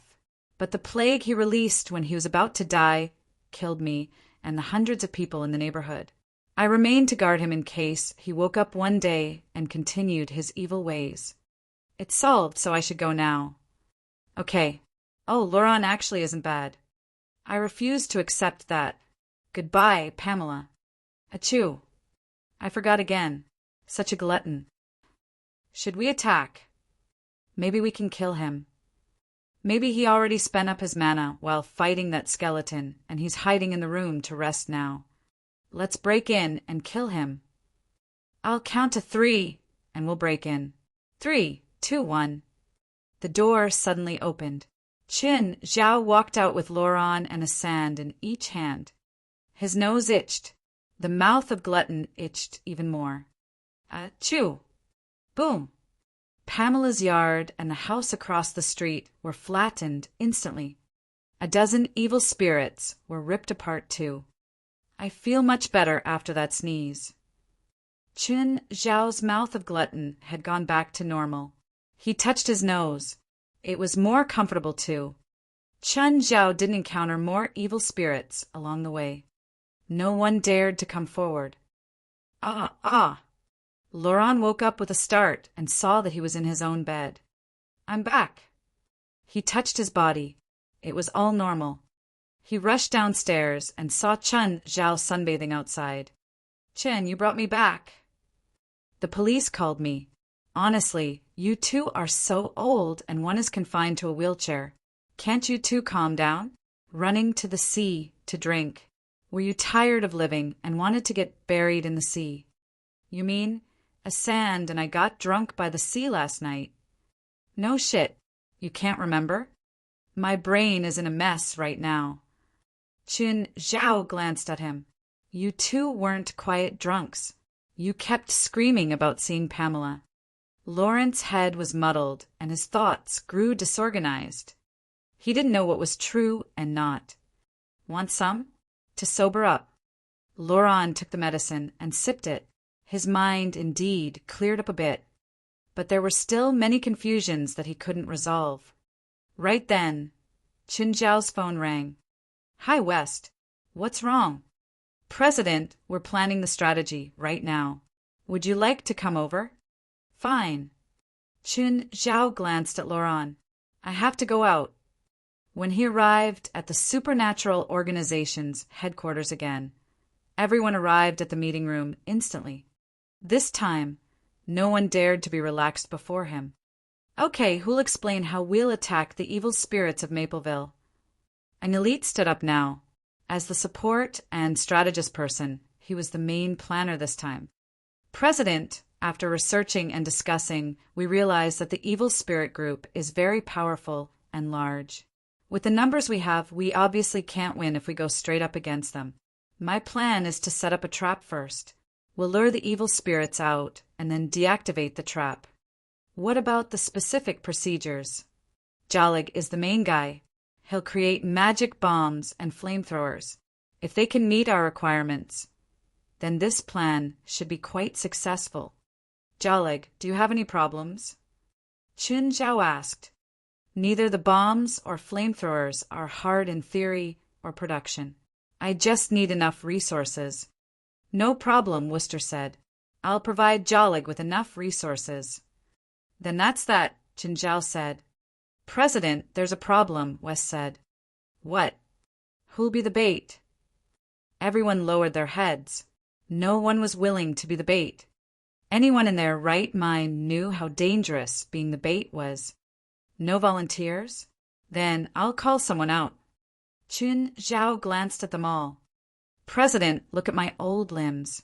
I can't run quickly even if I want to, Burr said. He needed a cane in everyday life. President, everyone started giving all sorts of excuses. Chapter 617, This is Mapleville? Chapter 617, This is Mapleville. None of you are willing. Qin Zhao looked at everyone. President, you should think for me. Me too. Me too. I'm only a child. Everyone had great excuses, and no one wanted to go. Qin Zhao narrowed his eyes. Looking at them all, he said, Since none of you want to go, then all of you will go. Huh. All of us. One person might not be able to lure out all the evil spirits. If you 5 go, then you'll be able to lure out more. We'll die in there. Burr wailed. Be braver. Look at Moore. He's a kid, but he's not afraid at all. Look how calm he is. Qin Zhao pointed at 15-year-old Moore. President, I peed my pants. Moore lowered his red face, not daring to look at Qin Zhao. President, won't this be too hard on them? Wes looked at Qin Zhao. Then how about you go too? I support your decision fully. Qin Zhao looked at Jalig. When can you get the stuff prepared? As long as there's enough material, I'll be able to finish tomorrow. Then we'll go tomorrow night. Tomorrow night? Won't it be too much of a hurry? What hurry? It's just one place, and you haven't had a result after many tries. How much longer do you want to drag it out for? Qin Zhao glared at them and left, cursing out loud. Everyone in the meeting room exchanged glances. No one spoke. Mr. West, Worcester said, upset. That president only knows how to talk. He never said what he would do. I think we should protest against him. Protest? How can we protest? You want to fight him? If you can beat him, then you can be the president. I can't do it by myself, but we can't let him rule over us and use his power like this. Worcester, how come you keep trying to get us to fight against the president these days? Jalanash looked at him coldly. What are you trying to do? What could I be trying to do? He's an outsider. What right does he have to order us around? If you're upset with him, you can go talk to him yourself. There's no need to keep provoking us. Okay, shut up. West hit the table. It's not the time for you to have internal conflicts. We're going to have an official mission tomorrow. This isn't just a scuffle on the fringe and leaving after killing some evil spirits. This time, we'll go deep into Mapleville. I need protective gear. Burr cried. I won't go without it. I need it too. Me too. Jalig, prepare 5 protective suits for them. Mr. West, if I have to prepare the protective gear and the weapons, I won't have time. I can stay to help, Worcester said. The next afternoon, Chun Zhao came to the meeting room again. Are you all ready? So what if we're not ready? Worcester muttered. It's not like you'll let us run away. Chun Zhao glanced at him. Right. Did you prepare the financial records I want? They're ready. I'll bring them tomorrow, Worcester said. Inside, he thought, but you probably won't have the chance to see it anymore. Okay, Chun Zhao called. Let's go and get it over with. President, the rest of us don't have to go, right? Other than Aduz, everyone else has to go. Aduz was a regular person and only earned the salary of a regular security guard, so Chun Zhao allowed him to stay at the headquarters. Everyone else were spiritualists and supernatural people. No one earned the salary of a regular person, so now that they were needed, no one was allowed to shrink back. Technically, Burr, Moore, Morid, Jalanash, and Belia were fighters, while West, Worcester, Padalu, Jalig, and Elite were support staff. But they actually had something they were best at. This supernatural organization was tiny, but they still divided it up in such detail. What a joke! So, Chun Zhao wanted all of them to participate in combat. It was like a mercenary group. Everyone had their specialties, but everyone had to pick up their guns in a fight. They were unwilling, but under Chun Zhao's pressure, they could only give in. President, this is the protective gear I prepared for you. Put it on. It has great magical defensive abilities and protects against the attacks from evil spirits, too. West tried to kiss up to Chun Zhao. No need. Chun Zhao didn't like this type of gear. It stuck to his body, and he couldn't move around comfortably. But it's dangerous. It's just a few evil spirits. What's so dangerous? It's not just a few evil spirits. Mr. West, since the president doesn't want it, why insist upon it? Worcester said pointedly. Chun Zhao glanced at him. This Worcester had been sarcastic the first day he got here. He was also the finance guy. Chun Zhao bet his name that he had some corruption problems. Everyone got into the organization's bus. It was probably the most expensive piece of property that the organization had. Chun Zhao got in, and the bus started off soon. It smelled like mold, and the seats all had a layer of dust. As the bus drove off, everyone's heart was pounding. They all knew how terrifying the evil spirit group in Mapleville was. Even more, they knew how dangerous this mission was. Wes got up from the back and took out a bottle of water from the box in the front. This is recovery potion. It can replenish a portion of your magic. Everyone take 1 bottle to use when needed. What? They even have recovery potion. How come it's like going to play some hidden level? President, this is yours. You're strong. So I prepared 2 for you. No need. Chun Zhao shook his head. The bus drove for half an hour and stopped outside Mapleville. Huh, here? Chun Zhao was surprised. This was Mapleville. Wasn't this the place that he'd come twice in the past few days? Pamela's home was here. He'd thought it was some super scary place, but it was just this slum town. West went over to pull on Chun Zhao.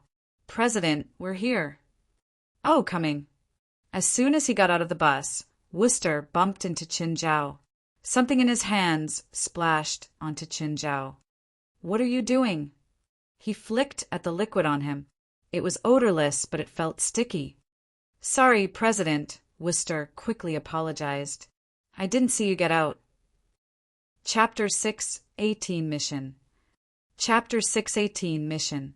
Chen Zhao looked at Worcester with annoyance. Are you blind? Sorry, President. Chen Zhao waved his hand. Whatever. Jalig, go set up the trap. Yes, President. Jalig deftly began burying bombs. These magic bombs were quite powerful. They were destructive for both regular people and spirits. After he finished with the trap, the sky started darkening. President, I finished setting up the trap. Okay, go eat something good, and after you all finish eating, go in. Be careful. President, you're not going. I have to stay to control the trap. Someone has to stay. President, I can deactivate the bombs too, actually. I can too. Me too. I'm the president. I have to stay back because if the plan fails, I have to take care of the mess. Qin Zhao said matter-of-factly.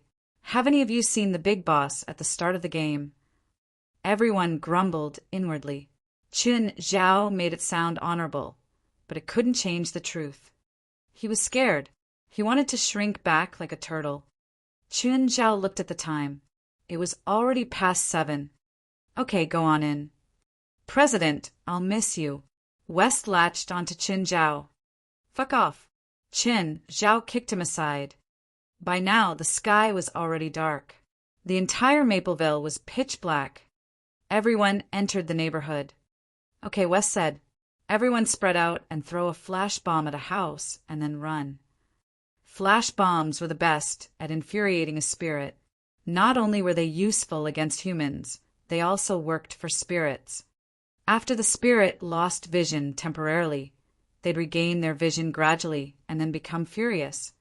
But the process of them regaining their vision gave them enough time to escape. This was also part of their plan. Everyone match times, Wes said. 7:50. Be careful and keep in contact, Wes said. There's only one chance for the trap. We have to lure the spirits toward the trap at the same time and bomb them all at once. If there's too much time in between, then we'll still have to face a large number of evil spirits. Okay, we understand.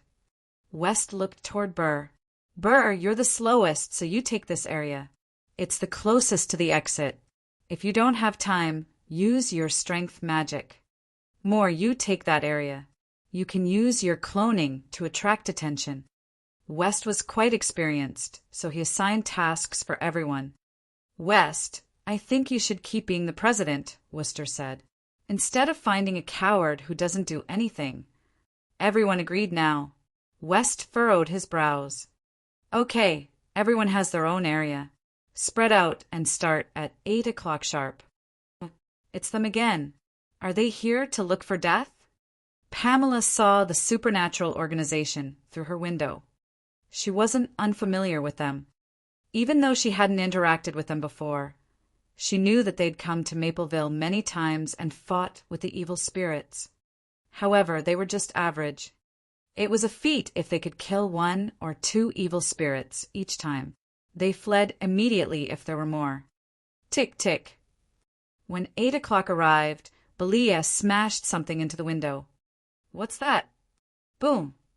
In an instant, the sharp light blinded Pamela. Ah, my eyes. I'm going to kill her. I'll kill that little bitch. Ah. Belia ran immediately. She went next door and threw another flash bomb. Howls came out of the house immediately. Similar scenes replayed in every corner of the neighborhood. Belia flew past one area and tossed a bomb into a dozen houses. With a whoosh, an aggressive evil spirit broke out of a house behind her.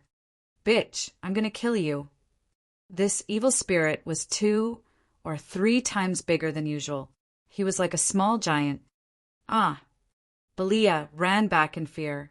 While running, she yelled out, I'm pretty much done luring. When can I run back? Belia, you're the deepest in. You can start back now. I'm almost done too. Hearing West's words, Belia rounded a fountain and started running back. Suddenly, the evil spirit behind her caught up and clawed her back. Light flashed on her back. She rolled on the ground and then continued running. The defensive gear was quite effective, but it couldn't provide unlimited protection. Its effect weakened with each use. If that kind of attack happened again, the armor would probably lose effectiveness. Run! There was a large group of evil spirits behind Burr too. There were even more than behind Belia. Old Burr tossed his cane away and ran for his life. As he ran, his body enlarged. Finally, he was like a small giant as he rushed toward the gates. At that time, the others caught up too. They also had a large group of evil spirits behind them. They weren't very strong, but they were all great at luring monsters. The evil spirits were grouped together now. They covered the sky and moon, howling and screaming. It was like the end of the world. These rookies had never seen anything like it before. Everyone was about to piss their pants. Suddenly there was a pain scream. Evil spirits caught up to Moore's clone. It didn't even last a second before getting swallowed up. Worcester was the first to burst out of the entrance. Then there was a second, a third. They burst out of the trap area, one after another. President, hurry! Deactivate it! Chun Zhao looked around. There were 10 of them, all present. The next moment, Chun Zhao pressed the remote control. Kaboom! The dozen magic bombs were deactivated all at once. Firelight and shards flew into the sky, turning the surroundings into ruins. The explosions lasted for a full minute. Chun Zhao had never seen such brilliant fireworks before. Ha! Success! We succeeded. Everyone was extremely excited. They'd killed so many evil spirits. None of them could survive such an intense explosion. But when the fire died down, the evil spirits were still unharmed. Not a single one had died. Everyone's expressions froze. But the evil spirits actually started lunging at Chun Zhao. Hurry! Let's run! Worcester cried. They're going for the president. We have time to run. Chapter 619. Nobody can leave before explaining. Chapter 619. Nobody can leave before explaining. Don't move! Chun Zhao yelled.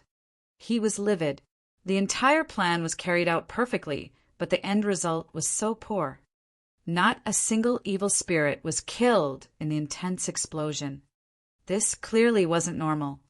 Chun Zhao's voice made all the members of the supernatural organization and evil spirits stop moving. They all turned around. The evil spirits actually stopped within a few meters of Chun Zhao. Worcester was getting impatient. Were they stupid? Hurry and kill that man. Chun Zhao looked at the supernatural organization. Whoever dares to move will die here today. The members discovered that the evil spirits closest to Chun Zhao actually took steps back. Worcester was even more impatient. There were so many of them. Why were they afraid of this man? And no one better think about escaping. Chun Zhao's eyes gleamed with evil light. No one. They discovered that the evil spirits actually had fearful expressions. Suddenly, a pained cry came from behind the 100-some evil spirits. One seemed to be grabbed in an invisible hand and dragged into the void. This scene was horrifying and unsettling to both the supernatural organization and evil spirits. I said, no one is allowed to run without my permission. Whoever runs will die. Chun Zhao looked at the evil spirits. You can try if you think that I can't do anything just because you have an advantage in numbers. Then he looked at the supernatural organization. Everyone felt chills. Chun Zhao intimidated all the evil spirits by himself. No one dared to take a step forward or even run.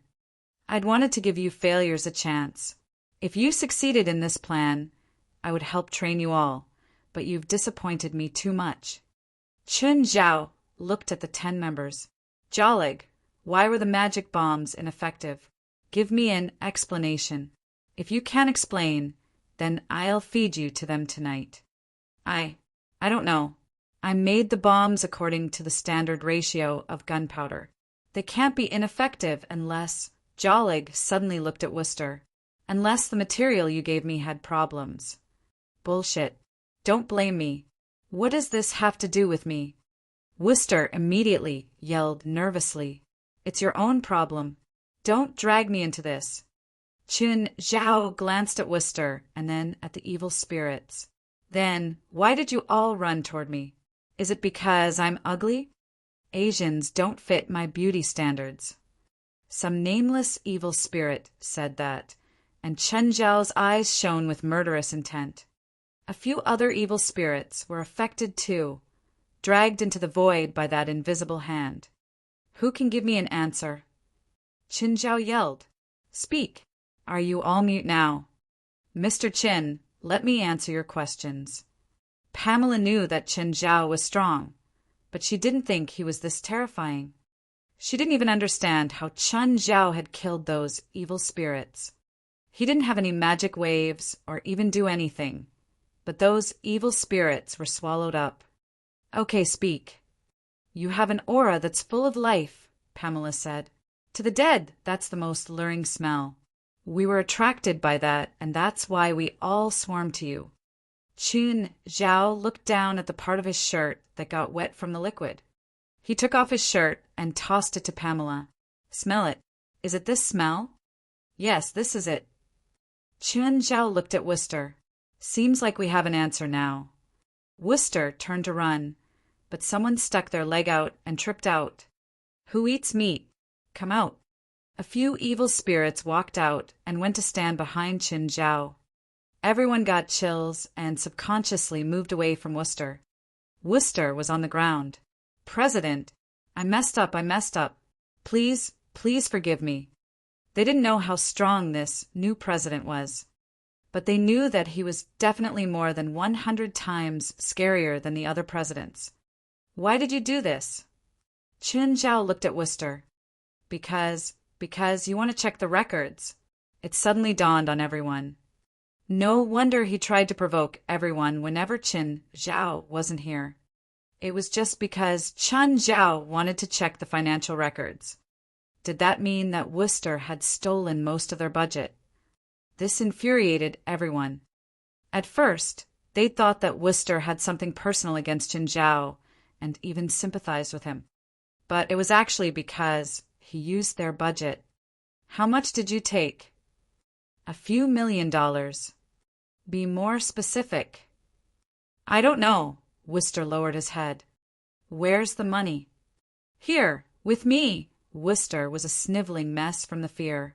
President, I'll definitely change. Please forgive me. This card? What's the password? Wooster recited a string of numbers. Chun Zhao tossed the card to West.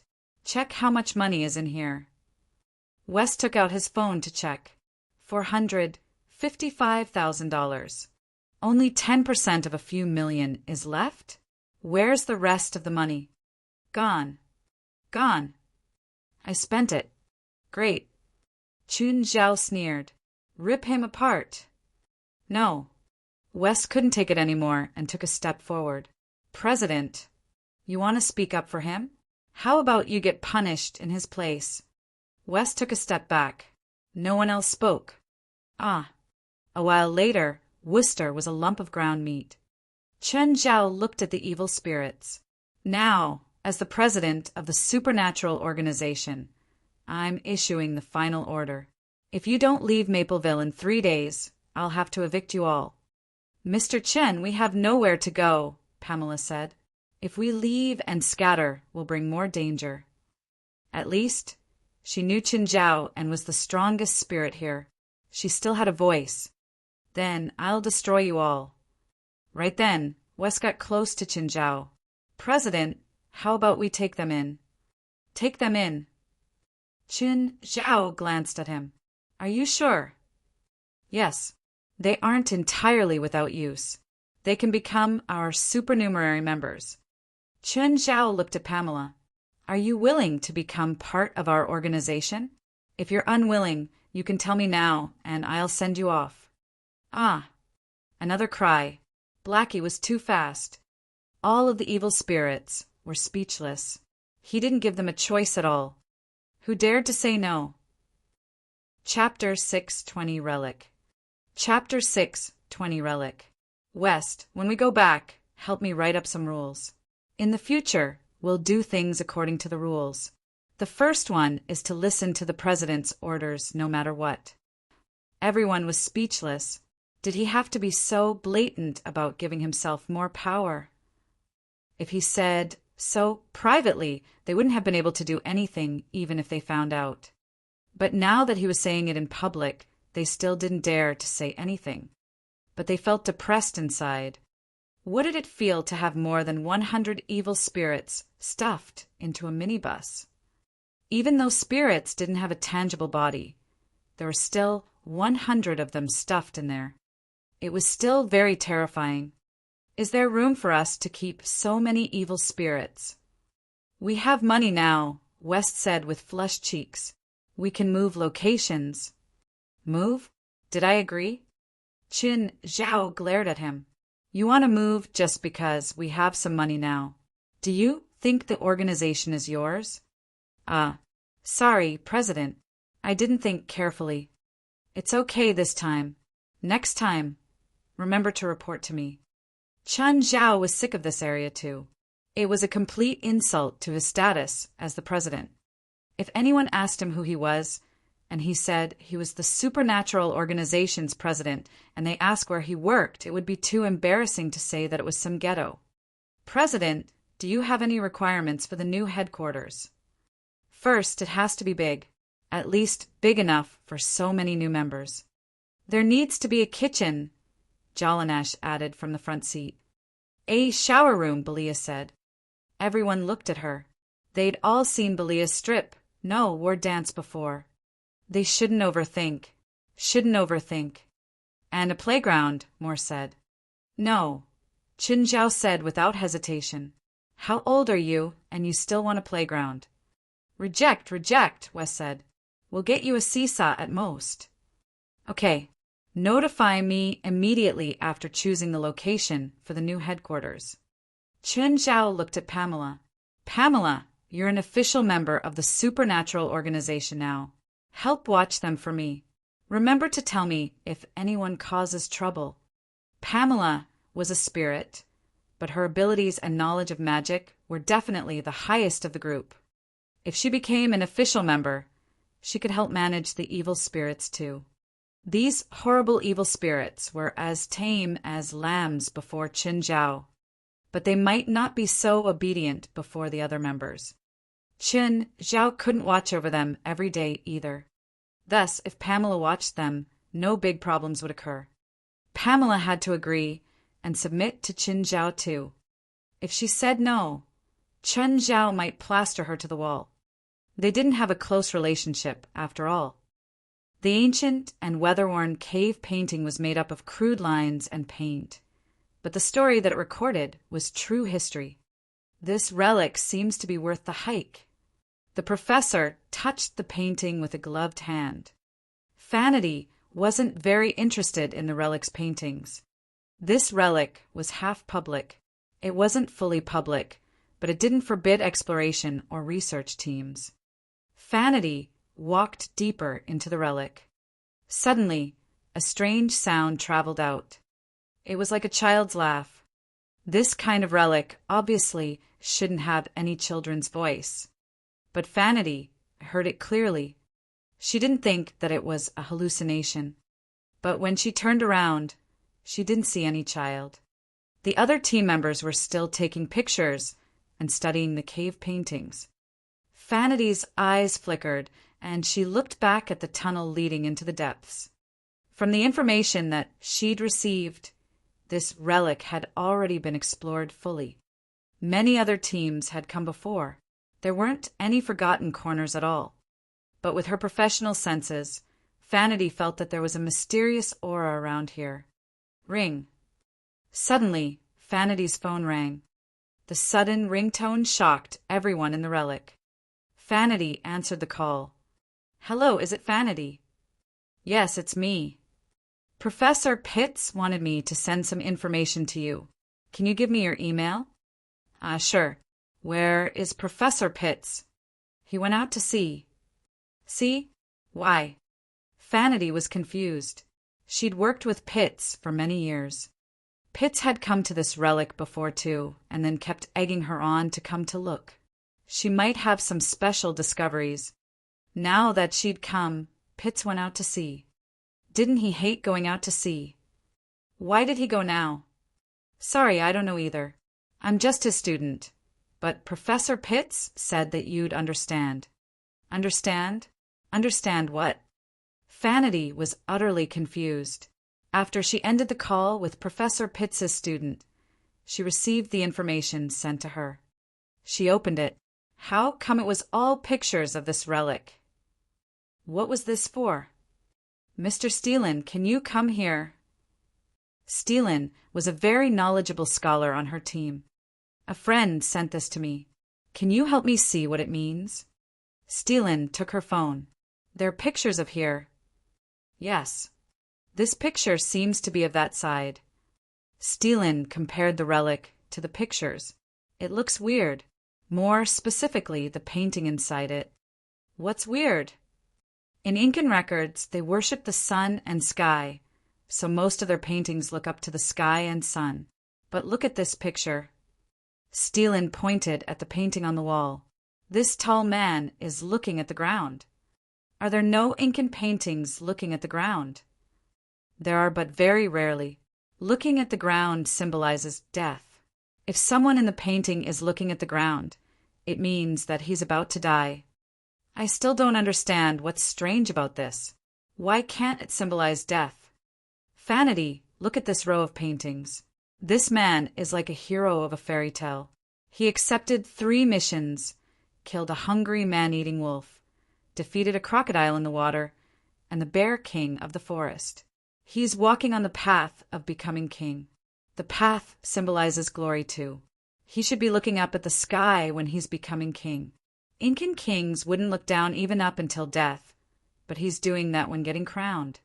Then, what does that represent? Chapter 6:21, Rufford's Personal Record. Chapter 6:21, Rufford's Personal Record. Belief, Steelen said. This is an unusual ruler. He didn't believe in the sky or the sun. He believed in the earth and death. And then, the story ends here, Steelen said. Vanity turned in confusion. Earlier, she heard that child's laughter again. This made her feel that she was going crazy. She looked around. Leader. Huh?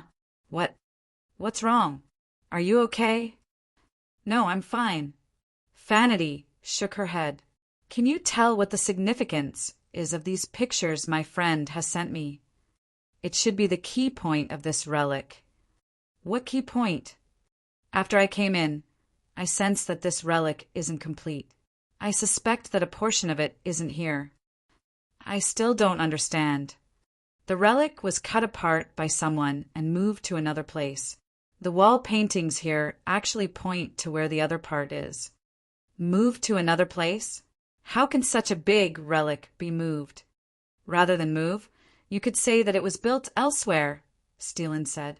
It's possibly due to the environment or political reasons at that time, making it impossible for the relic to be continued to be built. So the relic's owner changed location for some reason and continued to build the remaining parts.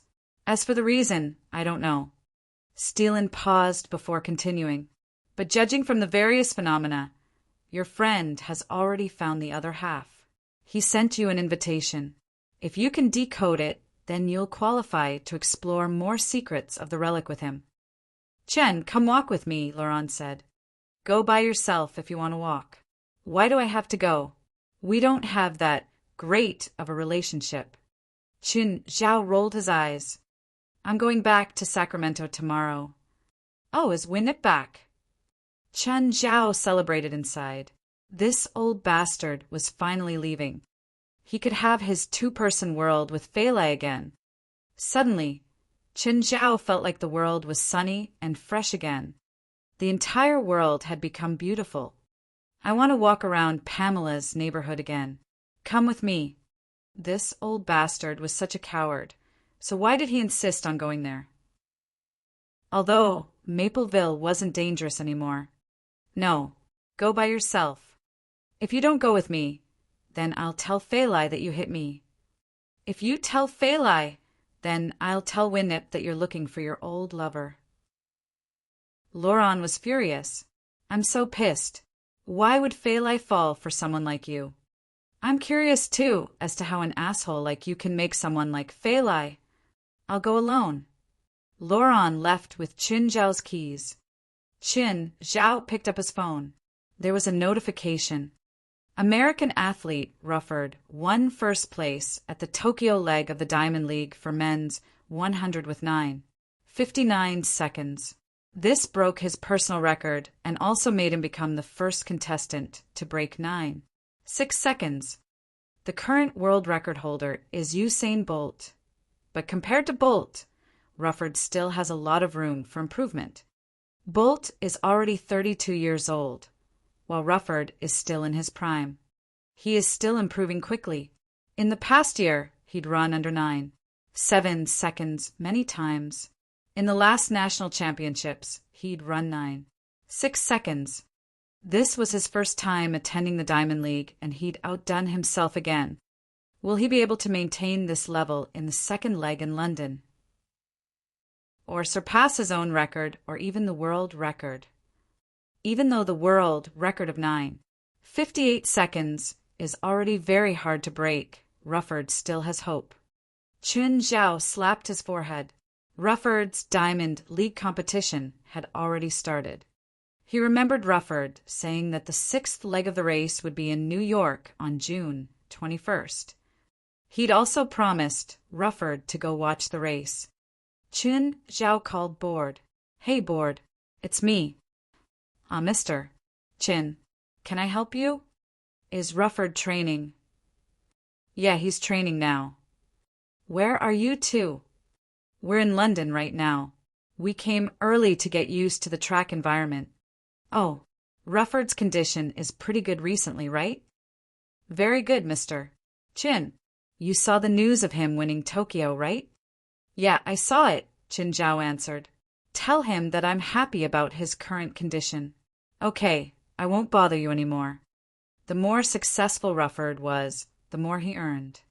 Rufford was starting to make money now. In the past 3 months, he signed 2 endorsements. One of the endorsements was $1 million. This price was still far from a true superstar's level, but it was a good sign for Qin Zhao. What was a superstar or a track runner? One race could create a superstar. It was the same in both America and China. If Rufford could break a world record, the media would naturally turn him into a god. This wasn't like basketball or soccer players who had to prove themselves with an entire season or more. A top athlete star would earn at least $10 million. In a luxurious manner. I'm sorry, Mr. Taylist. I can't go to your party tonight, I'm sorry. It's okay. I understand, Taylist answered politely. As soon as he hung up, another call came in. Hi, Mr. Taylist. I'm sorry. I can't go to your party tonight. 20 minutes later, Taste was about to smash his phone down. 5 people who'd agreed to come to his party had declined the invitation in the past 20 minutes. He was a famous person, but now it was like he was being excluded. Another call came in. It was his old friend. Angus, you're not calling to say you won't attend my party tonight, right? Hey, Taylist, how did you know? Can you tell me why? I got Raspa's invitation. You know that Raspa is my enemy. You should support me. Taylist almost spat out blood in anger when he heard this answer. Taylist, I would support you in business, but I heard that Raspa's party has the legendary Purple Brew. Purple Brew. Chapter 6:22 Value. Chapter 6:22 Value. What's Purple Brew? Taylist asked in confusion. You don't know. Angus said, It's the practically legendary wine. Oh, I remember. Is it the magical wine that apparently saved all the elites at the Hilda Hotel last time? Yes. Talist was even more pissed. Even though he and Raspa were equals in the company, they still competed in terms of abilities, connections, and wealth. This time his party was rejected by many guests, and they instead chose to attend Raspa's party. This was a provocation or even a declaration of war to him. That night, Talist discovered that practically no important guests had come. He was so furious that he smashed everything in his bedroom. It wasn't just a party. To upper-class elites like him, the guests at his party could reflect his identity and status. Like today, only some nobodies had come. This was like humiliation for him. It would be all right if 1 or 2 people didn't come. But practically no important guests had come today. So what would the 1 or 2 important ones think? They would think that Talist's power had weakened and was abandoned by his allies. On the other hand, everyone running over to Raspa was also a great blow to him. Parties were important for strengthening and expanding connections too. One party might not be able to represent anything, but what about 2, 3, or 4 times? Regular people would grow apart if they didn't meet for a long while, let alone interest groups. They also needed all sorts of gatherings and parties to maintain their relationships. Talist called Angus again late at night. "Hi, Angus. It's me, Talist." "Oh, Talist, what's wrong?" "How's Raspa's party?" "Do you want to hear the truth or lie?" "Truth, of course." "It's an addictive wine. It's amazing." "You're saying that he drugged it." No. It's completely the wine's own attraction. It's hard to describe. I've never drunk such a mesmerizing wine. It's filled with fantasies, and it has a faraway and exotic taste that makes me... As Angus started talking about the purple brew, he started rambling endlessly.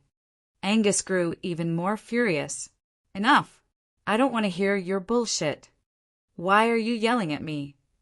Talist realized that he'd lost his temper. Angus was his important ally in the company. The man was the 3rd largest shareholder in the company.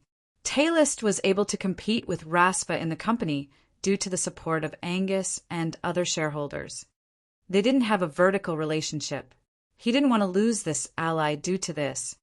"Sorry, Angus. Is that wine really so tempting? Can it make people lose their minds?" "No, it's the opposite. It can make you more clear-headed. It's just so magical." Angus started rambling again.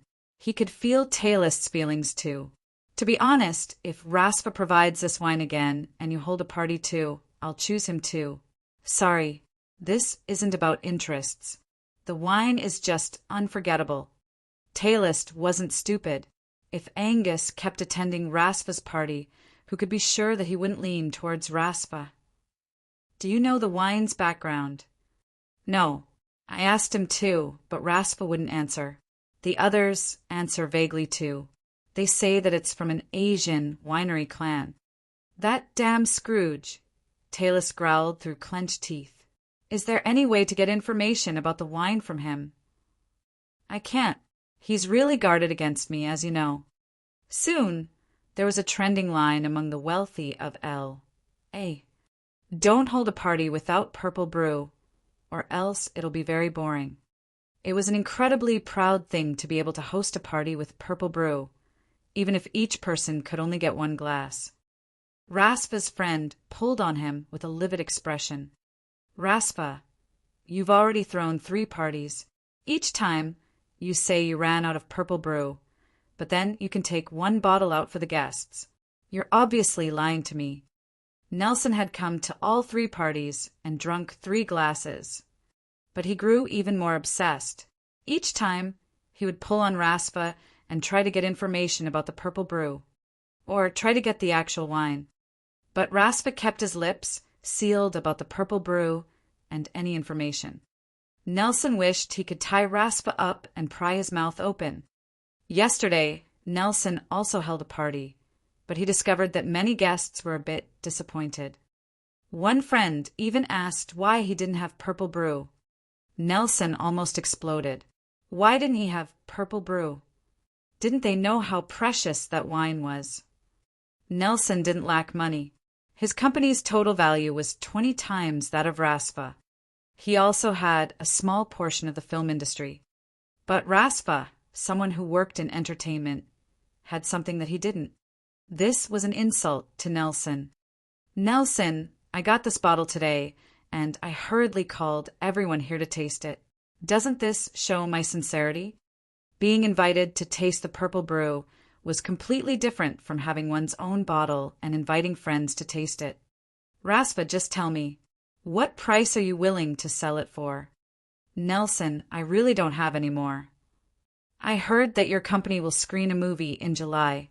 I can help you add at least 500 theaters. Rasfa arched an eyebrow. Stephen's new movie was airing in July. But Stephen also came to complain that there wasn't enough time and there weren't many theaters. Nelson, I'll try my best to get you a bottle. How long will it take? I can't promise you. You don't have any in your house. You can search me. If you find one, I'll give it to you for free. I'm hosting an important guest in 3 days. I hope I can get a bottle by then. Any price is fine. You know that I don't care about money. Chapter 6:23 Winnip's Call. Chapter 6:23 Winnip's Call. Ding. $2 million have been transferred to your account 45 asterisk asterisk asterisk. Your current balance is $3,922,441. 15. If you asked Chen Zhao what was the best thing in the world, it would be watching his current balance keep raising while he was saving up money. He picked up his phone and kissed the screen. It was close to $4 million in savings. He counted as a rich person now, right? Of course, the happiest thing was that Laurent finally scrammed. Finally, no one would disturb his two-person world with Fei Lai. Just then, Raspa called. Chen, did you get the transfer? Yes, thank you, Raspa. Huh. You gained money and I gained connections. In the end, I gained without giving anything. I got a lot just with the purple brew. Qin Zhao knew that, in this world of interests, one had to pay to make money. He couldn't make Raspa promote the wine without doing anything. Of course he could, but it would cost feelings. He would have to pay that back too. No one was required to pay or sacrifice for someone else. If Chen Zhao relied on his own connections, he mostly only knew regular people. Even though he had Risvar and Dell, he couldn't sell them wine every day. Dell was rich, but he couldn't take all those expenses either. As for Risvar, it was the same. It would affect their relationship if he sold his own stuff to them for such a high cost. After ending the call with Raspa, Zola's call came in. Zola, did you discuss it with your dad to call right after him? You were talking with Raspa? No wonder I couldn't get through. Is something wrong? I can't call you just because I want to. Sure, of course. Can you lend me Princess for a few days? Zola asked. See, you do need something, Qin Zhao teased. Will you lend me her or not? If you need Princess, you can come and take her the day of and return her the day of too. Why do you need her for a few days? Actually, I need to go to New York. Oh, when? June 20th to 25th, Zola said. My brand is opening up a new business in New York. There's a fashion show. I'm going to New York on June 21st too. Oh, it would be even better if you can come. No, I won't go to the fashion show. It's too oppressive to Fei Lai and I. Fine. Zola was slightly disappointed. What are you doing in New York? Going to see the New York leg of the Diamond League race. You like track? No, my friend is competing. Oh, how about we go to New York together? Sure, but how will we transport Princess? She doesn't like to be in a cage. We'll just borrow Raspa's private jet, Zola said. Oh, I'll have Triss, Nat, and Cooper go over to you in a few days. They'll call when they go. This isn't necessary, right? Fei Lai and I don't need clothes. You're overthinking. It's for Princess, not you. She's going to take part in the fashion show, so she obviously needs her own tailored outfit. Oh yeah. Qin Zhao really did think too much. But he had to admit that Triss, Nat, and Cooper were talented in fashion design. Even though his and Fei Lai's clothes had been hanging in the closet ever since that day, both the suit and gown were very beautiful. Chen Zhao was quite bored these days, but he didn't think he would get Winnip's call. Chen, are you busy? No, Winnip. How are you? Laurent came back. He said a lot of bad things about you. Huh. Laurent loves joking around. Winnip knew that Chen Zhao and Laurent didn't have a good relationship. Of course. She wouldn't go ask about them either. Chen, the wine that you had Laurent bring back is great. If you like it, then I'll send you 2 bottles the next time I produce more. Have you thought about selling the wine in my supermarket? No, Chen Zhao said honestly. What kind of place was a supermarket? It had a small profit, but a quick turnover rate. There were some luxury items, but the highest price was only a few $10,000. How could he sell $1,000,000 wine there? Qin Zhao wasn't crazy. Of maybe Winnip didn't know the price yet. Chen, I know what you're worried about. Winnip, are you sure you know the cost? I saw the news. Plus, I have friends in the upper class of L.A. too. I know what the value of the purple brew is to them. But you still want to.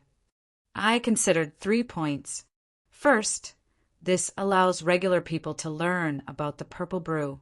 Even if they don't get a chance to taste it, if you put it in my supermarket, they'll be able to see the bottle and produce many fantasies about it.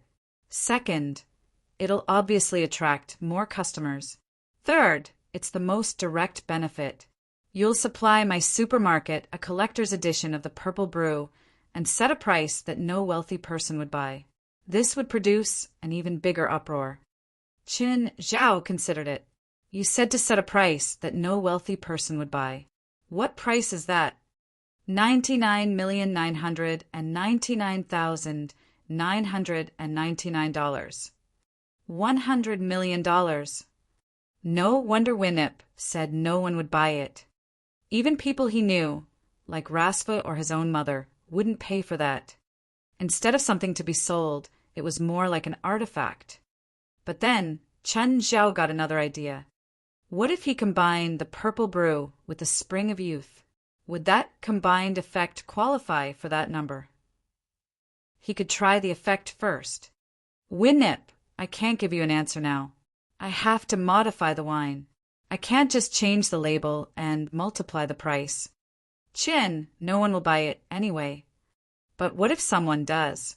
What if the customer finds out that the collector's edition is the same as regular purple brew? This isn't a regular name brand bag. This is $100 million. If someone really bought it, it would be a huge blow to your supermarket and the purple brew. I don't want to take this risk. Fine, but are you sure you can raise the value of the purple brew 10 times higher?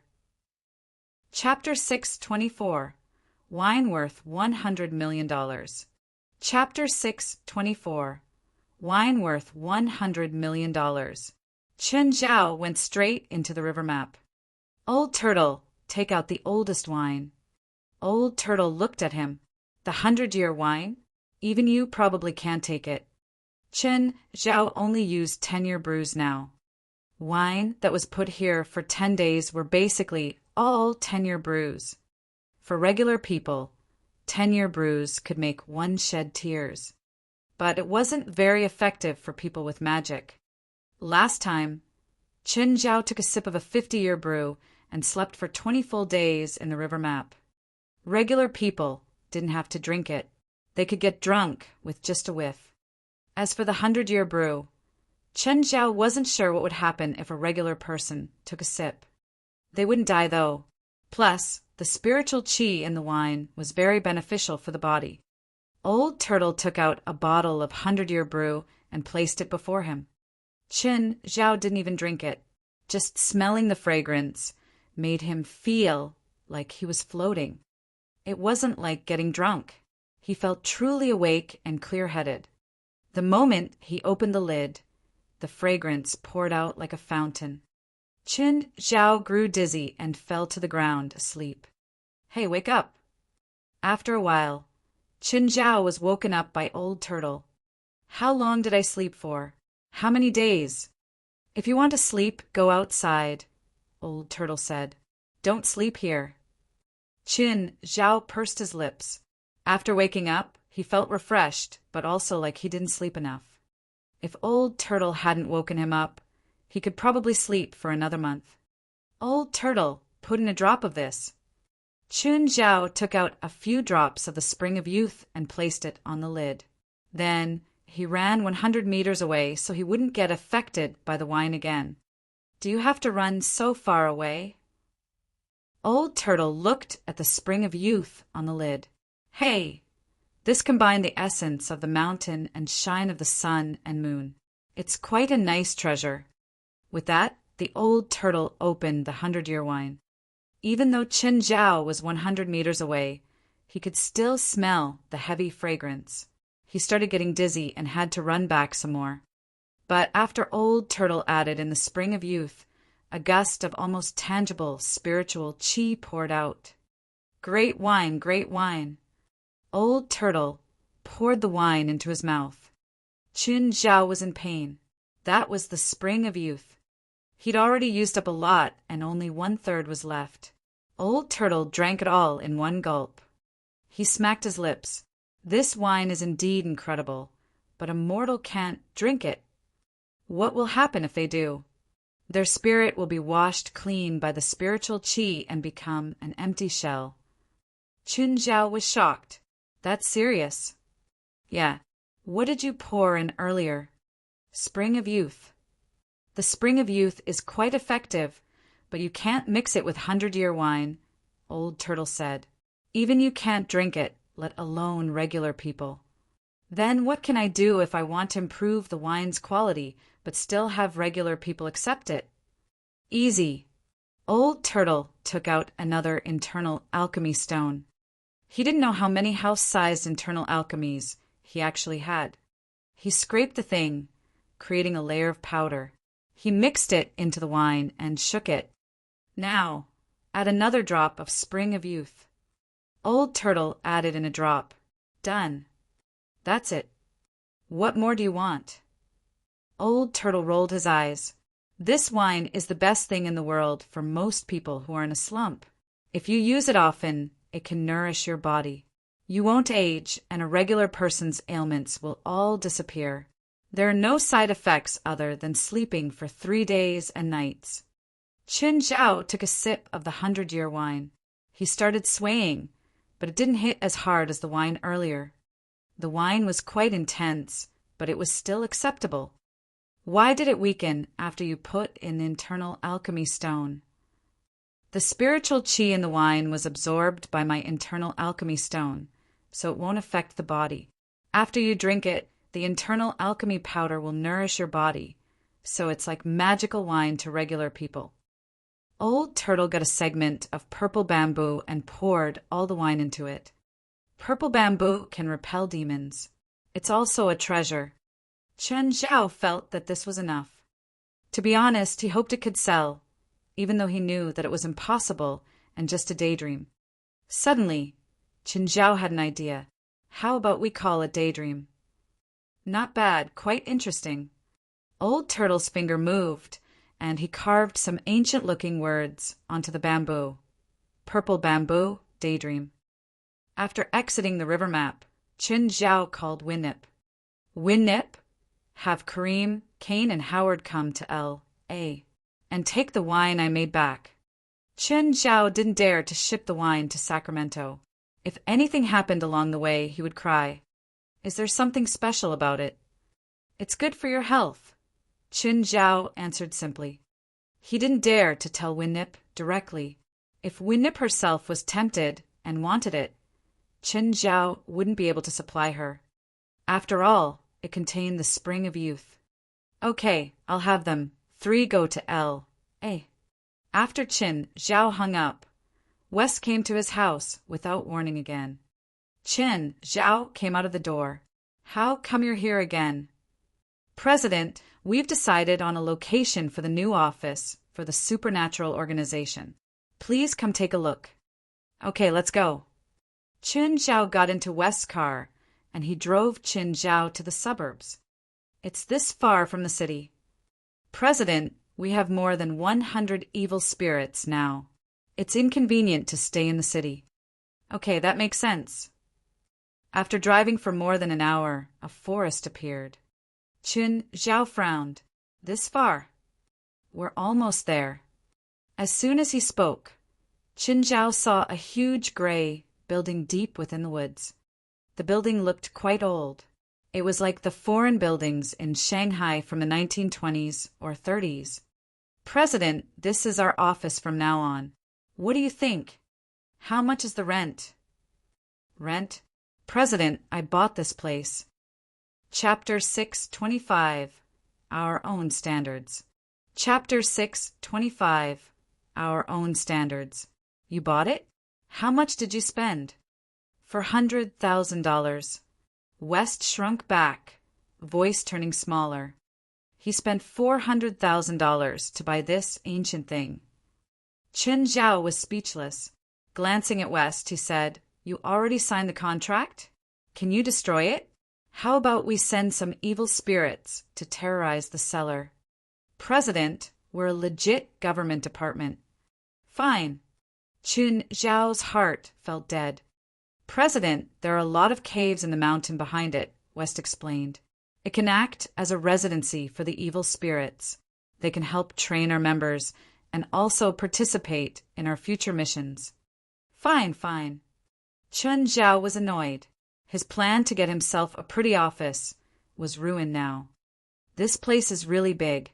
Not only did we buy the land, but the forest belongs to us now too. We can build more infrastructure here. Where's the money? President, we succeeded in Mapleville, so we'll get this year's funds within 10 days. How much? $500,000. How come it's only $500,000? Didn't you say we get a few $1,000,000 each year? The funds are given per season. Then won't they compensate us for the missing funds from before? President, you're overthinking. Let's go take a look. Qin Zhao took in the headquarters. Even though the building was old, it was quite big and had quite a lot of rooms. There was a big yard in the back. A group of people were practicing magic there. How about no? Qin Zhao felt annoyed when looking at his subordinates. I think that we should find our own profitable business, Qin Zhao said seriously. Such as licensing or something. We can evaluate supernatural figures and charge them for it. Huh. What? Is my suggestion bad? Qin Zhao glared at West. West forced himself to look at Qin Zhao. Good, it's obviously good, but we don't have any standards. Then create a standard now. President, are you serious?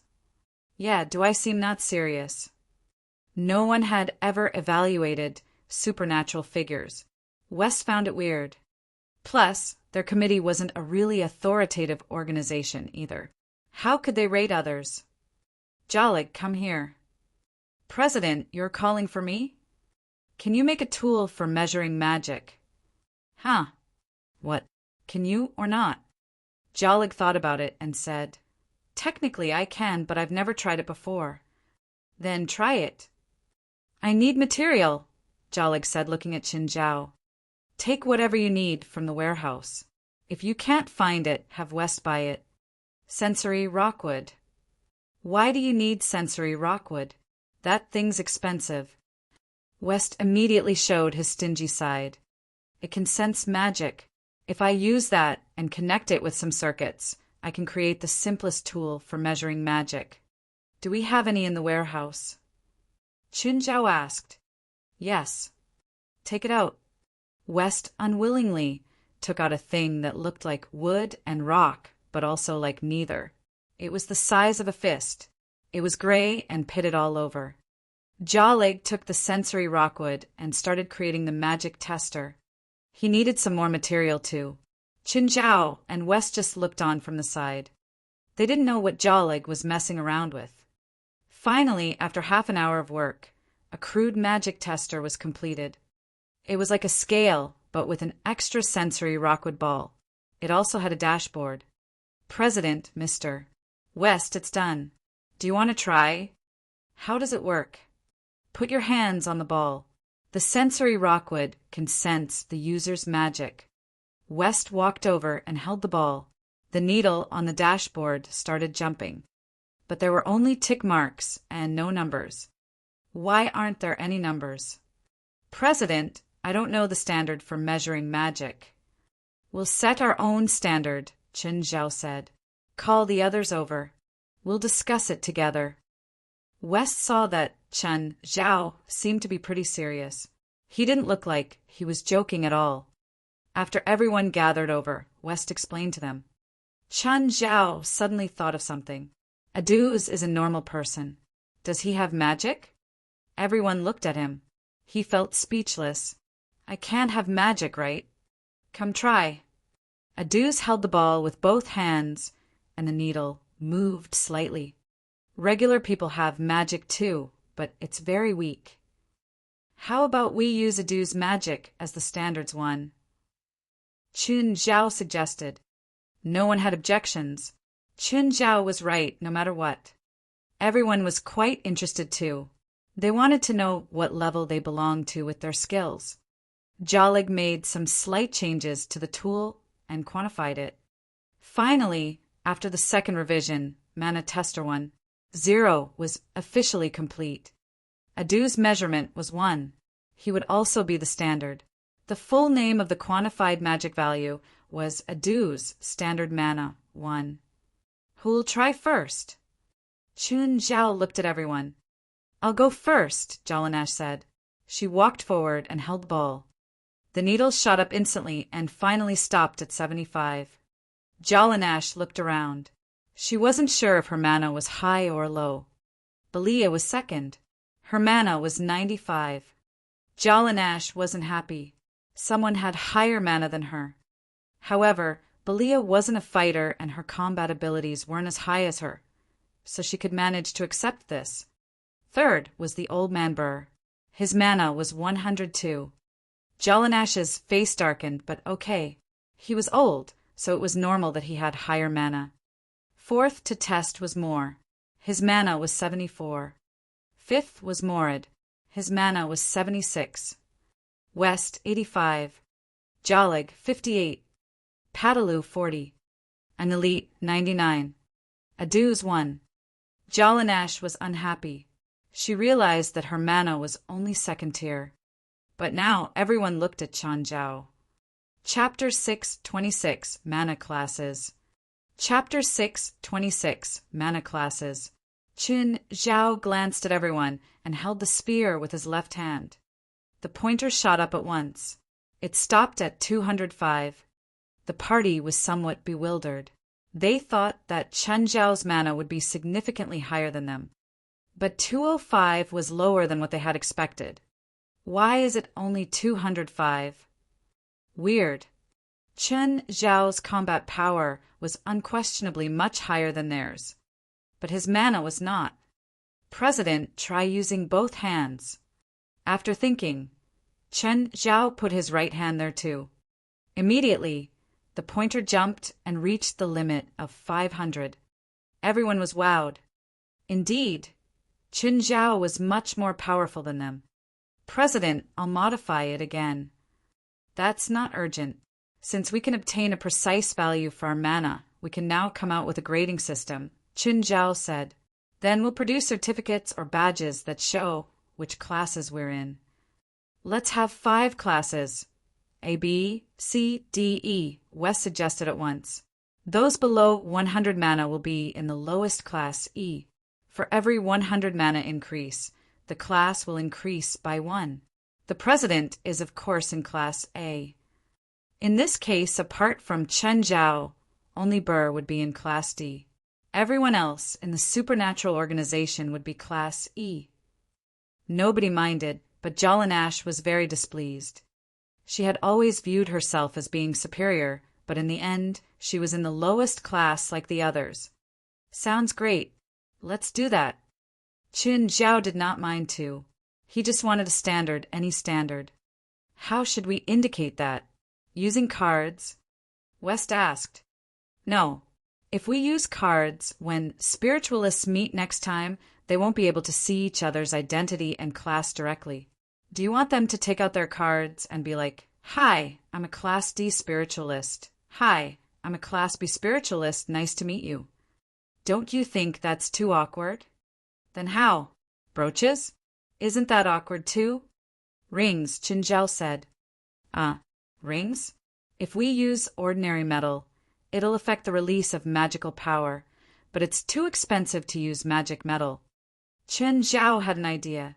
He had many raw materials from hell. Qin Zhao immediately took out a dozen different metals from hell. Everyone was clearly surprised by the sudden appearance of the items. They had no idea where Qin Zhao had hidden them. Take a look. Which of these can be used to make rings that won't handicap spiritualists? That's so many magic metals. What are those? I've never heard of them before. Jalig and Padalu had some understanding of magic materials, but they had never heard of the materials that Qin Zhao had just taken out. Don't worry about where I've gotten them from, Qin Zhao said lightly. Take it as my contribution to the organization. Since Qin Zhao became the president, he had basically not contributed anything. It was his first contribution to the organization. Anyway, he would not really have an opportunity to use these magic metals. He might as well donate them here. President, can we use these metals whenever we like? Jalig stared at Qin Zhao, his eyes glittering. Many of them can be used to craft magic weapons. Sure. Ask West for approval first. President, if someone wants a class assessment, how much do we charge them? Flat rate, $1,000. We'll also give them a corresponding ring. Will anyone come for a class assessment? Dunno. Go and advertise it, Qin Zhao said casually. He did not have to do anything himself anyway. It was like how a boss issued a casual order and the workers could work to death because of it. West seemed upset. What could he do, given that Qin Zhao was the president? Moreover, he was the one who had invited Qin Zhao here. Also, give those evil spirits some class assessment too. The supernatural organization had been organizing their HQ these few days. Jalig had also been improving the mana tester. He increased the limit of the tester. Qin Zhao's right arm had a mana of 615. When Qin Zhao put both of his hands on it, the reading was 754.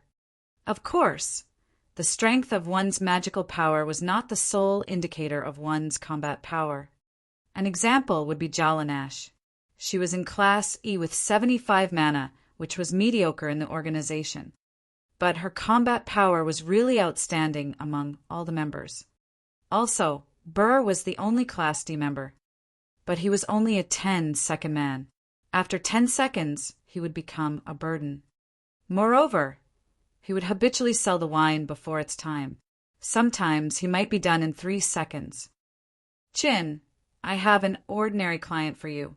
10,000. Now, Ethan would only give Qin Zhao clients whose pay was over 10,000. It was not little. In fact, most people could not earn 10,000 a month. Qin Zhao had also passed the times when he needed to expand his social circle and increase his reputation. After receiving the address, he went straight to the client's house. It was an apartment. The location was pretty good, so the client must be rich. When Qin Zhao reached, he knocked on the door. A man in colorful clothing and heavy makeup opened the door. Are you the one who needs a doctor? Yes. You're the doctor? The man studied Qin Zhao with some contempt. Then he continued in an odd tone, "Come in." The man turned around and walked off, wiggling his hips. Qin Zhao rubbed his forehead. Qin Zhao was not really homophobic. For example, Robio was positive and upright. It was hard to dislike him. However, Chen Zhao could not accept someone with such an attitude and appearance. While the man had the right to dress up however he liked, people had to socialize. Chen Zhao just found it distasteful. Chen Zhao entered the house and realized that it was rather messy. Cloths and drawings were scattered all over the place. On the few workbenches lying in the living room, there were many unfinished pieces of clothes. All the things here are very expensive. You better watch yourself, he said. Chen Zhao scanned the place, but did not find anything that looked valuable. How may I help you? Chen Zhao asked. The man removed his hat. Chen Zhao covered his mouth and almost burst into laughter. The man looked fashionable, but he was actually bald. Chapter 6:27. I will ruin your reputation. Chapter 6:27. I will ruin your reputation. The guy didn't look happy. Don't laugh. Chen Zhao pursed his lips. Laughing at a patient was indeed impolite. But this kind of style clash made it hard for Chen Zhao to keep it in. He squeezed his nose, trying to suppress the urge to laugh. My hair keeps falling over the past few days, the guy said. Chen Zhao had him sit down and did a checkup. Does your father suffer from hair loss? Chen Zhao asked. It could be genetic and only pass through the men. No, the guy answered. He sounded annoyed and had a frustrated tone. Chen Zhao held a hand to the guy's forehead and looked around. What have you been eating recently? Nothing special. You probably have testosterone oversecretion, Chen Zhao said. I'll make a diet list for you. Eating according to the list can help recover your hair loss damage. I need to go back to the normal volume as soon as possible. You already lost hair. It won't grow back quickly unless you get a transplant. I heard that you're the best. I need the best service. But in the end, you're just a sham. Chen Zhao frowned. This baldy was just looking for disappointment. Any normal person knew that, even if balding could be cured, hair couldn't grow back quickly. If he discovered the problem earlier, Chen Zhao could help curb the situation. But he was powerless against hair that had already been lost. He could only perform recovery treatment, mainly by changing the patient's dietary habits and reduce testosterone secretion. The man's body had to recover from the damaged hair follicles before new ones could grow out. If you think I'm unable to solve your problem, then I'll take my leave. Did I say you could leave? The guy looked at Chen Zhao. If you don't want your reputation ruined, you better stay here. I'd like to see how you'll ruin my reputation. Chen Zhao scoffed and went toward the door. Just then, the guy rushed over, blocking his path. I suspect you're a thief. Thief? Do you have anything worth stealing? Chen Zhao glanced at him. I have the original material for producing high fashion. If I say I lost it, then I lost it. The guy looked at Chen Zhao and touched his chest. Stay the night with me, and I'll pretend this nothing happened.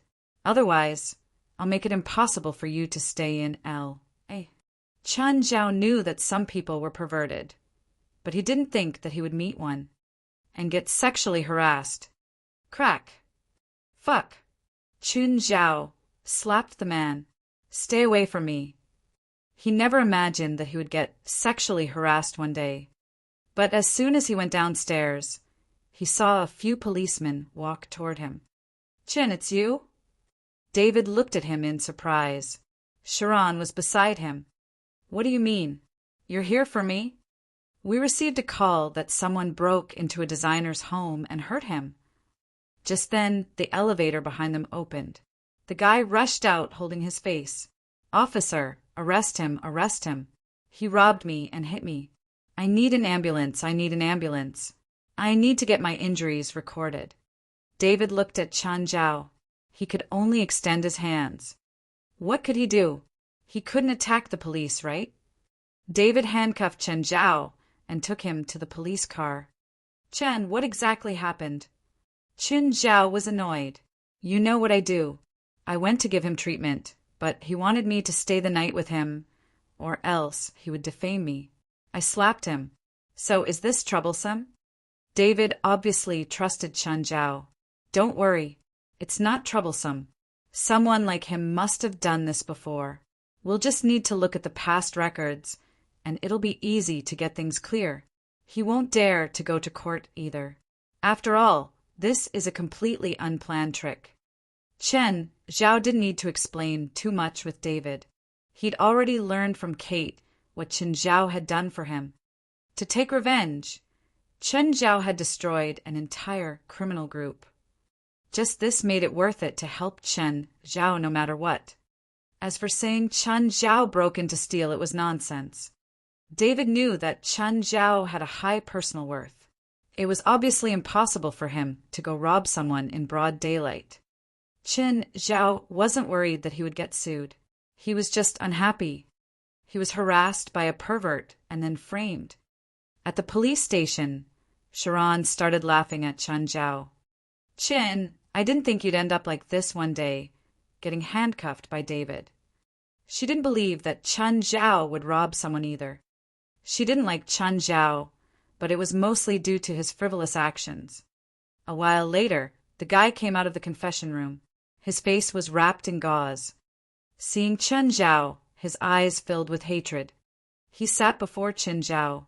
Chinaman, I told you that I'll ruin your name and make it impossible for you to survive in L.A. Just then, right came. Chen Zhao was a professor at UCLA, so the police would notify her if something happened. Who did you say you'd ruin the name of? And who are you? The guy looked up at Wright. He was unsure at the sharp aura. I'm the president of UCLA, Wright said powerfully. All the professors and students of the law school and the lawyers and judges graduated from the school are ready now. Are you ready? The guy's expression stiffened. It felt like he'd run into a beehive. Wright slapped the table. I'll dig out all the secrets of your entire family, how many people you've fucked before, and if you've had sex with underage minors. I'll find it all. Then she added, oh, and the length of your dick. The guy opened his mouth. Chen Zhao and Sharon were both stunned by Wright's powerful opening. Perhaps you want to experience the atmosphere of the highest court, Wright said.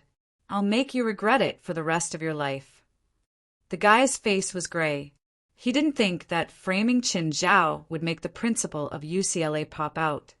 Just then, another person came in. Kate walked in. Hi, Chen. Hi, Kate. He wants to sue you. Chapter 628, Displeased. Chapter 628, Displeased. David told you about it? Chen Zhao was surprised by Kate's arrival. Kate looked at the sissy. Perhaps you don't know me, but I can introduce myself. I'm the chief reporter of the L.A. Daily News. I have 30 freelance reporters under me. If you contact any minor, I can turn it into child sexual abuse. Chen Zhao felt like he had become a vicious bully. In the end, the sissy canceled the accusation and escaped with his tail between his legs. But this did not mean that they had buried the hatchet. Chen Zhao had really been disgusted. If they had made any peace, it was only legally. Chen Zhao was no longer his old self, who would keep quiet and pretend that nothing had happened after being bullied. Had he not known so many people, he might actually have to go to court. Regardless of whether he would be sentenced, it would be an unpleasant experience. David and Kate walked Chen Zhao out of the police station with teasing smiles. Chen, to be honest, being harassed by a pervert is a special experience in life. Exactly. Look, David's never been harassed before. Are you still my friends? Chen Zhao was upset. I'm leaving. Let me drive you home, David invited. Forget it. I'll get a cab before you have another chance to mock me.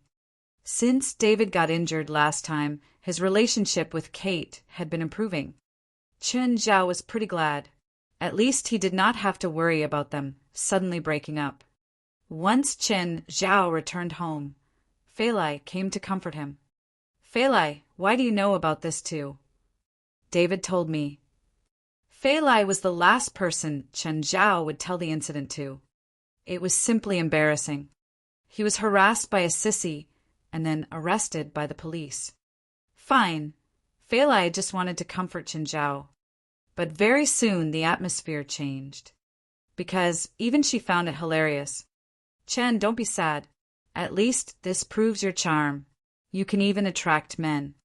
Chen Zhao pulled Fei Lai and did it with her on the spot. Fei Lai, do you want to go to New York on the 21st of June? Haven't you just been there? The Diamond League has a track and field competition in New York on the 21st of June. Rufford is taking part. Fei Lai had seen Rufford before, but they were not close. On Leonardo's birthday at that time, Chen Zhao had brought them to watch Rufford's competition. After the match, Rufford had a short conversation with Chen Zhao's friends. However, they had not contacted each other since then. Fei Lai remembered Rufford because she knew that Chen Zhao had been investing in him. When Chen Zhao went to New York last time, she did not go with him. But she wanted to. After all, she had never been there. I'll see. I don't know if Robio will approve my leave application. It's already been 4 months since you last took leave. You've even been working overtime on weekends. I think it's reasonable for you to take some leave. Actually, it's not Robio's fault. It's summer now. There have been many tourists on the beach. Also, I plan to bring all the pets there this time.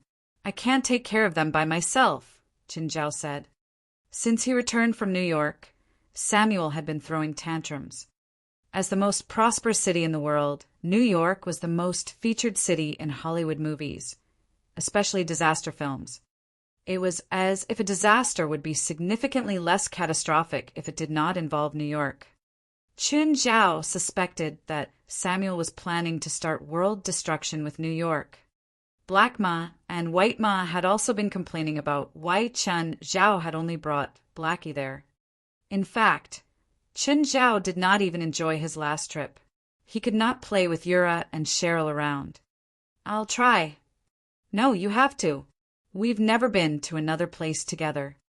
Does Sacramento not count? Of course not. Fine. With Fei Lai's promise, Chen Zhao could finally hug her and sleep in peace. Early the next day, Chen Zhao received a call from Kareem. Chen, we've arrived in L.A. Great. Come here yourself. Chen Zhao looked at the time. It was only 6 in the morning. Why did they call him this early? When was their flight? Brighton, what happened to your face? Don't remind me. I met a barbarian. If he wasn't pitiful, I would have sent him to jail. Brighton still had gauze on his face. Can you still work today? We're going to see an important client later. If you still feel unwell, you can rest at home, Nat said. Don't worry. It won't affect work. Brighton had just become Nat's assistant designer. Since the client was important, Brighton did not want to be absent. Then cheer up. Cooper and Triss are going too. Don't embarrass me there. Hearing that Cooper and Triss would be going too, Brighton was energized. Who's the client? Triss, Cooper, and Nat were the 3 lead designers for Baroness. Usually, a celebrity could only meet one of them. In addition, the client would come to their place, not the other way round. This time, the designers were actually going to the client's house. And all 3 of them were going. It was obvious how important the client was. It's a friend of the boss, Ned said coldly. Mind your own business. Stop asking questions. He did not want to talk about Chen Zhao. After all, they had had a conflict before. Of course, he had never thought of revenge. Anyway, Chen Zhao had not done anything to him after the incident. They also did not have any further conflicts. Moreover, if he really wanted revenge, he would probably lose his job. The work this time was quite important. Nat had a serious attitude. Remember, do not make that client angry or I'll kill you, Nat cautioned. Understood. Hearing Nat's solemn warning, Brighton did not dare to be careless. He was pretty new to fashion design. Even Nat could bully him, not to mention the client that caused Nat to be so anxious. Just then, Cooper and Triss came with their assistants. Nat, are you ready? Let's go together. Sure, I'm ready too. Nat stood up and waved his hand at Brighton. Pack the tools. We're leaving. What happened to your assistant's face? Nothing. He's fine. Chapter 6:29. Enemy comes voluntarily.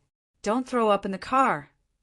Kareem yelled while driving, but this couldn't stop Kane and Howard. The car was instantly filled with foul vomit. They drove to LA instead of taking a plane. Actually, they'd arrived in LA yesterday, but they stayed the night at a bar. Winnip wasn't here, so no one could stop them. Chen Zhao didn't know they'd arrived either, so they could do whatever they wanted. They left the bar in the early morning and went to find Chen Zhao, reeking of alcohol. They were almost at Chen Zhao's house. Kareem was at his own limit too. He slammed on the brakes, and the car stopped before Chen Zhao's house. He rushed out and started throwing up wildly in the corner of the yard. After getting rid of all that, he felt much better. But just as he planned on going to say hi to Chen Zhao and Fei Lai, he discovered a red shadow where he'd thrown up. Oh no! Kareem paled instantly. Abidos had already stuck his head out and was glaring at Kareem. When he looked back, he saw Kane and Howard getting out of the car. The two swayed over. Smiling drunkenly, Kane said, "Hi, Abidos!" And then he threw up too. "Chin, help." Fei Lai was still in bed, but she heard the cries outside. She patted Chen Zhao. "Chin, I think I hear Kareem's voice." "It's not just Kareem. Kane and Howard are here too." "What's wrong with them?" "They drove under the influence, and something happened. Ignore them. Let's keep sleeping." Chen Zhao pulled the covers over and continued sleeping. "We should get up. It's almost 8. The environment is so nice here." Brighton looked at the scenery along the way. He could see Mirror Lake through the woods at some places. "It is indeed nice," Ned said. "Rich people like living here." When they took a turn, they suddenly saw a bloody figure run out. "Help! Help!" Everyone in the car was terrified. They were about to get out of the car when a red shadow darted out. It bit the man's thigh and dragged him into the bushes. "Help! Help! Help!" They could still hear that tragic sound, and they were all terrified that was that Abidos? Nat, Cooper, and Triss had all seen Abidos before. He'd become bigger, but that fiery red skin was his unique trademark. What should we do? Should we call the cops? Of course. That guy is going to get eaten. Just then they heard rapping on the glass. Turning around, they saw that the person who'd been dragged into the woods had come out. But his state was even more terrible. It was like he'd just gotten taken out of the front lines. "Hey, give me some fire, some fire?" Shouldn't he be pleading to call the cops now? Or maybe they should be calling the ambulance. "Give fire? Are you okay?" Before Kareem could finish, his foot was pulled again. Help. Yeah, this was more normal. Brighton was terrified. "Mr. Nat, what just happened?" Maybe they're just joking around." Nat's smile was a bit stiff. Probably even he didn't believe his own words. "Let's hurry up," Triss urged. "Mr. Chen's house should be right up ahead." They didn't want to care about this. They couldn't care about it either. Who knew if Abidos would drag them into the woods after getting out of the car too? They didn't know if the person had died or not either. The people in the car were frightened again. They didn't dare get out. Just then, Fei Lai came out of the house. Seeing the car, she went over. "Hello, you are?" "Ms. Fei Lai, do you remember me?" Triss asked from the window. "Oh, Triss, it's you. Come on in." Triss looked at Kane and Howard on the ground, a bit hesitant. "Ignore them. They asked for this." When they passed by Kane and Howard, they saw that they were just as injured as Kareem, who they'd met earlier. What a pity. Just then, Kareem darted out of the woods again.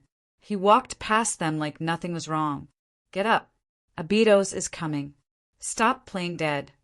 Kane and Howard opened their eyes. They quickly climbed up and hid inside the house. Everyone was speechless. They hadn't died. It was Nat and the others' first time coming to Chen Zhao and Fei Lai's house. so they were a bit reserved. They weren't as relaxed as Kane, Howard, and Kareem. The three bloody guys were even eating breakfast as if nothing had happened. "Tris, did you all eat breakfast?" "Yes, thank you," Tris said with a smile. "Oh, this is my assistant, Jabri." "Hi, Ms. Phalai." "These are Cooper and Nat's assistants, Faven and Brighton." "Hi, Ms. Phalai." "Hello." Just then, Chinzhao came downstairs, but when he saw Brighton in the group, his expression changed instantly. When Brighton saw Chinzhao, his expression changed too. "Chin, are Tris and the others here for you?" "Yeah," Chinzhao said. "Phalai, you're going to be late for work." "Oh yeah, help me host them," Phalai said. "Bye, Tris." "Bye." Phalai hurried away. Chin Zhao scanned each person. "Sit down." Chin Zhao ate breakfast as usual. Kareem, Howard, and Kane glanced at him and stood up immediately. "Chin, we're full. You can keep eating. Go sit over there, but don't sit on the sofa. It's hard to clean." Everyone watched Chin Zhao eat his breakfast slowly. He didn't seem to be in a good mood. Chapter 630. I suspect he's dangerous. Chapter 630. I suspect he's dangerous. Chen Zhao finally finished the food. He was emitting a crushing aura. As he walked past the group, everyone could feel the suffocating pressure.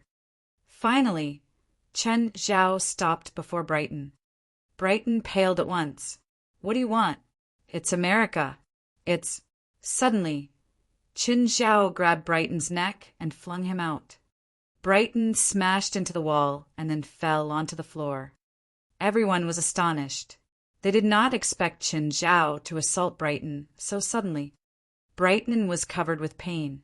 He felt as if his body was falling apart. Chen Zhao whistled and Abidos rushed in from outside.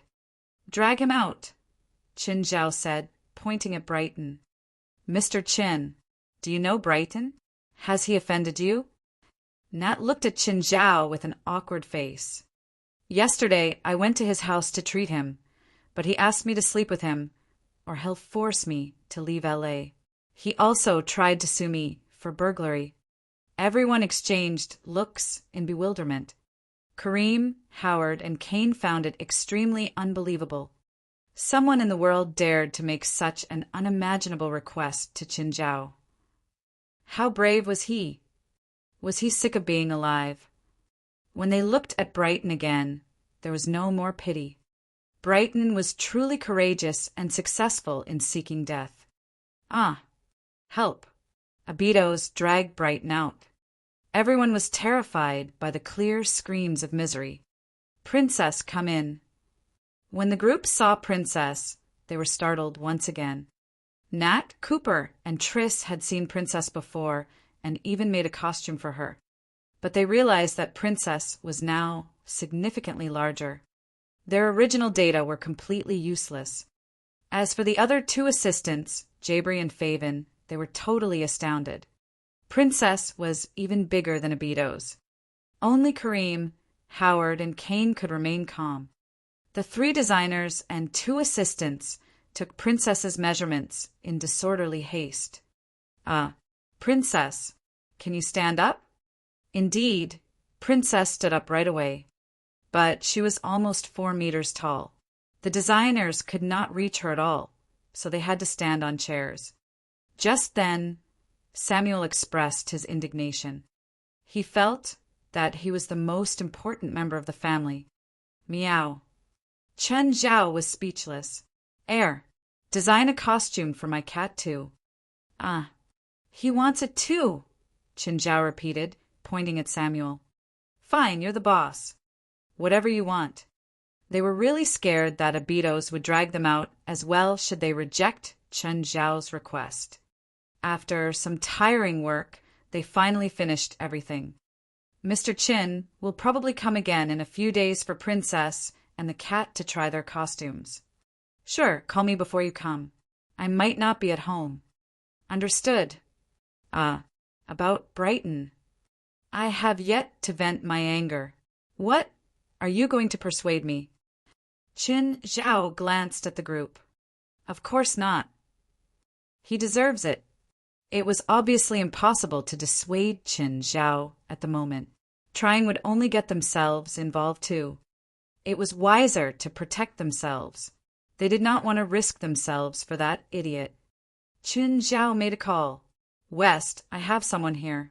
I suspect he's dangerous. I don't care what you do, but force him to speak. Everyone shivered. Was Qin Zhao treating Brighton as a terrorist? It was slightly violent. Soon, West arrived and dragged Brighton into his car. Okay, you may leave now. Nat and the rest escaped immediately. They did not dare to stay here any longer. Qin Zhao's identity had also alarmed them. The only thing they could do now was to pray that Brighton could come back alive. Chen, that's brutal. I feel I was merciful enough. Look, I didn't kill anyone. The three found Qin Zhao's words reasonable. Now that they thought about it, Brighton was actually not murdered on the spot. What a lucky guy. Oh, right. Boss asked us to come here to take something, but she didn't tell us what. Wait a second. Qin Zhao left the three and took out Daydream. The bottle's opening had already been sealed tightly.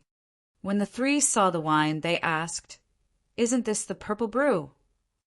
"It's not the ordinary purple brew," Qin Zhao said. "It's a special one. Winnep set its price at $999,999,999. What? Nobody's going to buy it." "I know. It's for exhibition," Qin Zhao said. The three were very surprised. When they got to the house, they saw two bloody guys laying on the ground. It was okay when Fei Lai was here, but after she left, his expression became frosty. "Mr. Chen, did we disturb you? Should we come another day?" Chapter 631, Coincidental Win. Chapter 631, Coincidental Win. President, you're so awesome. How did you find out? West looked at Qin Zhao excitedly. Qin Zhao looked at him indifferently. What's so hard about it?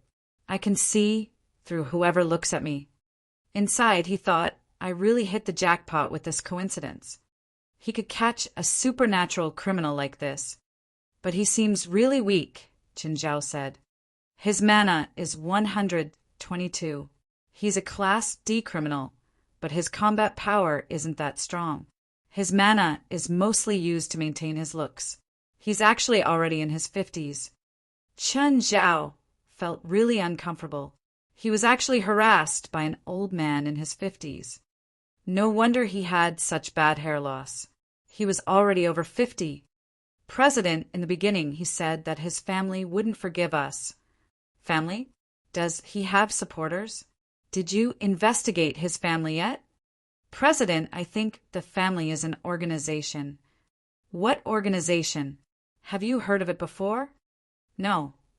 Continue to interrogate him, Qin Zhao said. Since they'd already determined that the guy was a supernatural criminal, then it was under their authority. After 30 minutes, West came out. He was exhausted and sweaty. West, how come it looks like you just had sex with him? President, please don't joke like that. I'm tired from beating him up. We're a supernatural organization, and you're interrogating using such normal methods? How lowly. Then, President, how about you do it?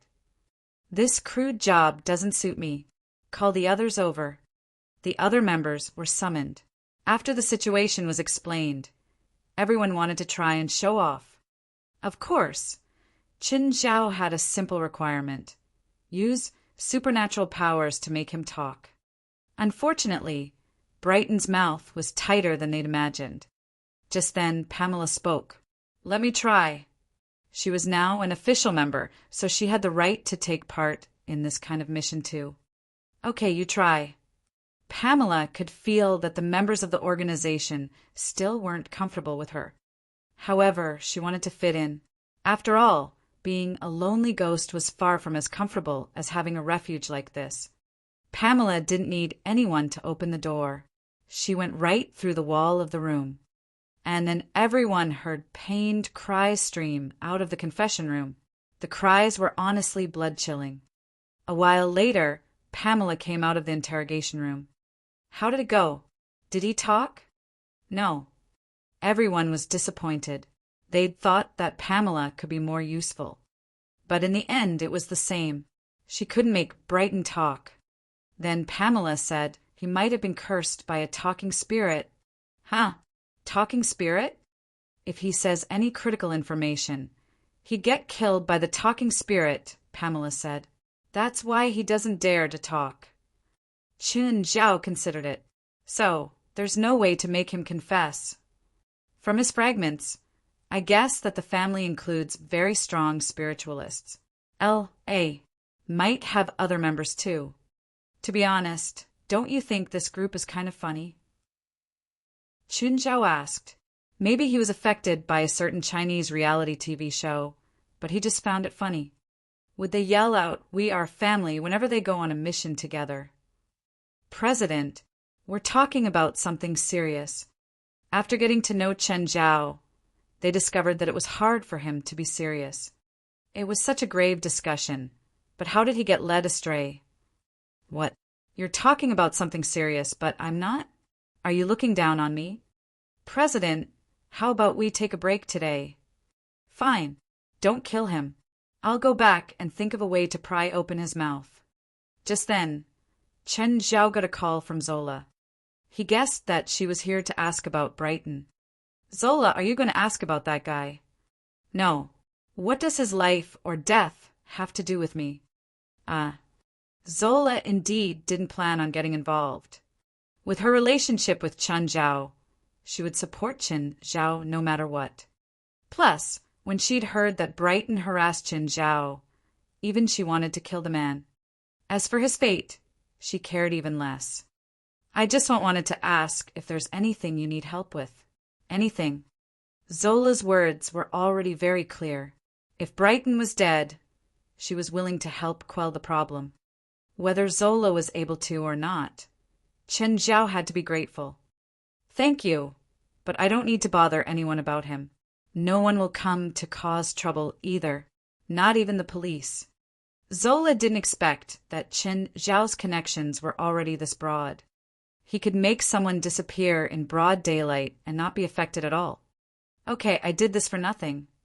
No, I should thank you for your concern. Let's stop talking about this.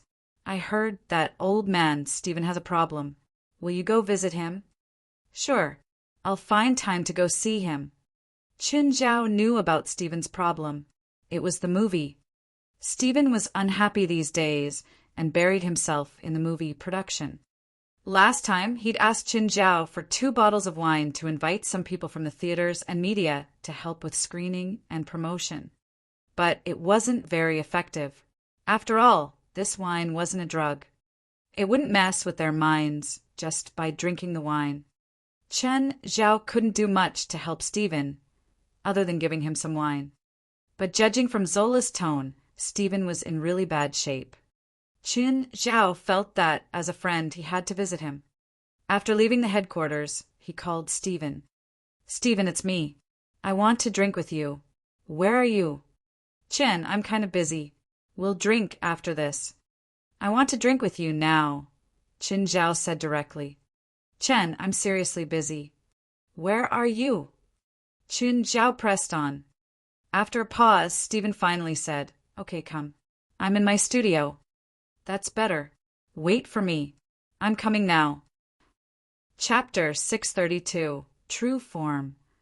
Chapter 632, True Form. Sir, who are you looking for? Stephen. The receptionist blocked Chen Zhao's way. Do you have an appointment? The receptionist looked at Chen Zhao.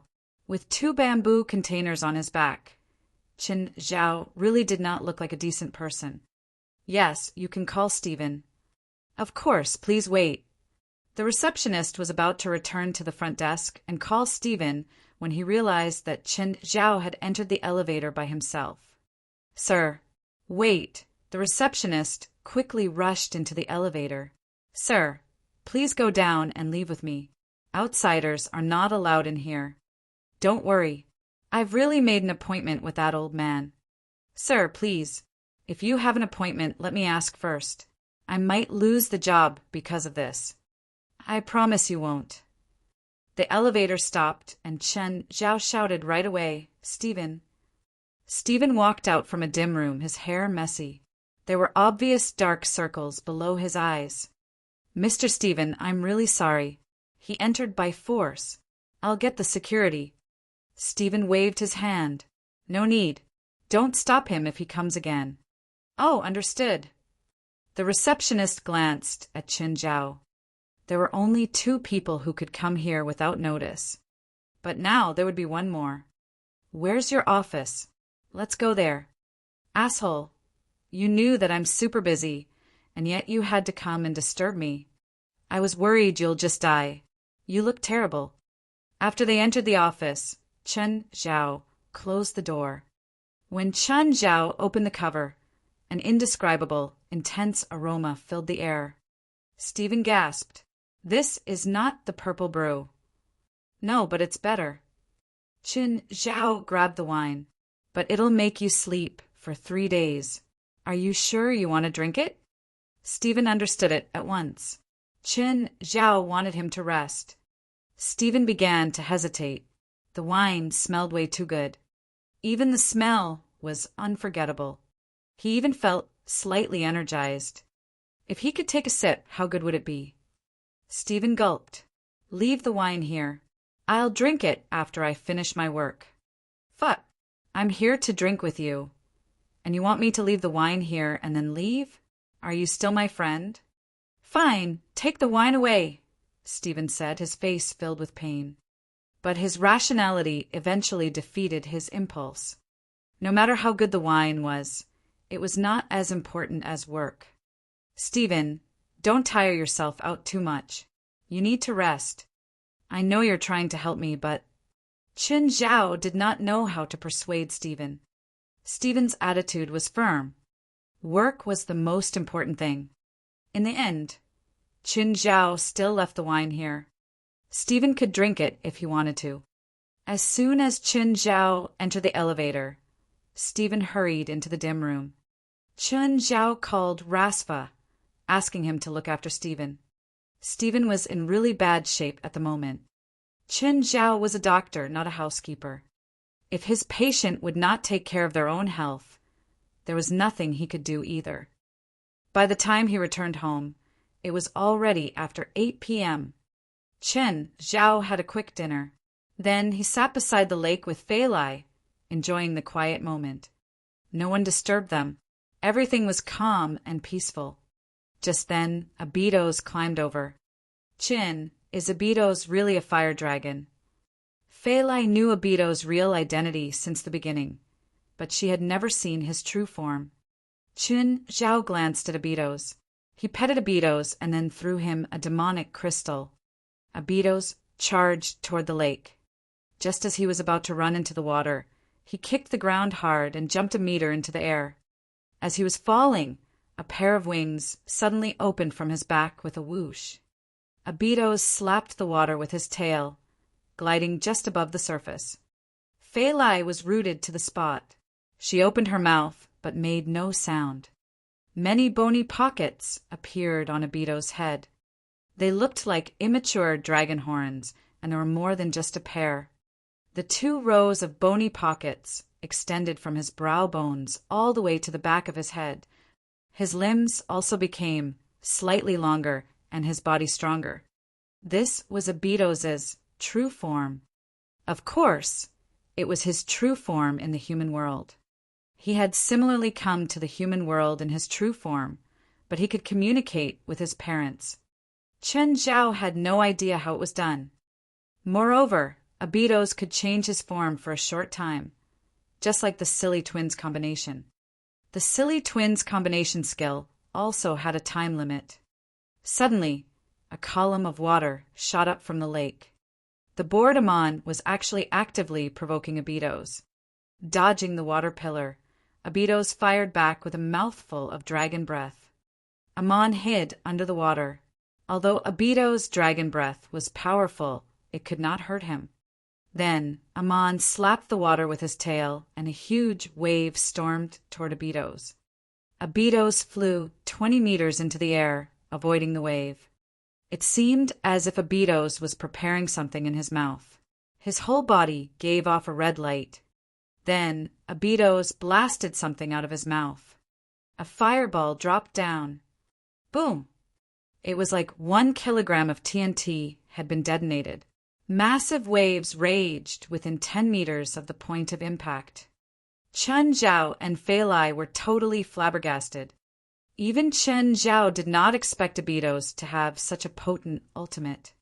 It was probably as strong as his sneeze cannon from the mouth of Glutton. Amon would not resurface again. He was probably frightened by the attack too. Fortunately, he had hidden in the water. If he was on the surface and hit directly, he might have died. Nonetheless, after making the attack, Abito's seemed weaker too. Flapping his wings, he returned to the shore, after which he restored his usual form. Has Abito's always been this strong? Fei Lai touched Abito's, who lay beside her. He's only a child. A child?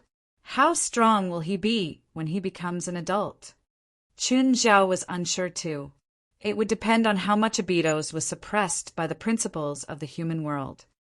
Anyway, there was no way he would be as strong as his mother, Oris.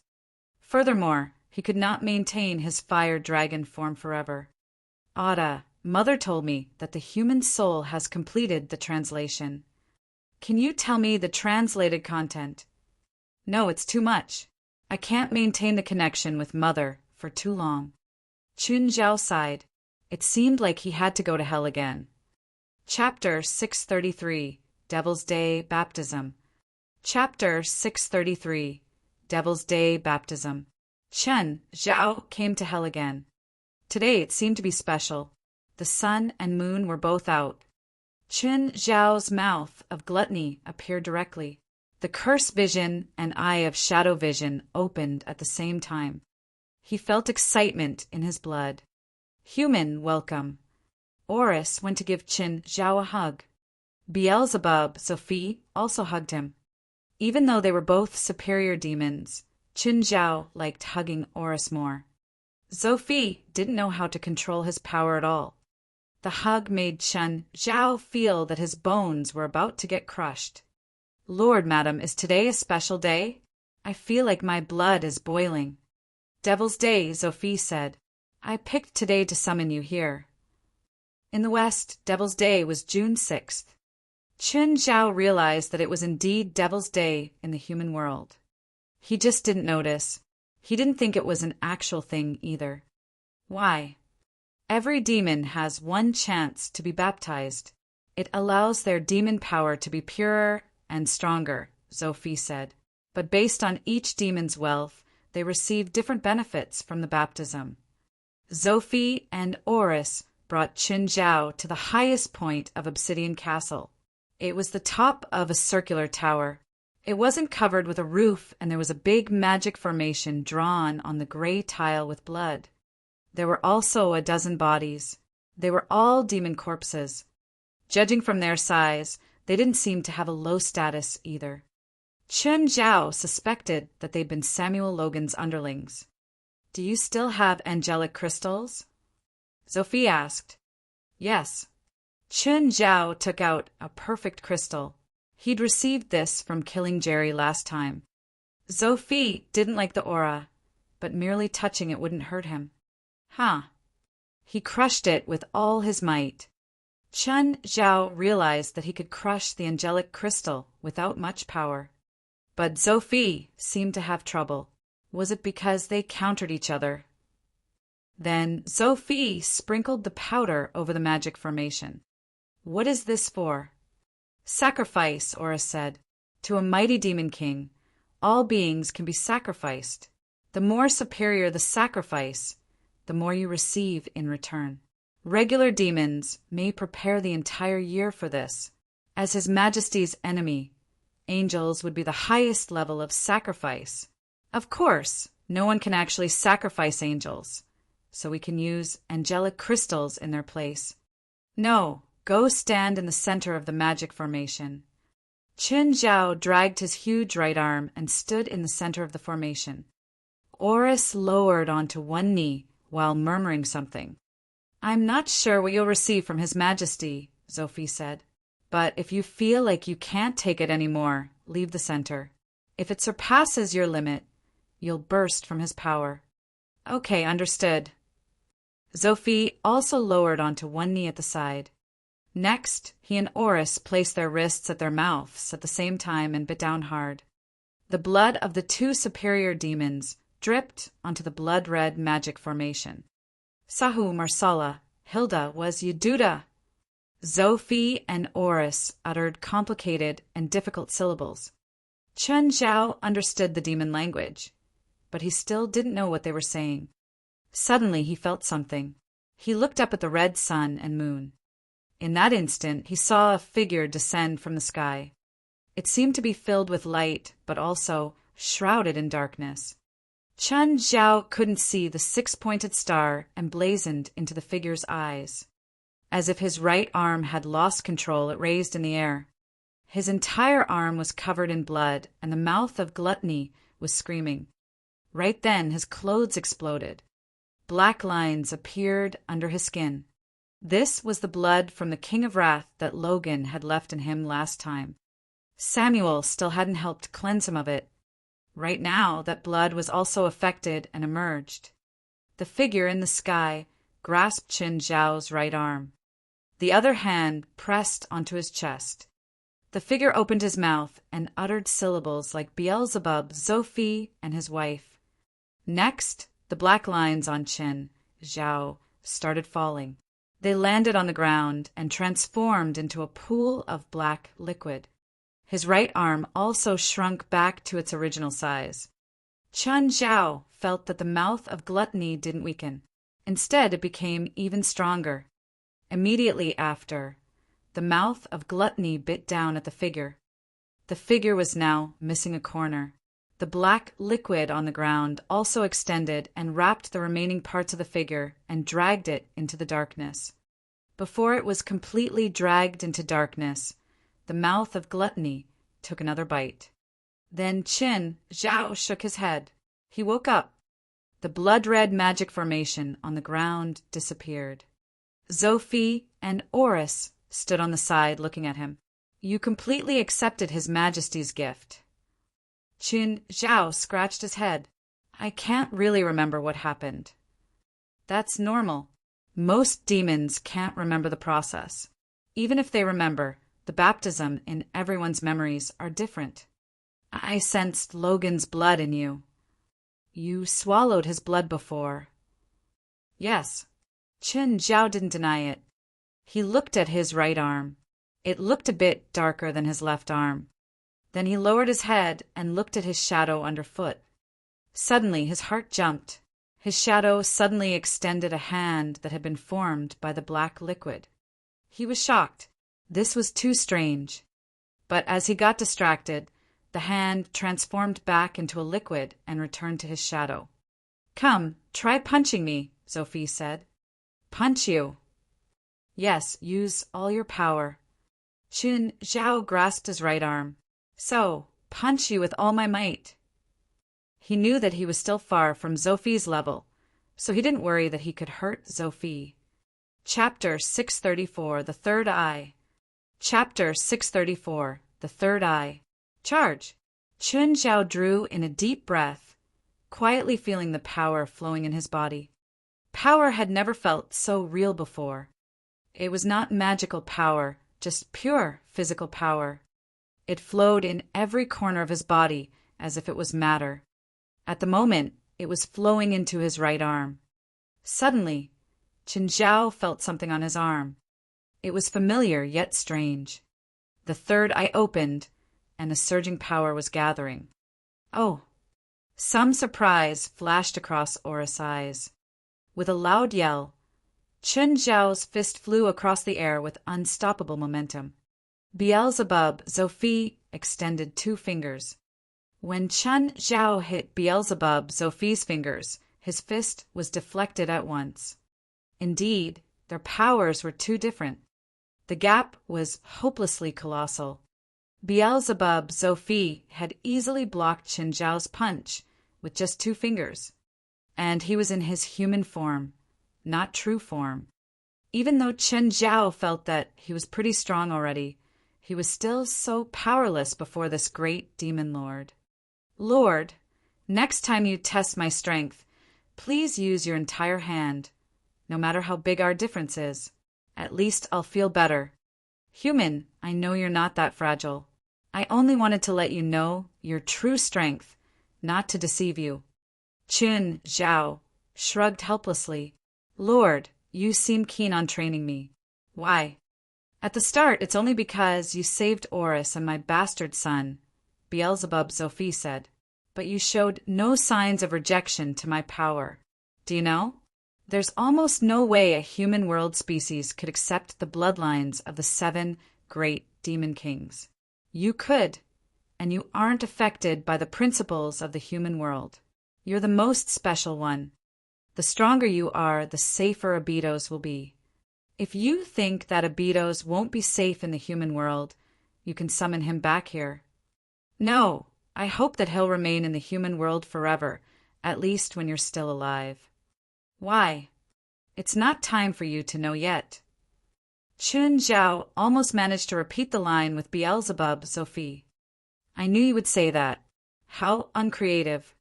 It seems like your 3rd pristine eyeball has opened. Oris walked up and held Qin Zhao's arm. Beelzebub Zophie looked at the eye on Qin Zhao's arm. It's the eye of power. What does it do? Qin Zhao asked. Did you feel anything unusual when you attacked me? I felt I've become much stronger. Correct. I would have just used 1 finger, but because of this eye I had to use 2. Qin Zhao rolled his eyes. Was there any difference between 1 finger and 2? Double the humiliation. Qin Zhao was not at all pleased that Beelzebub Zophie used only 2 fingers. The eye of power can double your power, but your mouth of glutton will only last half as much time. Double the damage, double the exhaustion. Your magical power is just too little, Oris said. Is there a way to increase that? Can you give me some of your magical power? Bloodlines can be transferred, but not magical power. Every individual's magical power is unique. If you rashly accept magical power from someone else, the consequences are unpredictable. If the magical power you accept is weaker than yours, you may not experience much. But if it's stronger, the consequences will only be disastrous. Qin Zhao suddenly recalled the times when he became allergic because the mouth of glutton had devoured whatever it encountered. But it did not affect him much. It seemed like he was only lucky. The mouth of glutton is too greedy. Sometimes it'll eat my enemies due to pure instinct. The mouth of glutton was a bloodline of gluttony, after all. Gluttony was its instinct. If it ate things without magical power, Qin Zhao would be fine. He did not encounter any problem when it ate metal or bulletproof glass. But sometimes it would swallow his enemies directly. In the past, Qin Zhao did not know the possible consequences. Now that he knew it, he would not dare to let the mouth of glutton eat whatever it wanted. The instinct of the mouth of glutton cannot be suppressed, even for me. I frequently eat random things, Beelzebub Zophie said, but I would convert my enemy's magical power and release it immediately. Qin Zhao thought of something. Release the magical power. Wasn't it just the sneeze cannon? When a glutton eats their target, they will absorb some of their target's characteristics, but not everything can be absorbed. An example is magical power. So as gluttony subordinates, we have a method to release what's not needed. Beelzebub Zophie looked at Oris. Understanding what he wanted, Oris opened her mouth and shot a fireball at Beelzebub Zophie. Beelzebub Zophie opened his mouth and swallowed the fireball directly. Qin Zhao felt that the couple was spitting saliva at each other. Shouldn't you go back to your room to play this? Forget it. I can't afford to offend any of you. Let's not speak. Beelzebub's Zophie's chest expanded slightly. The next instant, he blew in the air and a fire pillar rocketed into the sky. Chen Zhao realized that it was similar to his sneeze cannon. But there were also some differences. Come and try it. Wait, what do you mean by try it? Boom! Oris blasted Chen Zhao away with her saliva. Too slow. Can't you warn me first? Chen Zhao rubbed his black face. You enemies will not warn you. Again. Boom. Again. Ah. Hot, hot. Finally, Chen Zhao managed to catch Oris' mini dragon breath. But he was immediately scalded by it. Once you've managed to devour the spell, hit it with your own magical power, and then release it from the mouth to counterattack your enemy. Again. Too slow again. Too slow again. Use your magical power to attack the spell. Don't hesitate. Again. Chen Zhao had never received such a formal training session. The couple's joint special training really managed to torture Chen Zhao. As Chen Zhao's summoner, Beelzebub Sophie could not attack Chen Zhao. But Oris was different. She could hit Chen Zhao however she wanted. Moreover, her attacks were simply unreasonable. Although she had kept her power to the minimum, Chen Zhao still felt like he was being blasted by grenades one after another. Chapter 635, Bring Him to Me. Chapter 635, Bring Him to Me. After Oris tossed a few hundred grenades, Chen Zhao finally didn't die. In movies, the people who survived were the main characters. Those who didn't were random passers-by. Okay, this kind of attack had some effect. At least, Chen Zhao wouldn't die if anyone threw a grenade at him, as long as he didn't try to eat the grenade. At least, he wouldn't die if they threw the grenades one by one. Anyway, Chen Zhao's ability to take hits had improved greatly. He felt like he could go challenge a police station now. Of course, if the police station had a few machine guns, Chen Zhao would probably have to surrender still. However, against these targeted magic attacks, Chen Zhao could manage. If he faced this kind of situation in the future, he wouldn't have to rely on the Qingyi armor to take it head-on. Actually, the theory behind these sneeze bombs was simple. It was just using the incompatibility between your own magic and the swallowed magic. The moment you swallow it, use your own magic as the spring to release the spell again. But even though the theory was simple, only the glutton could actually use it. If anyone else tried it, their lips would probably explode. Oh Lord, I have a question.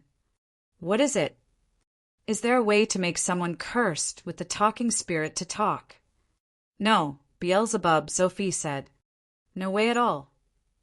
If he's in the human world, you can kill him and send his soul to me. I'll interrogate him for you. But after someone dies, their soul falls randomly into hell, right?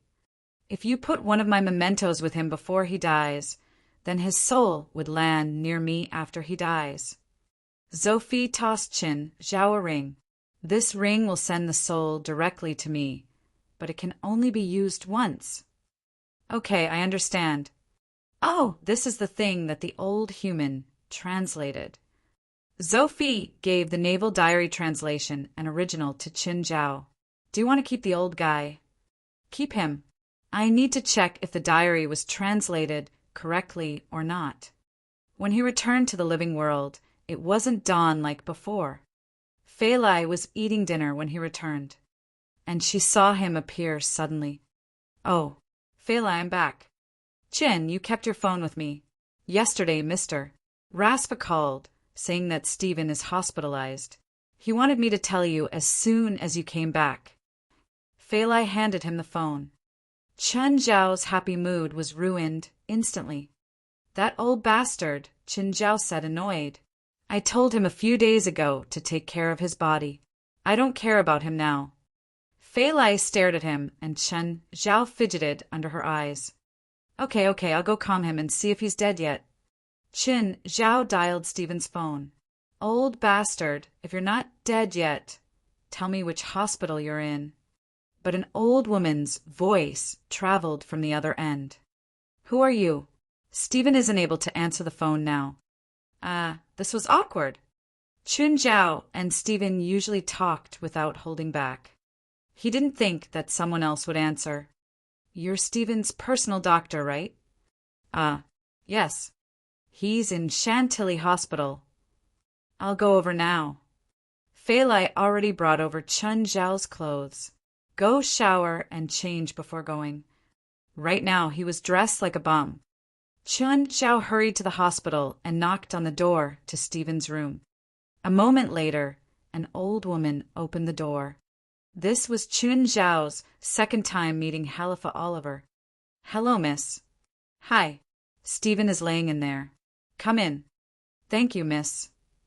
Chun Zhao still showed respect toward seniors that he didn't know. Oh, your wine is very nice, Halifa said. Huh. I won't disturb you and Stephen anymore. With that, Halifa left the room. Entering the door, Chun Zhao saw Stephen laying in bed, but he was awake. But his expression was dark. Chun Zhao's expression darkened too. Old bastard. Chun, help me get better faster. I need to be discharged. I can't stay here now. Chun Zhao clenched his teeth and stared at Stephen. I told you already to rest or drink that wine. Even if you sleep for 3 days, it'll help you recover. But you didn't listen and insisted on being so stubborn. And just like I expected, you messed up your body. It's not the time to blame me now. I need to be discharged. I can't help discharge you right now, but it's not too late. Drink this wine. You only need 1 glass and sleep 3 days. Then you'll recover. There's no other way. Or you can spend more time in the hospital. You can choose. Stephen hesitated. He stared imploringly at Chun Zhao. But Chun Zhao was unmoved. Stephen was just overexhausted. It wasn't hard for him to get discharged quickly. But Chun Zhao would be harming him if he did that. Chun Zhao didn't want to lose a friend. No matter what state the movie was in, Stephen was still more important. Okay, Stephen sighed. Help me call that old woman in. Chun Zhao went outside and called Halifa in. Halifa, go to my studio and take the wine out of my safe. You asshole, you're crazy. Look at your health. You still want to drink? Stephen looked at Chun Zhao, so he explained, Miss, please believe me. That wine will only help Stephen instead of harming him. Is it the purple brew? Halifa licked her lips. She wasn't an alcoholic, but she really liked it. That flavor was memorable and tempting. It's not purple brew, but it's better, Chun Zhao said. Stephen, I won't stay here. Okay. Oh, you disappeared for more than a day. Where did you go? No, I just want to get medicine from the mountains and forgot my phone, Chun Zhao said. You pick the medicine that you usually use from the mountains. Okay, let's stop talking about me. I have other stuff to do. Miss, goodbye. Bye. Halifa could feel how close Chun Zhao and Stephen were.